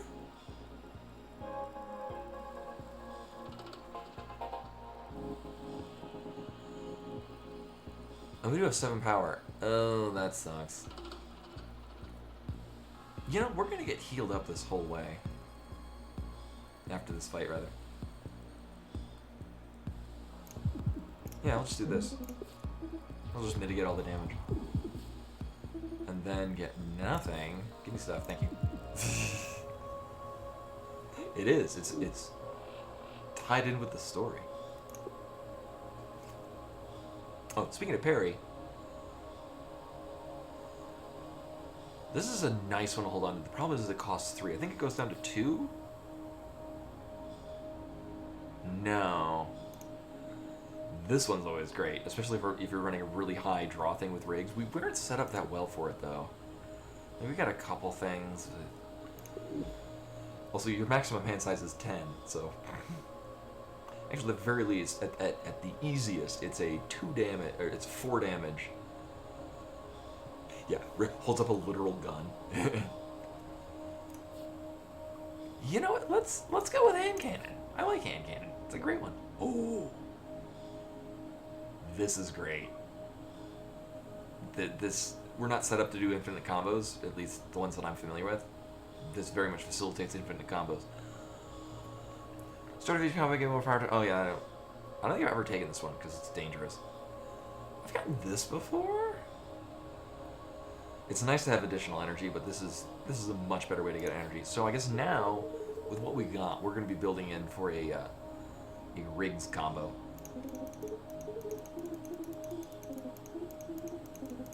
So then we go on to World 2.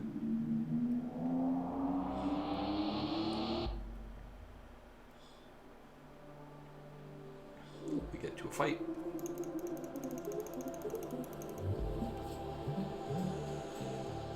Enemies a status? Oh no. So that's a +1 damage status. So it's going to keep ramping itself up and doing a lot of damage. Why don't I have enough move? Oh, that sucks.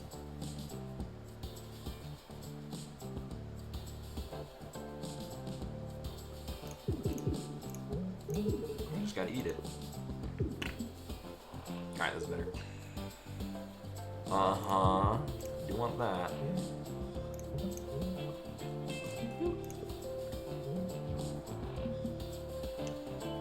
That's what I wonder. Ooh, this is a good setup. Doing an additional card, additional 2 cards, 7 damage. I love hand cannon.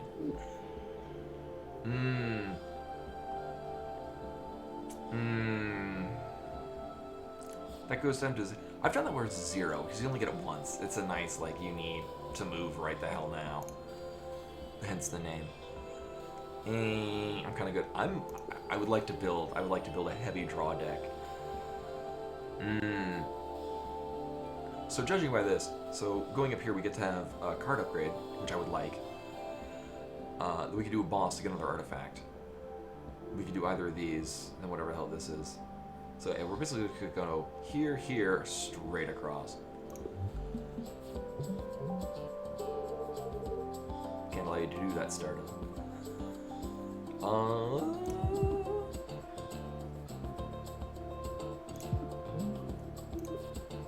Yeah.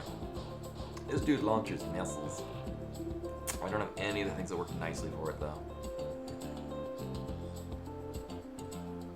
I do want options. Ooh, I almost have enough for this. I mean, better than nothing. This is gonna do 2 damage to us. Oh, wait, no. We're gonna mitigate it. Boop.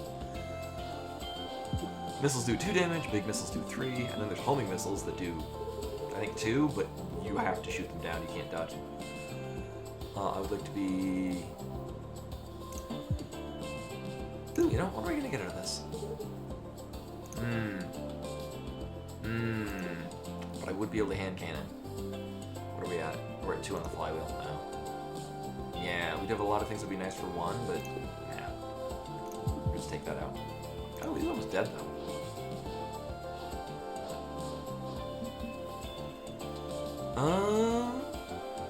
I mean, we only got 3. Yeah, boop, boop, bonk.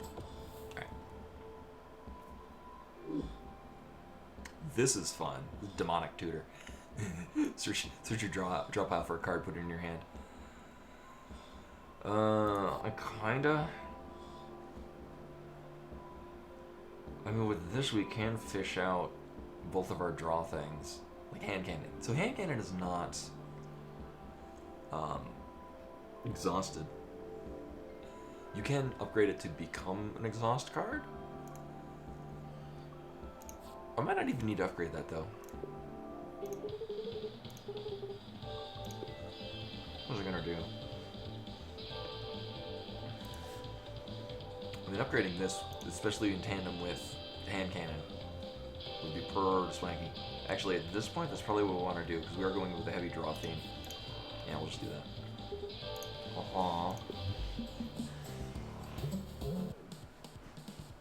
Oh yeah. If a part's empty, it goes straight through. You can get empty parts in your ship. It's very fun. I am okay eating that damage too. Yeah, we'll go over here. What do we got in our drop pile? What do I want? Oh.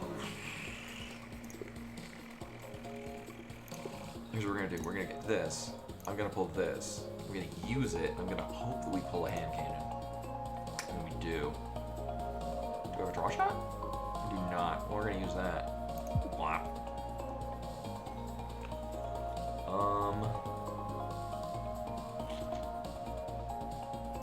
Yeah, let's do that. Oh, this is free anyway. So that's gonna eat that because we got a temporary shield. I mean, honestly, this 3 is gonna be fine. The problem is just getting into the, being able to shoot the thing. Well, we're gonna eat a damage, but it's fine. Unless, here we go. We will now not eat the damage. Finish up with the 3-shot. Boop.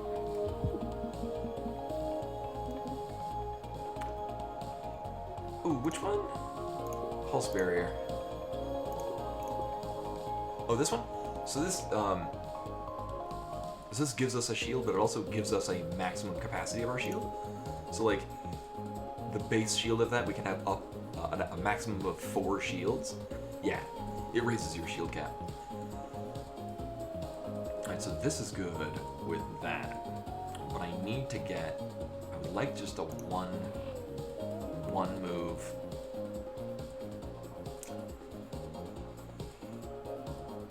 Yeah, it's a problem. Oh, we do still do 1 damage when we miss. We draw a card when we miss. Oh, that actually we can queue up an infinite. We don't have the things for it, but if I upgrade any of the basic shots that cost 0, I can just deliberately miss, and we draw enough cards, we get infinite energy. Although at that point, we don't have anything else we can do with it, so it's kind of pointless. Although, if I shoot with one of these multi-shots, and all of them miss, I think we draw 1 card for each. Actually, that would be really good if we had the 3-shot. Alright.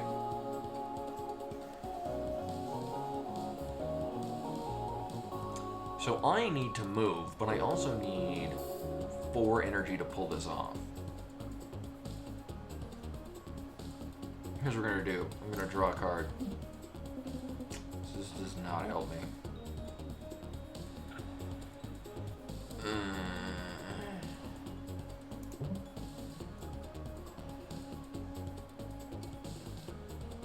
Yeah, we're just wasting this turn. Yeah, I'll just mitigate. We're still gonna get hit for 1.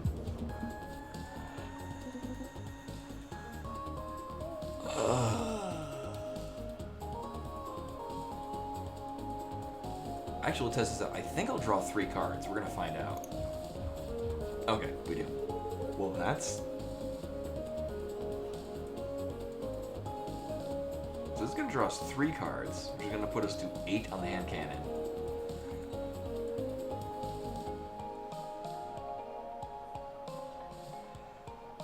Actually, it'll just be 1 damage we're missing anyway.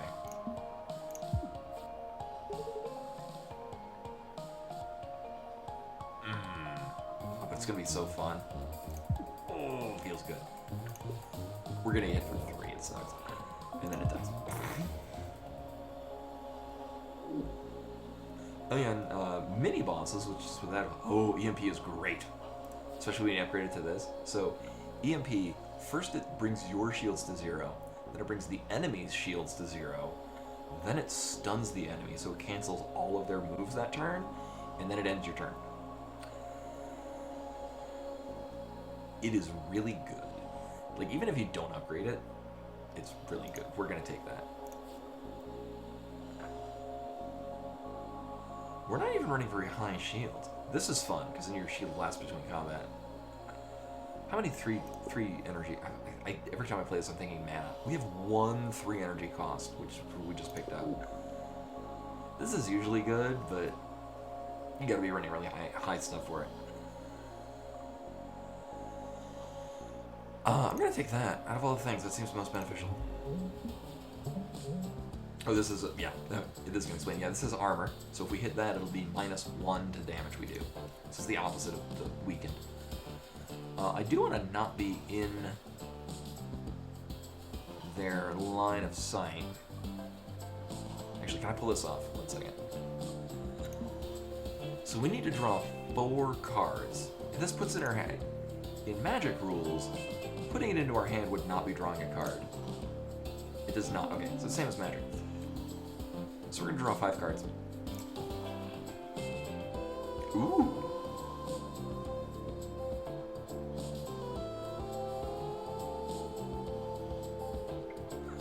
So EMP has 2 upgrade paths. One removes the part where it brings your shields to 0. The other one is just the same thing, but it costs 1 less energy. I usually, when I get this, I usually do this upgrade route, just so that you can maintain your shields, because it basically just ends your turn and it skips to your opponent's turn. Which, if some of the ships will have a lot of shields, so it basically just reduces them to like no health.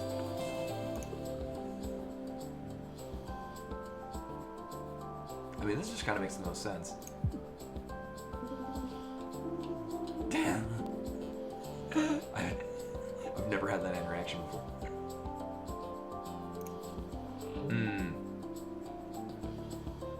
I can take this hit. I kind of want to just use this. Yeah.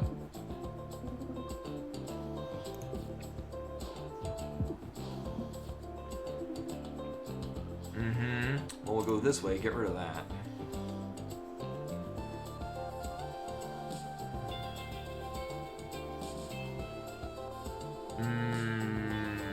Let's see what we get.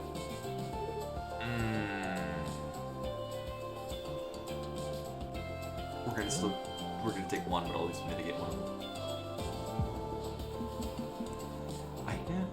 The only time I think I've ever actually healed at the repair shop is playing on the upper difficulties, where I'm usually running like 4 maximum hull, and I'll be at like 1. I'm like, I kind of need to be at full.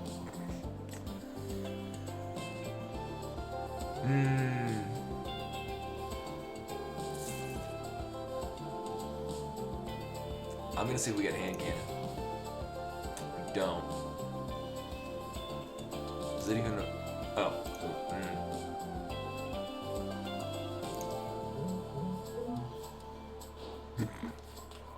Just end the turn. we're gonna be taking 2. Oh, we don't actually have very many good options. Yeah, we'll just roll through those. I mean, I got out of shields and temp shields. There's hand cannon. Boop. Hand cannon's so good. Flywheel, every time we draw, or once we draw our 10th card, we get 1 energy. So we get to take we can do more stuff during the turn. Oh. Also, there are several cards where it'll combine nicely with another character. So if you're running with, the purple cards are parry cards, and when she's running with Dizzy puts a lot of shield, so you can stack up a lot of shield, and then you basically deal plus damage equal to the amount of shield you have. Oh, and you can upgrade it, and it'll still end you with an amount of shield. This is nice though, because if you've got like a ton of shield, you just dump all your shield, and then your attacks do a ton of damage. I'm not liking any of these, though. We're kind of not built for that to be benefit. That mostly benefits if you're running very heavy with parry, and you've got a lot of things that hit, like, multiple times. Oh, this is a fun one. So every time we play 5 of Parry's cards, we get a free 0-cost 1 damage shot. Oh, minefields? We either get to get a random artifact, or we lose 3 health and get 1 of 4. Ooh, quick draw is really good on the start. This is really good, but mostly when you're early on in the game. Because every time you get 1 maximum hull every time you beat an enemy or one of like the elite fights. We are mostly, yeah, we're gonna have a boss and whatever the hell's in the next area. At this point, it just feels too late. Where are the ending with?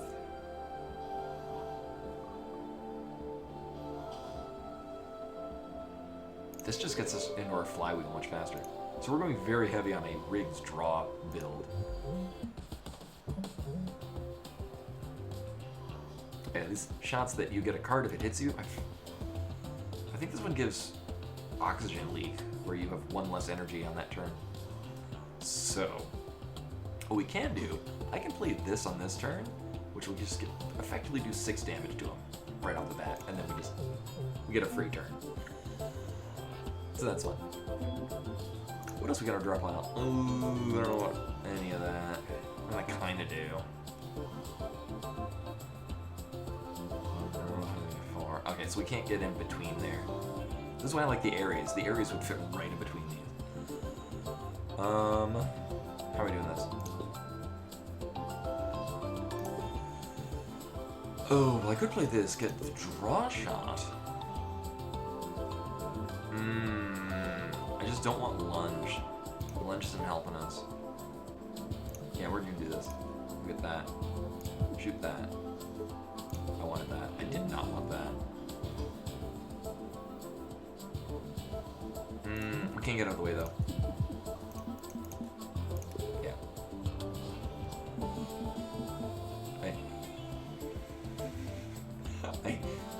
In my main file playing it, you run into a copy of Spike. It ties in with the story, and you get to name him. And every time you encounter him from that point onward, he has that name. So in my other game, the copy of Spike is named Spike 2.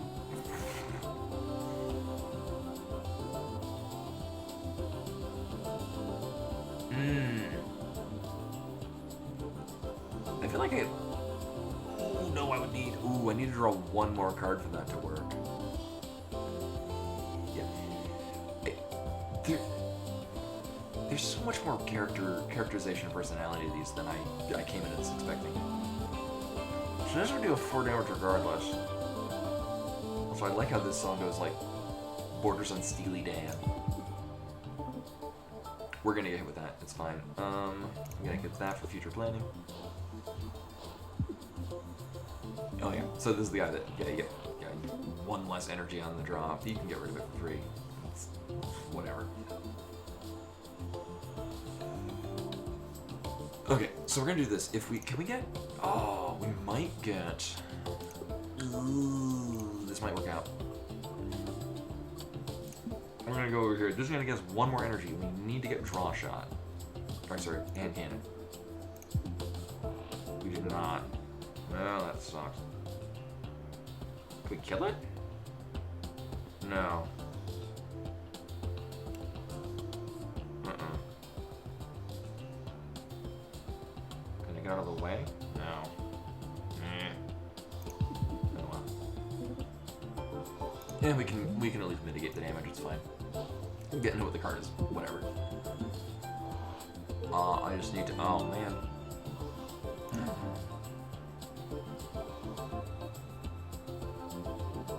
Well, now I just need. Oh, I can't get out of the way. Oh shit. Oh, that's bad. Fuck.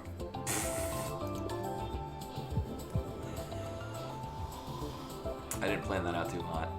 Okay, whatever.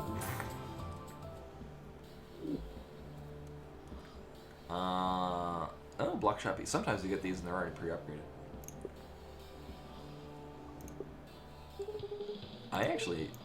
I'm gonna need to get that repair. I flubbed up a lot of what I did.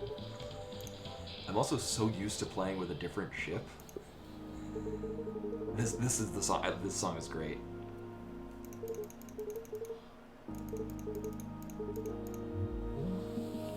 It's not the rigs. Alright, it's concussable. Oh, it's gonna be weird having to plan this fight with this group.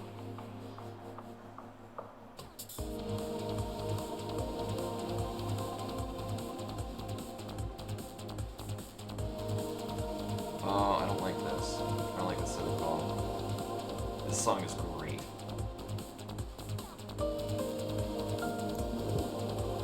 We're gonna try this. Can I get over there? No, I can't.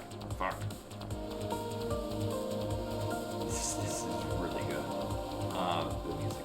Not my situation. We'll also mitigate it all. I really don't want to draw another one though. Because if anything, then we'll stock him in a shield. We'll have one on hand.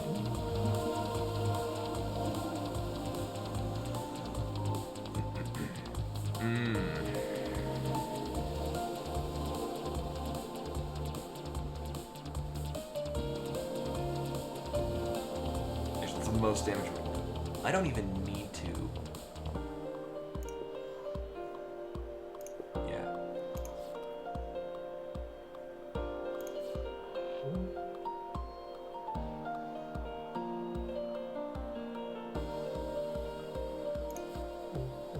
Boop. Over there, get that. Ooh, we can move over here, get that. Can I move any more? Oh, nope, this is gonna shuffle our deck though.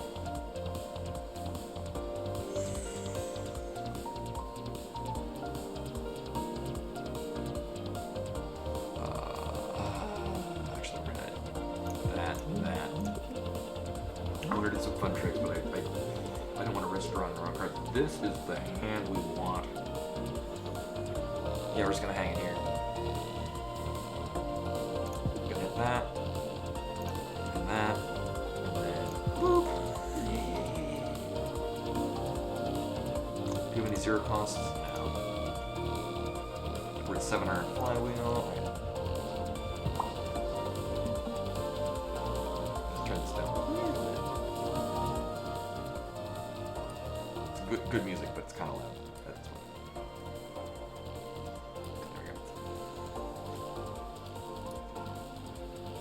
Can we kill it? 7. Yes. Yeah. This song's so good. Boop.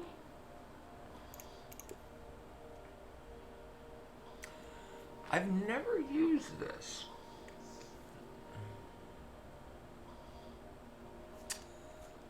But I just want another hand cannon. Yeah, it's Riggs question mark. There. The mystery behind that does get unveiled during the story. I would recommend it.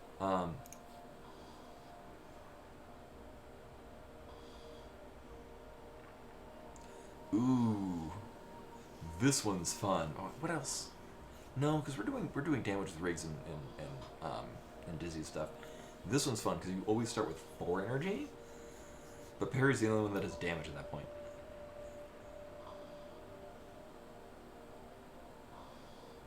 Oh, this is a downside because it's nice having 2 cards additional in your hand every turn, but you can't. The being unable to skip card rewards really sucks. I'm actually gonna go with this, and we're gonna get rid of our. Because thinning out our deck is gonna work with the flywheel. Not flywheel. Oh, I'm thinking of a different thing. There's another rigs one. Oh, good night, Scotty. Yeah, I'll be finishing up. We're on World 3. Oh, is it? No, it's a different rigs card that every time you shuffle your deck. Oh no, it's a ship one. Every time you shuffle your deck, you deal 1 unblockable damage to the opponent. So you just run a really, really low deck amount, and you just cycle through it a bunch. It has a cap at 3 per turn, but that's fine, because otherwise you just very easily go infinite. Mm-hmm. Oh, that is a nice start. Oh, yes, please.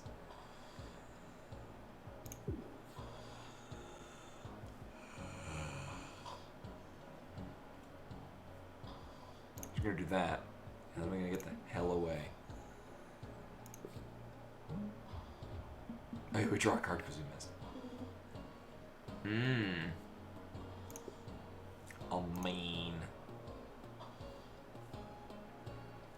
I mean, I'm about to just take this damage.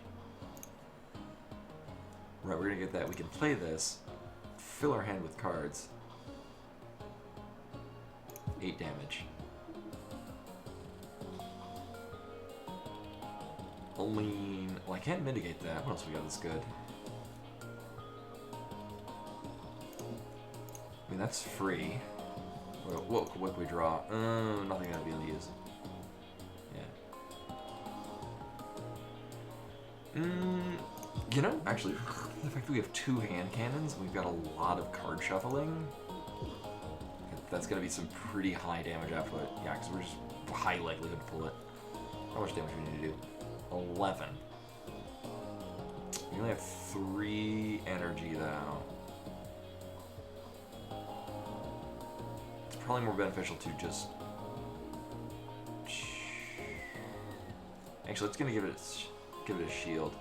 You know what?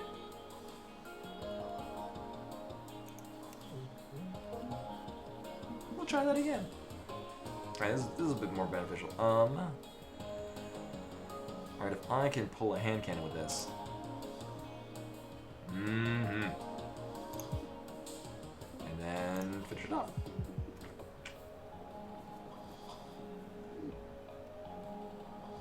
Oh, this is a fun one. We're not really running a variety of cards. We're mostly very heavy on the heavy on rigs cards. So basically when I'm usually playing this game, just running heavy on rigs cards. I love playing the cards that you draw additional cards and then you get side benefits by drawing cards. I would like this if it exhausted, I'd use it, but it doesn't. I'm skipping on those. Oh, this is a bit of a thin one. Where do we want to go? Just going this route's gonna get us.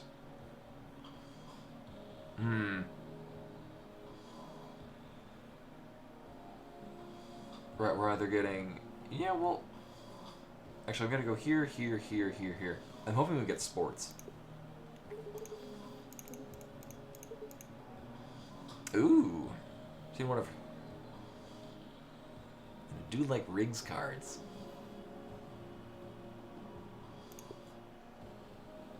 I like none of these cards.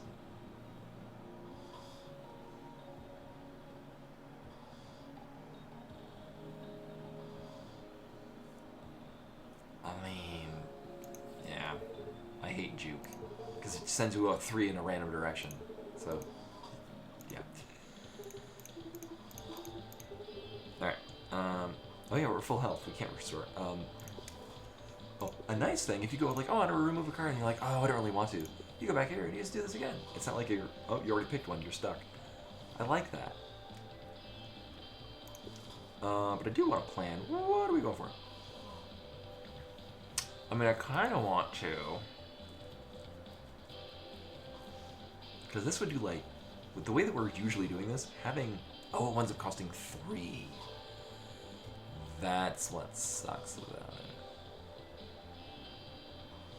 Except in this, because it deals double the amount of damage, or double the damage equal to twice the amount of cards in your hand, which is very nice, but it costs us 3, which is... This is already upgraded. I mean, we could... We are running pretty high on the draw. I might go with that, actually. What else do we want?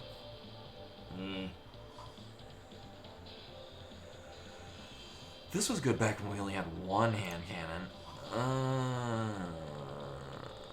Actually, we are very likely to have enough energy to pull it off. You know what? Fuck it. We'll send one to that. It'll be fine.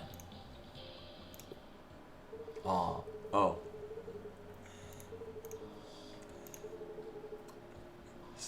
Lightning in a bottle. I forget what that one is.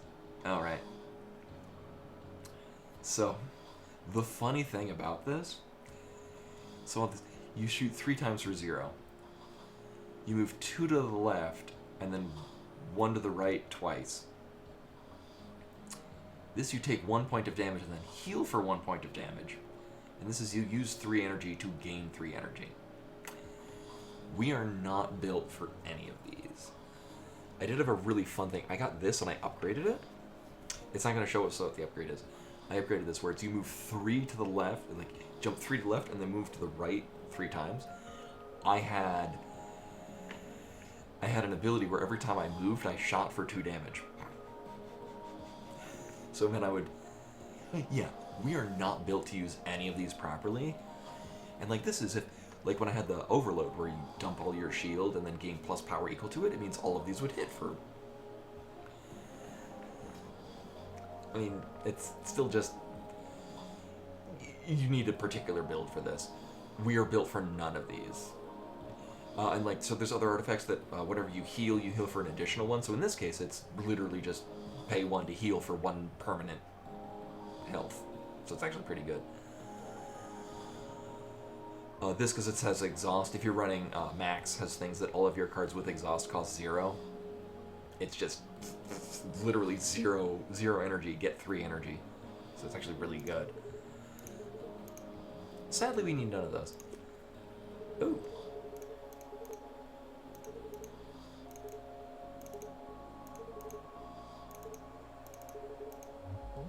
Oh, okay.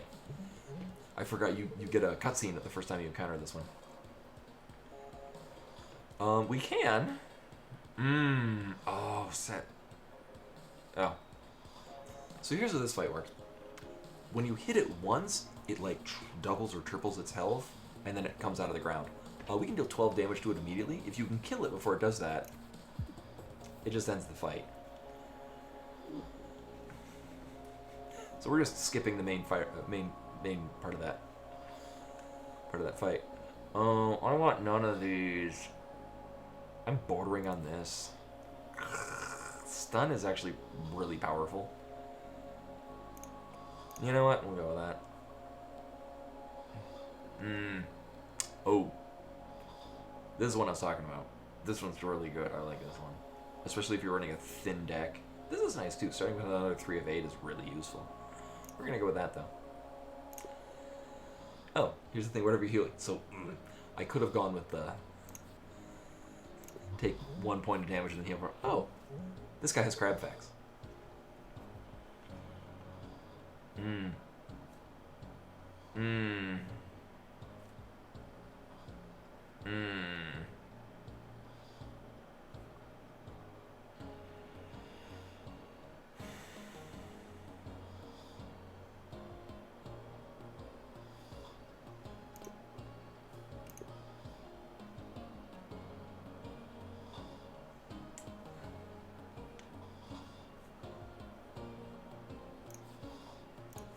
Because, yeah, he's got a lot of shields, so we're just going to nix that shield.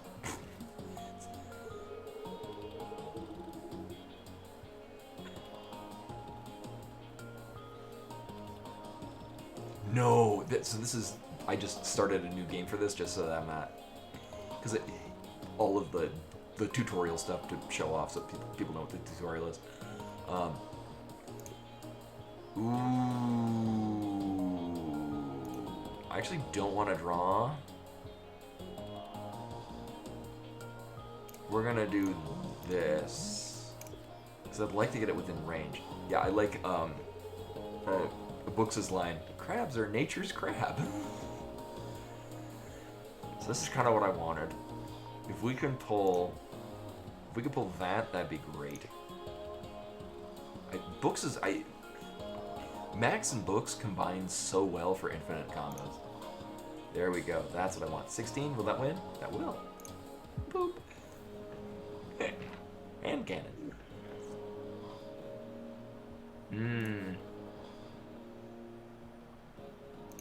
Wait, how is that different from the other one? Oh, pulse barrier. Okay. Oh, but it doesn't exhaust.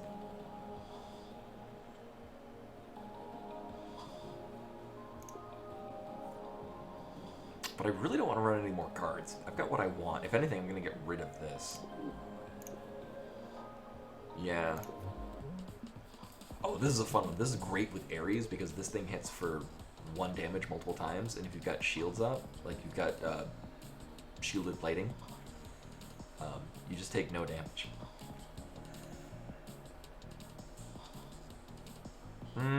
We'll start with the same thing.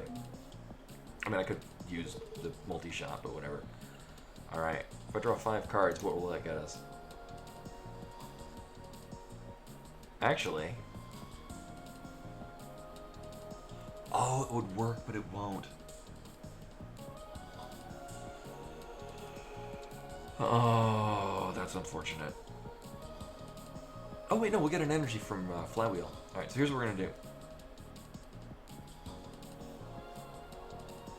To be safe. So this is gonna exhaust our deck. Which means we recycled our deck. I need 1 more energy, so this isn't gonna work. Oh well. Well, we can't hit it for a pretty big hit, so I can pull this hand cannon. Hit for 7. Oh, and because we shuffled our deck, it means that... Oh no, I want to hit... What are we at? No, that wouldn't do it. It would hit pretty solid, but... I kind of would rather just get out of the way of that. That's unfortunate. What's our other card? Ooh.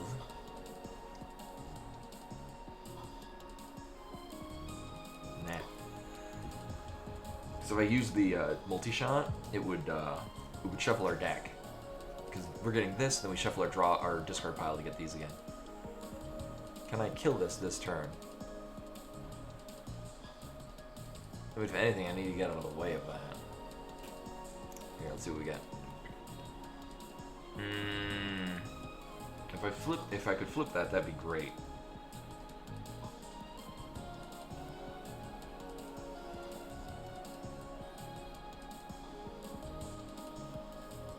Actually, oh, this will work. So we'll go that way, shoot to get rid of that, and then stun. All right. It's kind of a waste of a turn, but whatever. Oh, does this clear us out?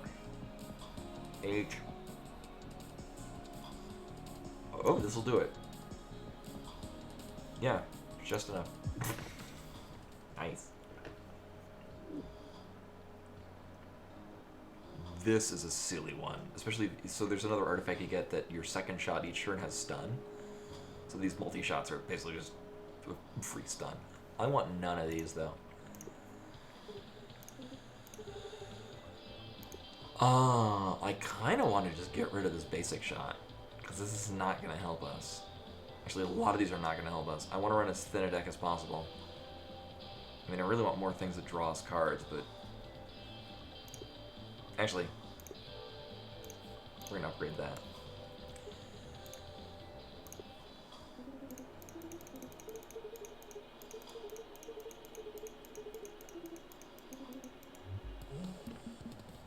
Such mystery.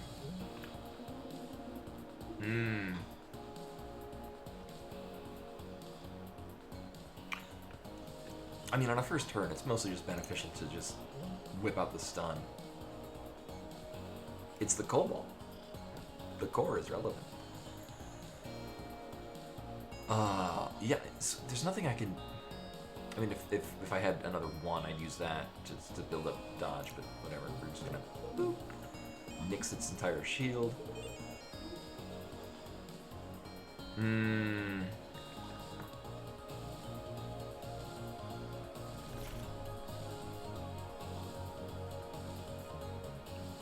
probably gonna take a bit of a hit.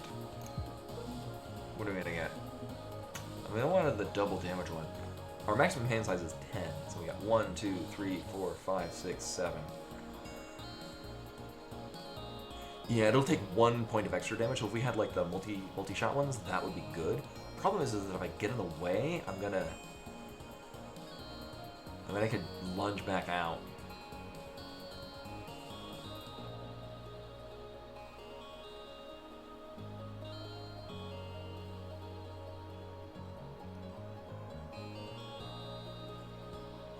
This is not ideal, but we'll see what we get. I wanted to get the 3-shot multi-blast.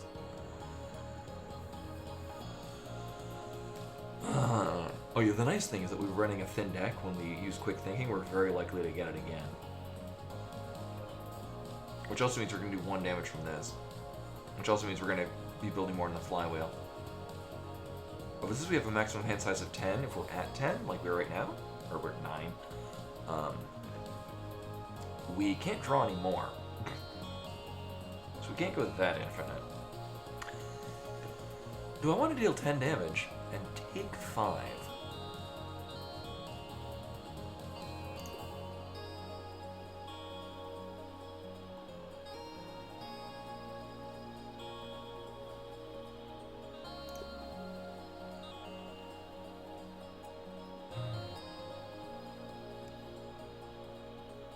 We are set up really nicely for it. Yeah, we'll go with that. We have no zeros. All right. So we're gonna get walloped, but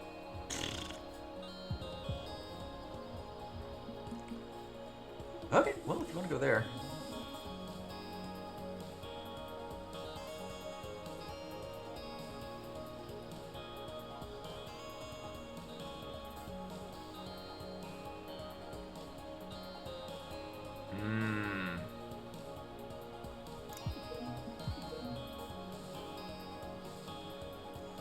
Green icon on trash. Oh, it's this is the final boss. So like if we were to end the fight, and this is, yeah, it just means that once the battle is over, they're all removed from your deck, but they will remain there until the end of. So unless we play it for 1, we'll just keep drawing into it. I'm gonna use that. So the nice thing is that at the very least they will still benefit for our hand cannon. I do not like the amount of damage we're taking. Not a fan. Alright, well if you want to go there, that's cool. I need to move to the right, and we're not. Well, that sucks. We're definitely gonna do that. We're at 3. I should have done this first. I did not set this up properly. Let me get rid of that. Yeah, we're gonna take another 5.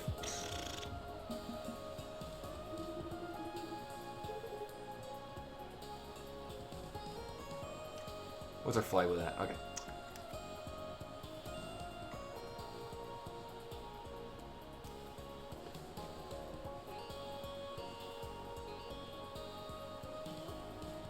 I really just don't want to be in the range of that. It's probably gonna be better is to. Let me get into this. Yeah. Do we have any stuns? We do.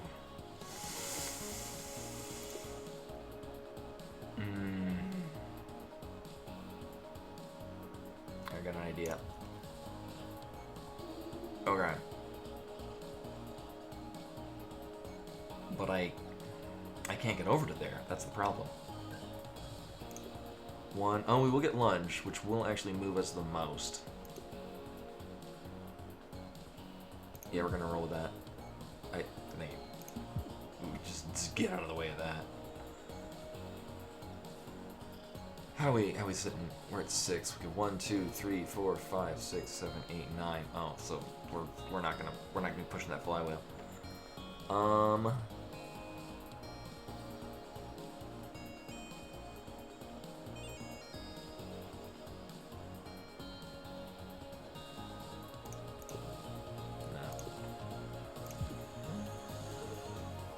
I might have done some dumb.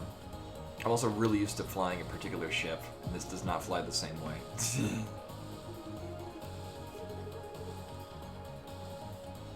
What are we at? No, this isn't good.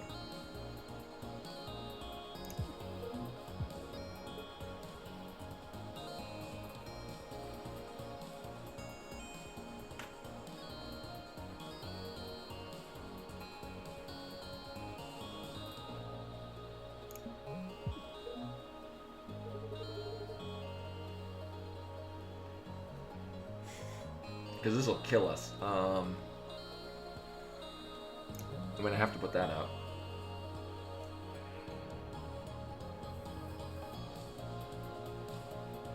And this will just buy us another turn. I think I lost this one actually.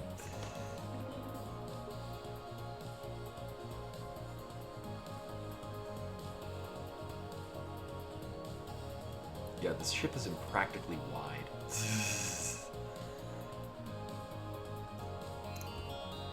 I mean, I just can't move. This isn't gonna help.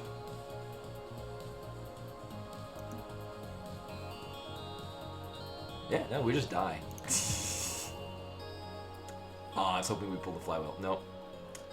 Well, rip.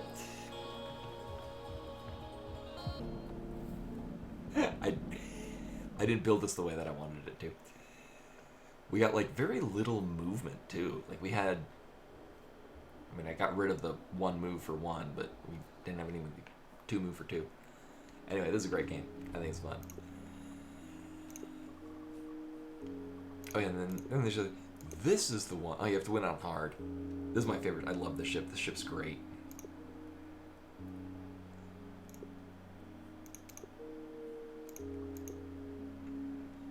Well, this one's really weird. This one's, it's still 5 wide, but every time you either launch a drone or fire a cannon, it toggles to the other side. This one's crazy, because whenever you play the rightmost card in your hand, you move 1 to the right, and whenever you play the leftmost card in your hand, you move 1 to the left. And there's a card that's thrown into it called Anchor, and if it's in your hand, you can't move at all. And I did, one of the random events you can run into will add a piece of scaffolding into the middle of your ship. So basically it's the middle 3 spots of this were empty. So I have a 7 block wide ship, but the middle 3 shots just go right through them.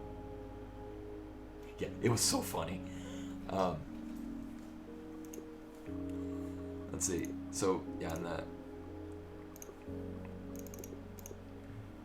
this one I have everything unlocked. It's a very silly ship. Isaac has a number of lines that I've gotten from him that are like unique to that ship, because I think Max will talk about being a pirate. Isaac will say, because he's got a holographic arm, like his holographic horn, and he'll say, maybe I should swap out my holographic arm for a holographic hook. But this game is fantastic. Would highly recommend. I think the best part about it is that the characters are really personable. I think we're going to very enjoy this game. Anyway, no, if I planned to do a raffle, I would have done a raffle giveaway, but I sadly did not. Or rather, the way that I thought it would pan out didn't pan out the way that it would. And like, actually, wait, is there a way to do a? Let's see. Also, I'd have to like gift it on Steam. It's weird. Can we do? Let me see if I do a.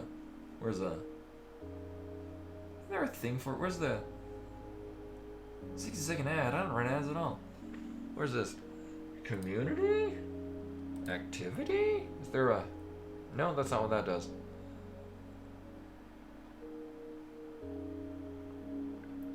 Seriously, funny, I felt the same way. This this feels like a good deck builder for people that don't like that kind of game. Because it's such a... Like, here's the thing. I mean, there's some that I haven't seen. There are a total of 208 cards in the whole game. And you're not likely to see all of them. And, like Prism, like, a lot of these up here unlock at the end of the game. Not a win very regularly. I'm not very good at Magic. I just like it. And, like, but, like, games like this, like, these drafting deck builders, like, I'm bad at, like, if I see the whole, here's everything, and let me plan it out. Great. If I've got time to plan it out. Like, these ones where it's like, here are 3 cards. I'm like, sure, I'll take that one. Without, it takes me a while to realize which things are good and not good. This thing, I actually got into it pretty reasonably. So I'm trying to say, viewer rewards, where's the drops? Is that what this says? Oh.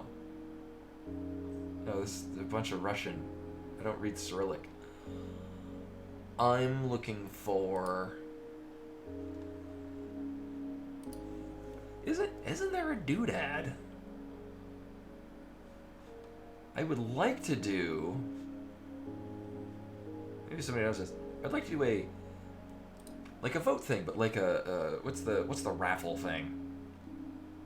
If anyone wants to join in a raffle. If I can't figure it out, it's fine.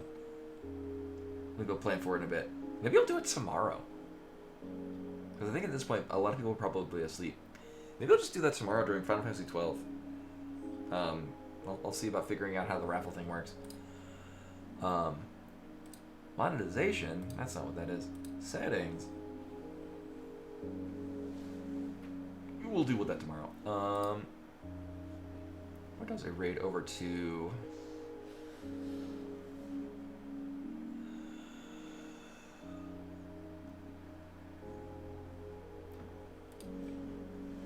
And I'm the same way, Rashkarar. But yeah, this felt different, especially because it's a simpler set of deck building stuff. Like, not that it's a deck builder, but Darkest Dungeon. I like that, but it felt like I always feel like I have to think about every step of the way because I fear that I'm going to make the wrong choice and then have to be stuck with it and then I can't get rid of it. There's a lot of things in here that mitigate a lot of the things that I typically dislike in games that are like this, and I really enjoyed it. No, but if I can, I'll see about I'll see about doing a raffle kind of thing tomorrow. If anyone would like a copy of this, because I think this is great. I think this game's great. But in the meantime, we're going to toss right over to Keku again, who's doing more Super Metroid D-Rust. Keku, let's toss right over to Keku. Tomorrow will be more Final Fantasy 12. I guess we're nearing the end of the game? But we're still got a lot of, side content. And I do love me some side content. But anyway, that was all for tonight. Thank you for coming in, hang out and watch me finish Momodora. What I might do in this slot next week is I'll take a look to see what we've got, Super Metroid ROM hacks. Because I know there's a couple that looked interesting that I just haven't played. Might be fun taking a look at those. And then tomorrow will be Final Fantasy 12. Yeah, I got to play this on stream because I played the entirety of this not on stream. The game's great. But anyway, hopefully see you guys tomorrow for Final Fantasy 12. Till then.